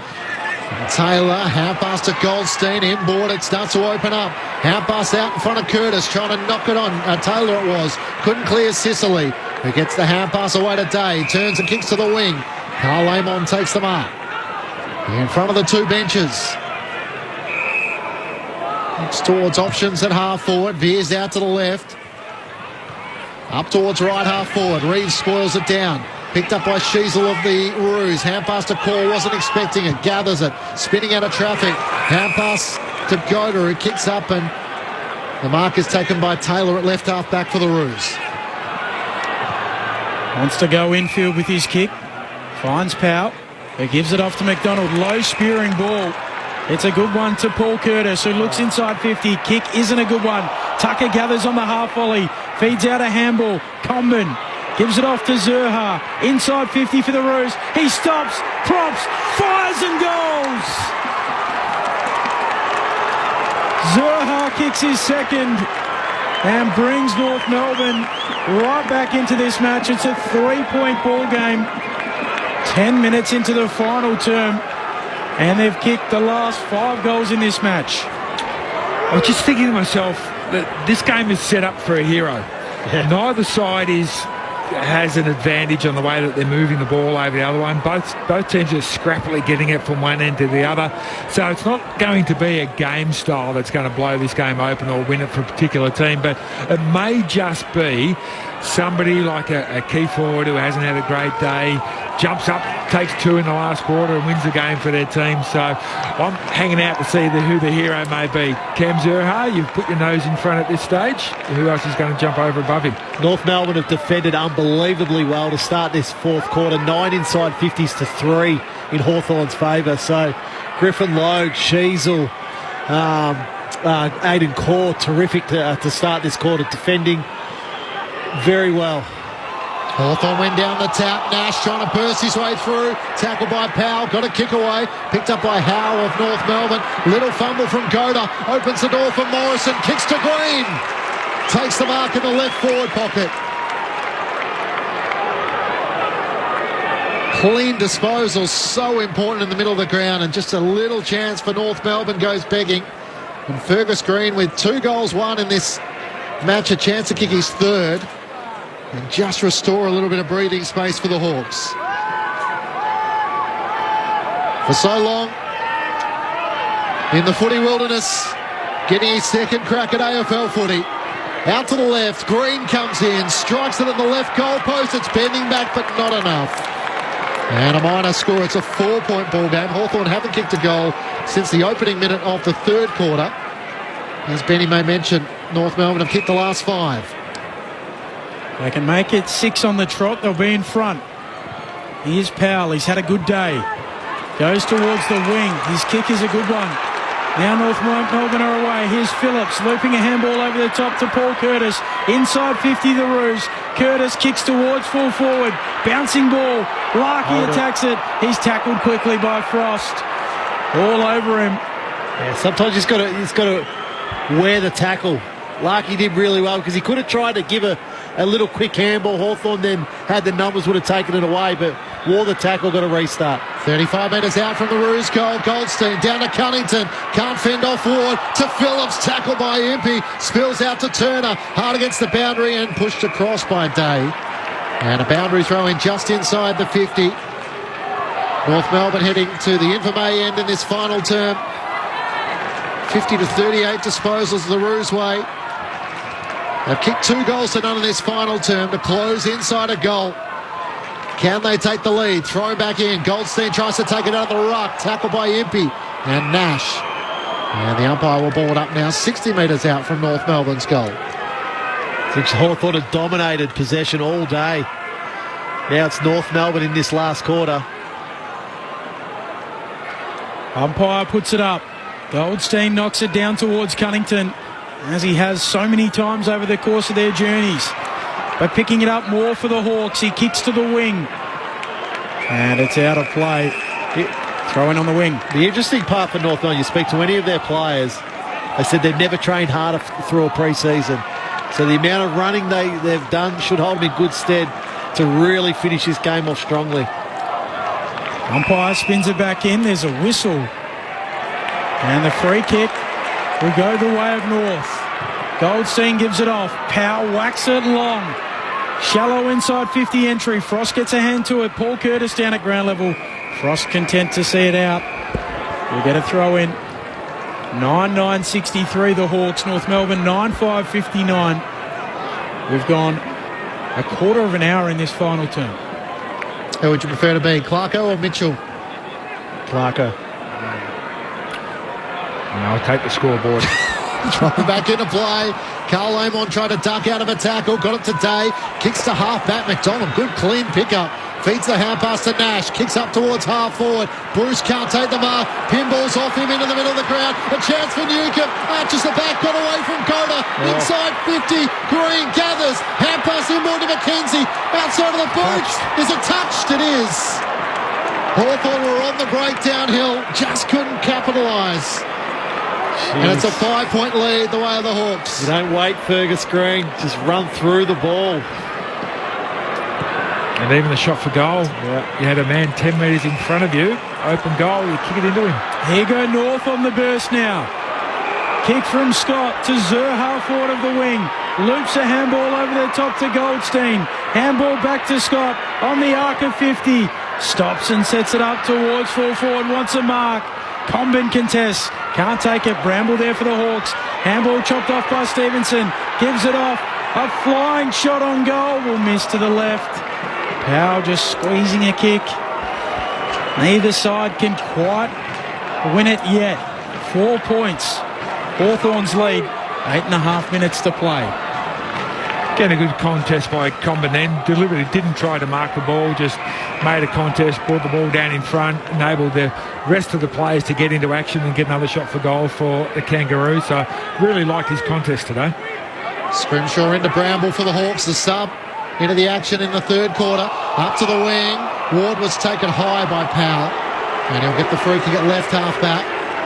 Not the biggest crowd at York Park, but they're getting a seesawing battle in this final term. Green couldn't take his opportunity. Powell couldn't either. Who will stand up in this last quarter? As Sicily works it toward at left half back. Kicks up the wing. The Hawks are on the break. Hand pass forward to Morrison at left half forward. Inside 50, missed the target. Charging out, Green gathers. Hand pass to McKenzie. To Newcomb at the top of the 50. Hand pass to Amon. Hand pass wider still. A chance for Nash on the run. On the right boot. Curling shot on goal. Hits the bottom of the post. Into the bottom of the left goal post. No one can take their opportunity. It's a 5-point lead Hawthorn's way. 2 opportunities, McKenzie and now Connor Nash. Should Meek have marked it in the goal square? Yes, potentially. He's about 8 foot tall. Zeeble goes long to the wing. Sicily stands tall to mark. Hawthorn get it back. Can they take their chance? Sicily will kick towards right half forward. Lowe comes in and intercept marks. North will get it back. They're going to kick the ball away from Sicily. North Melbourne. put a player down the line, almost sacrifice the player, then just go the other way. Inboard to McDonald and now to Bergman. Puts the block on, hand pass to young Harry Sheasel, long out of defence, Taylor the target, 2 against 1, flies in the air against Impey. Impey, great follow-up effort, knocks it out onto the wing. McDonald for the Hawks, veers out to the left, kicks the inboard, mark taken by Nash. Hawthorn by 5 points. Connor Nash drives them deep into attack once more. The target is Bruce, can't take the mark, spills away at Brockman, snaps on the right this time. Tyler Brockman with his third. Hawthorn with just their second goal in the second half. And is that enough to see off the Kanga challenge? It's an 11-point ball game, 10-11-71 to North Melbourne, 9-6-60. Approaching 20 minutes gone in the final term. Yeah, need to go back harder than Goda. It wasn't sort of... it was a nothing effort in the end. Need to make more body contact.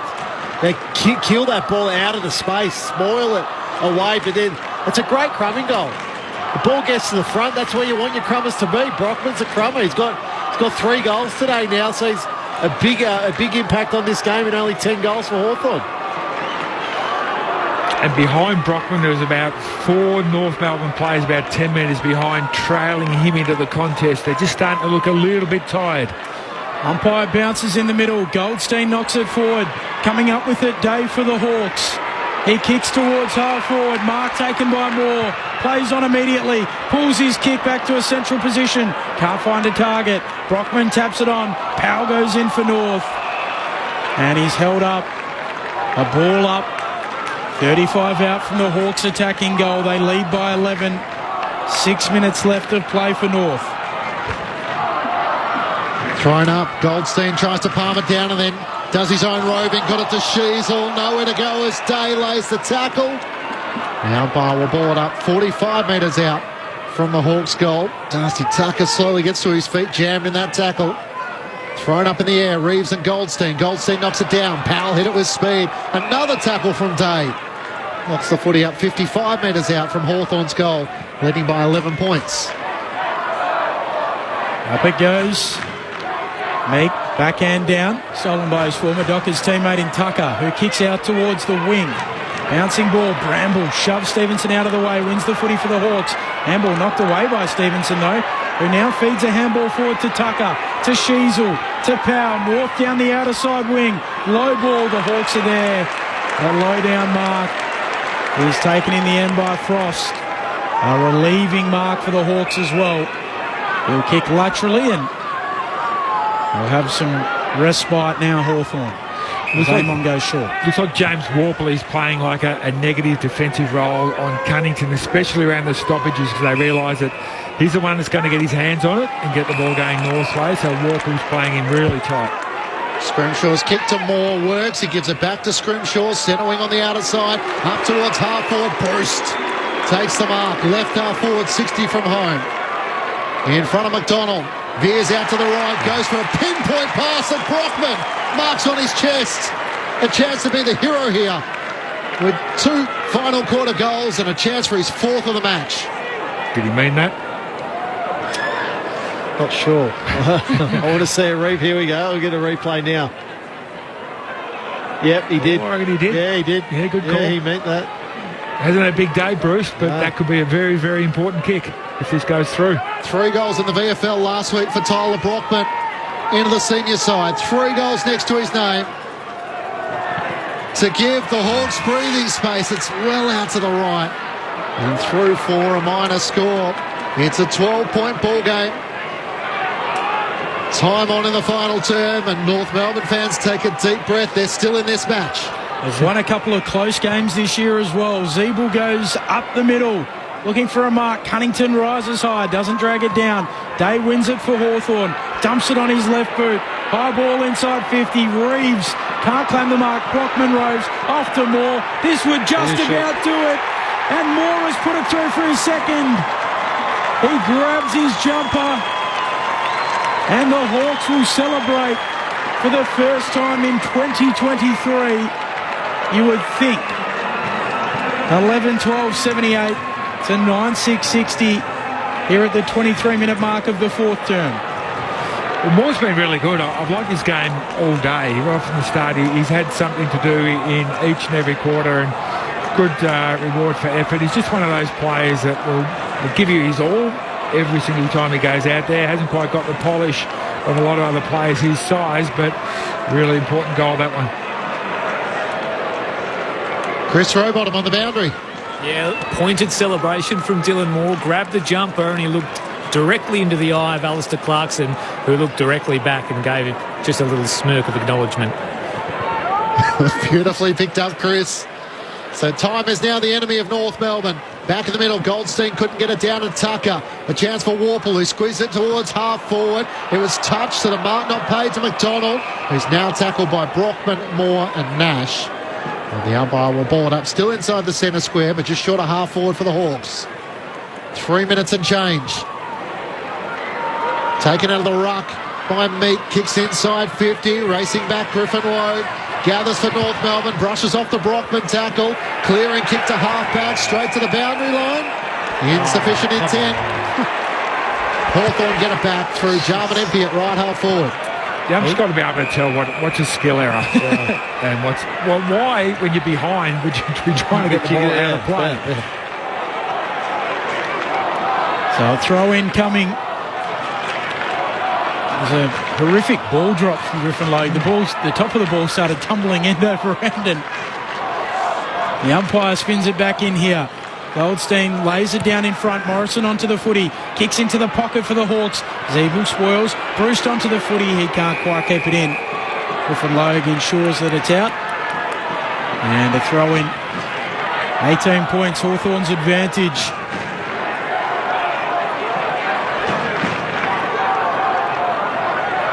I wonder if the columnist in Fin Review got down there for this game. And she is from the throw-in. Out to Morrison comes the tap. His kick on goal misses right behind.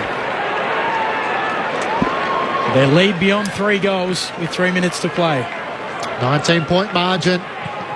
Zeeble wants to try and go long and direct. Keep this game in the balance. Scrimshaw goes up. He was brought down when he didn't have the footy. Now we'll take the free kick out right half forward.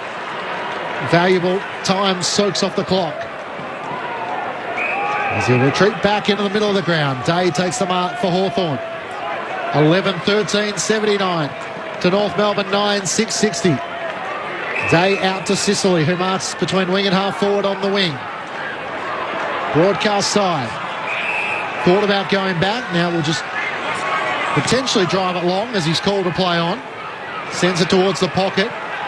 Tough one for Meek, who had to fly. Brought it down. Newcomb tackled. Holding the footy. North take the free kick through Tucker. Gets the hand pass away to Scott. Dribbles a kick up towards Comden. He's tackled. Scott keeps it alive. Taps it along the boundary line. It trickles out in front of the 2 benches. And a boundary throw in.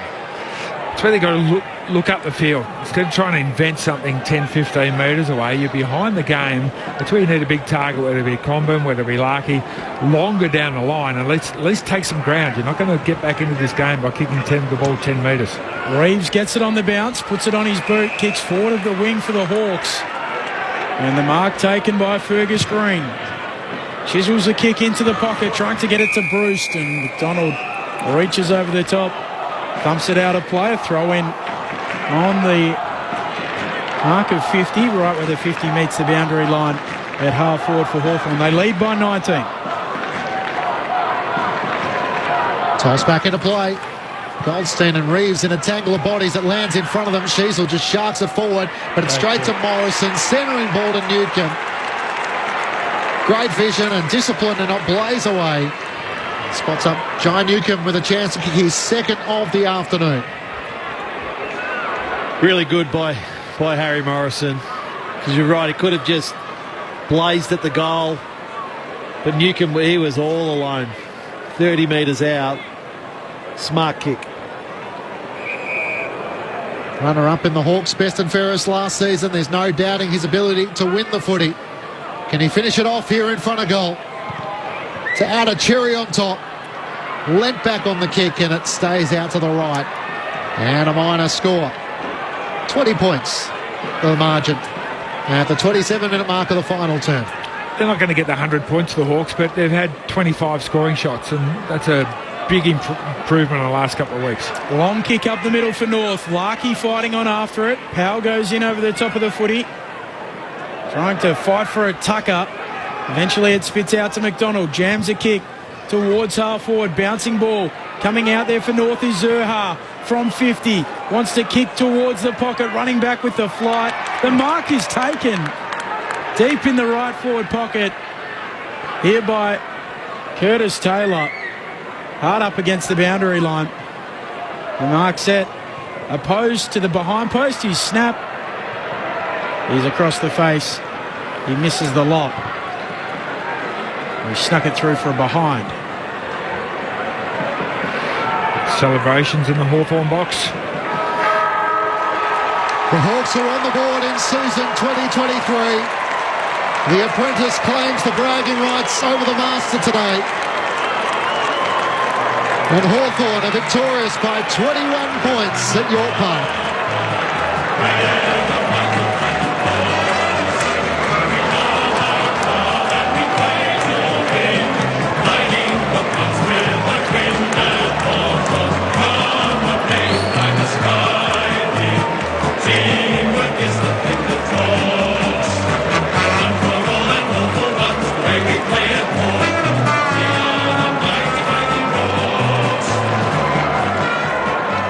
The Hawks led by 13 points at quarter time, by 25 points at half time, by 12 at three-quarter time. North Melbourne kicked 5 goals on the trot from midway through the third quarter to midway through the final term to close within 4 points before the Hawks answered with the last 2 goals of the match to win 11-14-80 to North Melbourne 9-7-61. It's bragging points for Sam Mitchell and the Hawks. They're off the bottom of the ladder with their first win, handing North Melbourne their first defeat.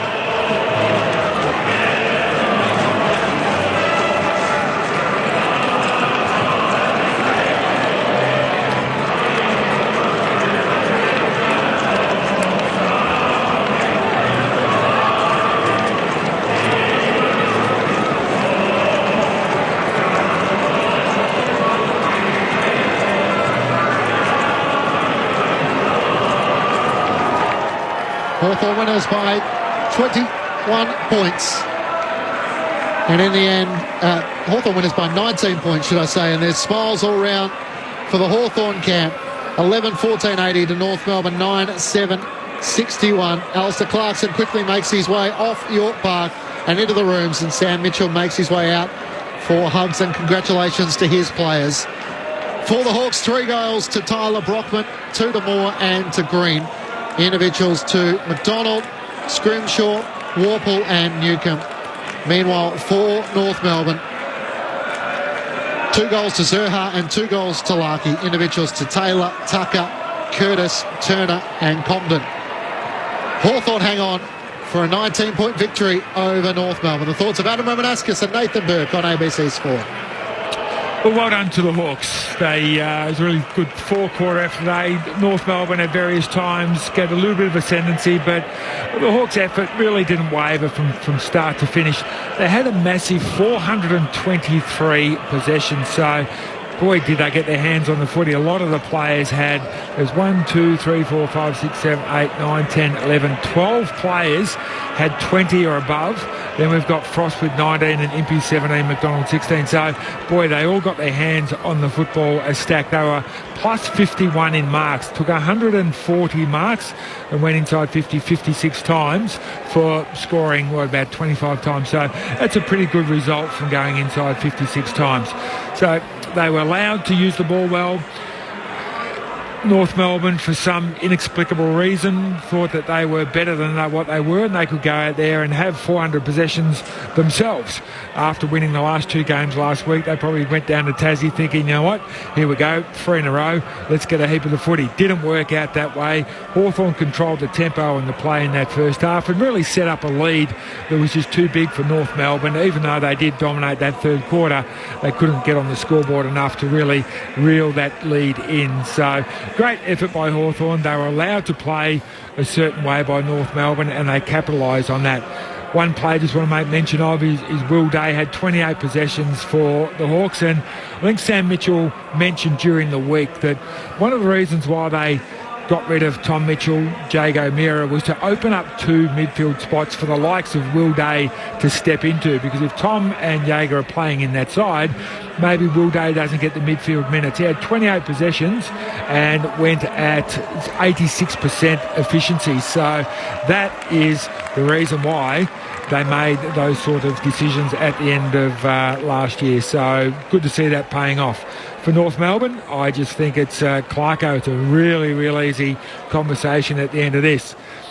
This game is built on pressure and defence and numbers at the footy, and that's where you start. And by doing that, you then earn the right to play offence and get your hands on the footy. Today, they didn't earn the right to play offence. They just wanted to play that right from the very start, and it's a lesson that's going to hurt them, because today, of all days, could have been a day where they're 3-0. It's only going to get harder from here. Well, you thought North Melbourne were coming in that last quarter. I thought the critical moment was the contest where Brockman's able to kick the goal. It's Goda and Bergman in that contest.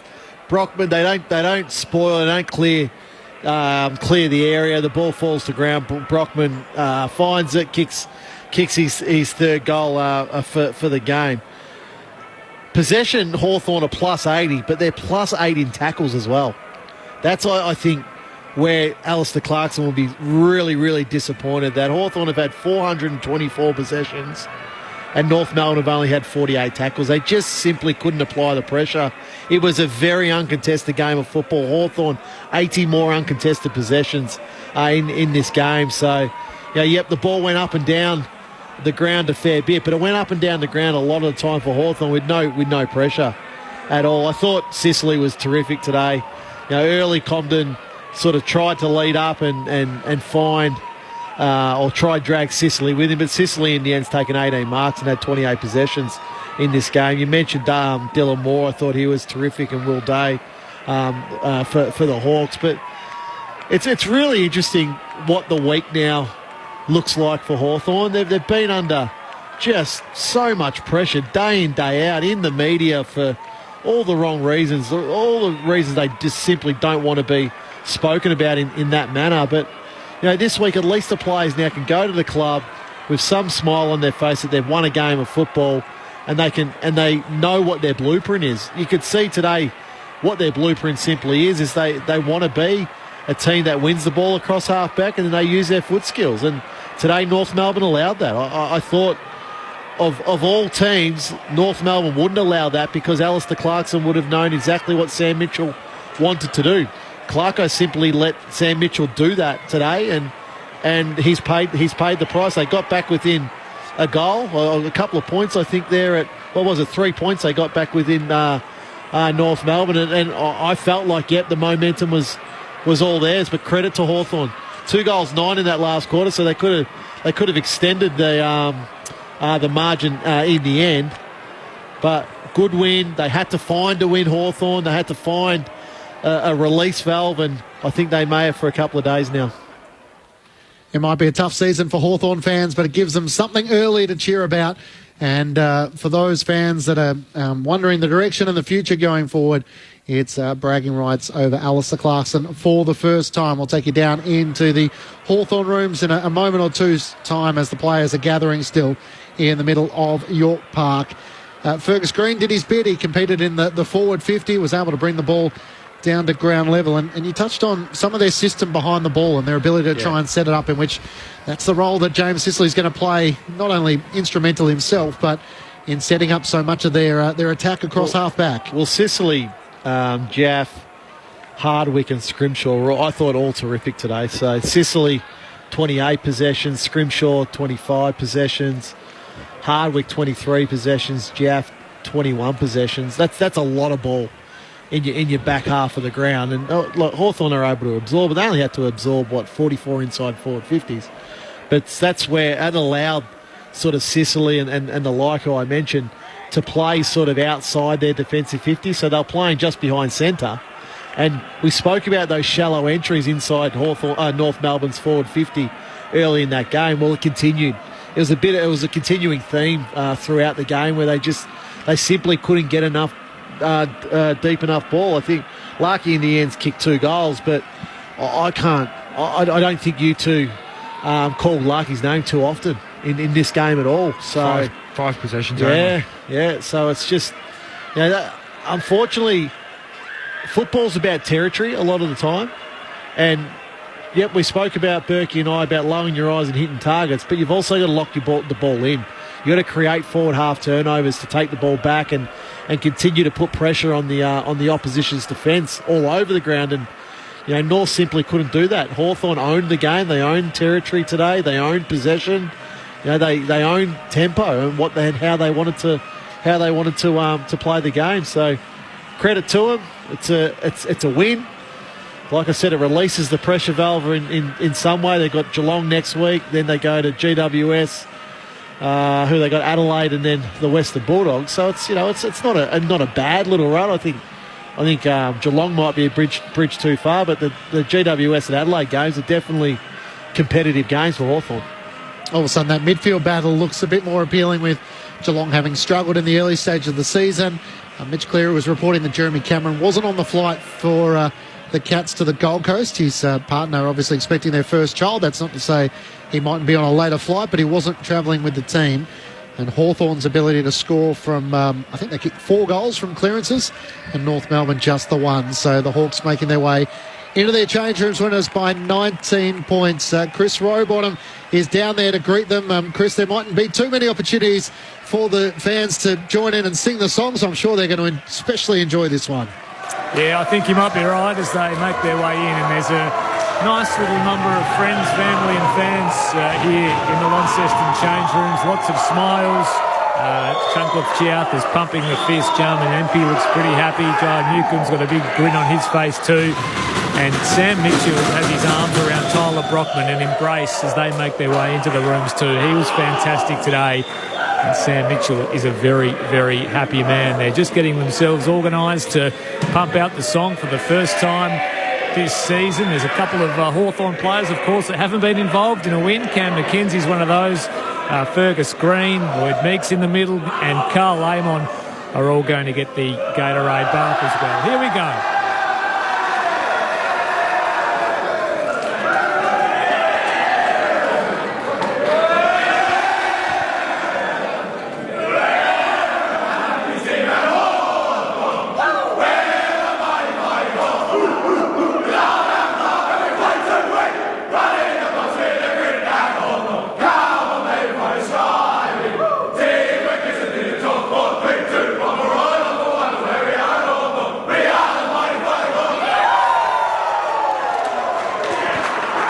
Absolute raptures amongst the playing group as they wrap up the song. Lots of smiles, lots of laughter, and just a sense of relief as well amongst the Hawthorn Footy Club as they get their first win of 2023. And I got a little bit of collateral damage there, some blue Powerade rinsed through the hair, so that'll be good to get out tonight.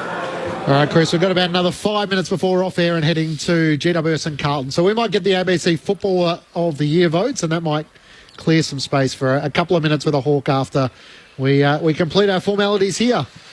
I thought they were pretty straightforward today. 1 to Dylan Moore, 26 possessions, 12 marks, 2 goals, but his play in the forward half of the ground I thought was really, really good. 2 to James Sicily, 28 possessions, 18 marks, so many intercepts. Then 3 to Will Day, 29 possessions, 11 marks, 4 tackles, 3 inside 50s, 5 clearances. I just thought he was the difference maker through the middle of the ground. 1 from each area of the ground. It's very rare that we do that in votes, but a forward, a defender, and a midfielder. So 3 to Day, 2 to Sicily, and 1 to Dylan Moore. Is Tyler Brockman a bit unlucky? Yep. Yeah, kicked 1 extra goal, but you look at more, 26, 2 goals, 1, 7 inside 50s, so he worked really hard. It's not all about the goal kickers. No, it's not. I like the fact you weren't backing down. Let's head back to Chris Rowbottom in the Hawthorn rooms. Yeah, I'm joined by Sam Frost, who's got a big grin across his face as well off the back of that win. Sam, Run us through how you're feeling. It's been a big couple of weeks for the club, particularly the last 7 days. The pressure has been palpable, but there's this huge sense of relief in the rooms today. Yeah, no, we're obviously really happy to get a win and sort of get that first one for the year. It's been first two rounds. There was a few things we didn't play the way we wanted to play. We didn't play the way we had planned to play. So nice to come out and get back to a bit of our DNA and get a win. And with all the build-up, Sam, we know the significance of today with Alistair Clarkson returning and the first game against him. Does it add just a little sort of 1% extra sweetness to the victory? Look, it probably does. It's not something we talked about during the week. I can honestly say we're just focusing on the game and how we want to come out and play. But look, it's hard to ignore. Everyone's aware of it. We just didn't put any focus on it. So yeah, it does. But yeah, just good to get the win. I'll throw you upstairs to the team: Matt Clinch, Ben Cameron, Adam Ramanauskas, and Nathan Burke. Mate, well done today. The backline had a stack of possessions down there today. I think you had 19 yourself. Most of the others had 20 or above. Is that the way that you want to be as a backline, a really high possession, using the ball a lot, or is it more about the defensive side of the game? Defence is always going to come first, and even with offence, it's not so much about the number of possessions. It's just the way we want to use the ball and move the ball. So look, possessions are great, but if we're getting the ball from D50 to forward 50 on offence, that's our plan. But like I said, defence is always our number one aim. I think today you played an uncontested game, Sam. Like you're uncontested. You're plus 80 in uncontested possessions against the Kangaroos. Is that something that you wanted? Or is that just what the game allowed you to do today? Sometimes I think you just got to take what the oppo give you. We didn't go in with the plan to chip the ball around and take uncontested marks and get uncontested possessions, but if that's what the opposition gives you, you just got to take it sometimes. And the way we're developing and we're finding our way and we're finding out what works, and it's good for us to be able to figure that out in live time in the game and not have to be coached through everything. So I think we'd be happy with that, but it wasn't something we went in the game trying to do. What's the emotion like, Sam? Is it relief? Is it a bit of reward for all the hard work you're putting in behind the scenes? How would you describe the mood in the rooms? It's probably not relief, to be honest. It's just joy for a few of our young guys to get, like you said, a reward for effort. Everyone works hard over summer, but it's just good for our young guys to get a bit of belief and some reward for the work they've been putting in. So it's really just joy, smiles on faces, and we enjoyed singing the song. And it sets up a big Easter Monday clash against the Cats, which is always a great occasion to play on.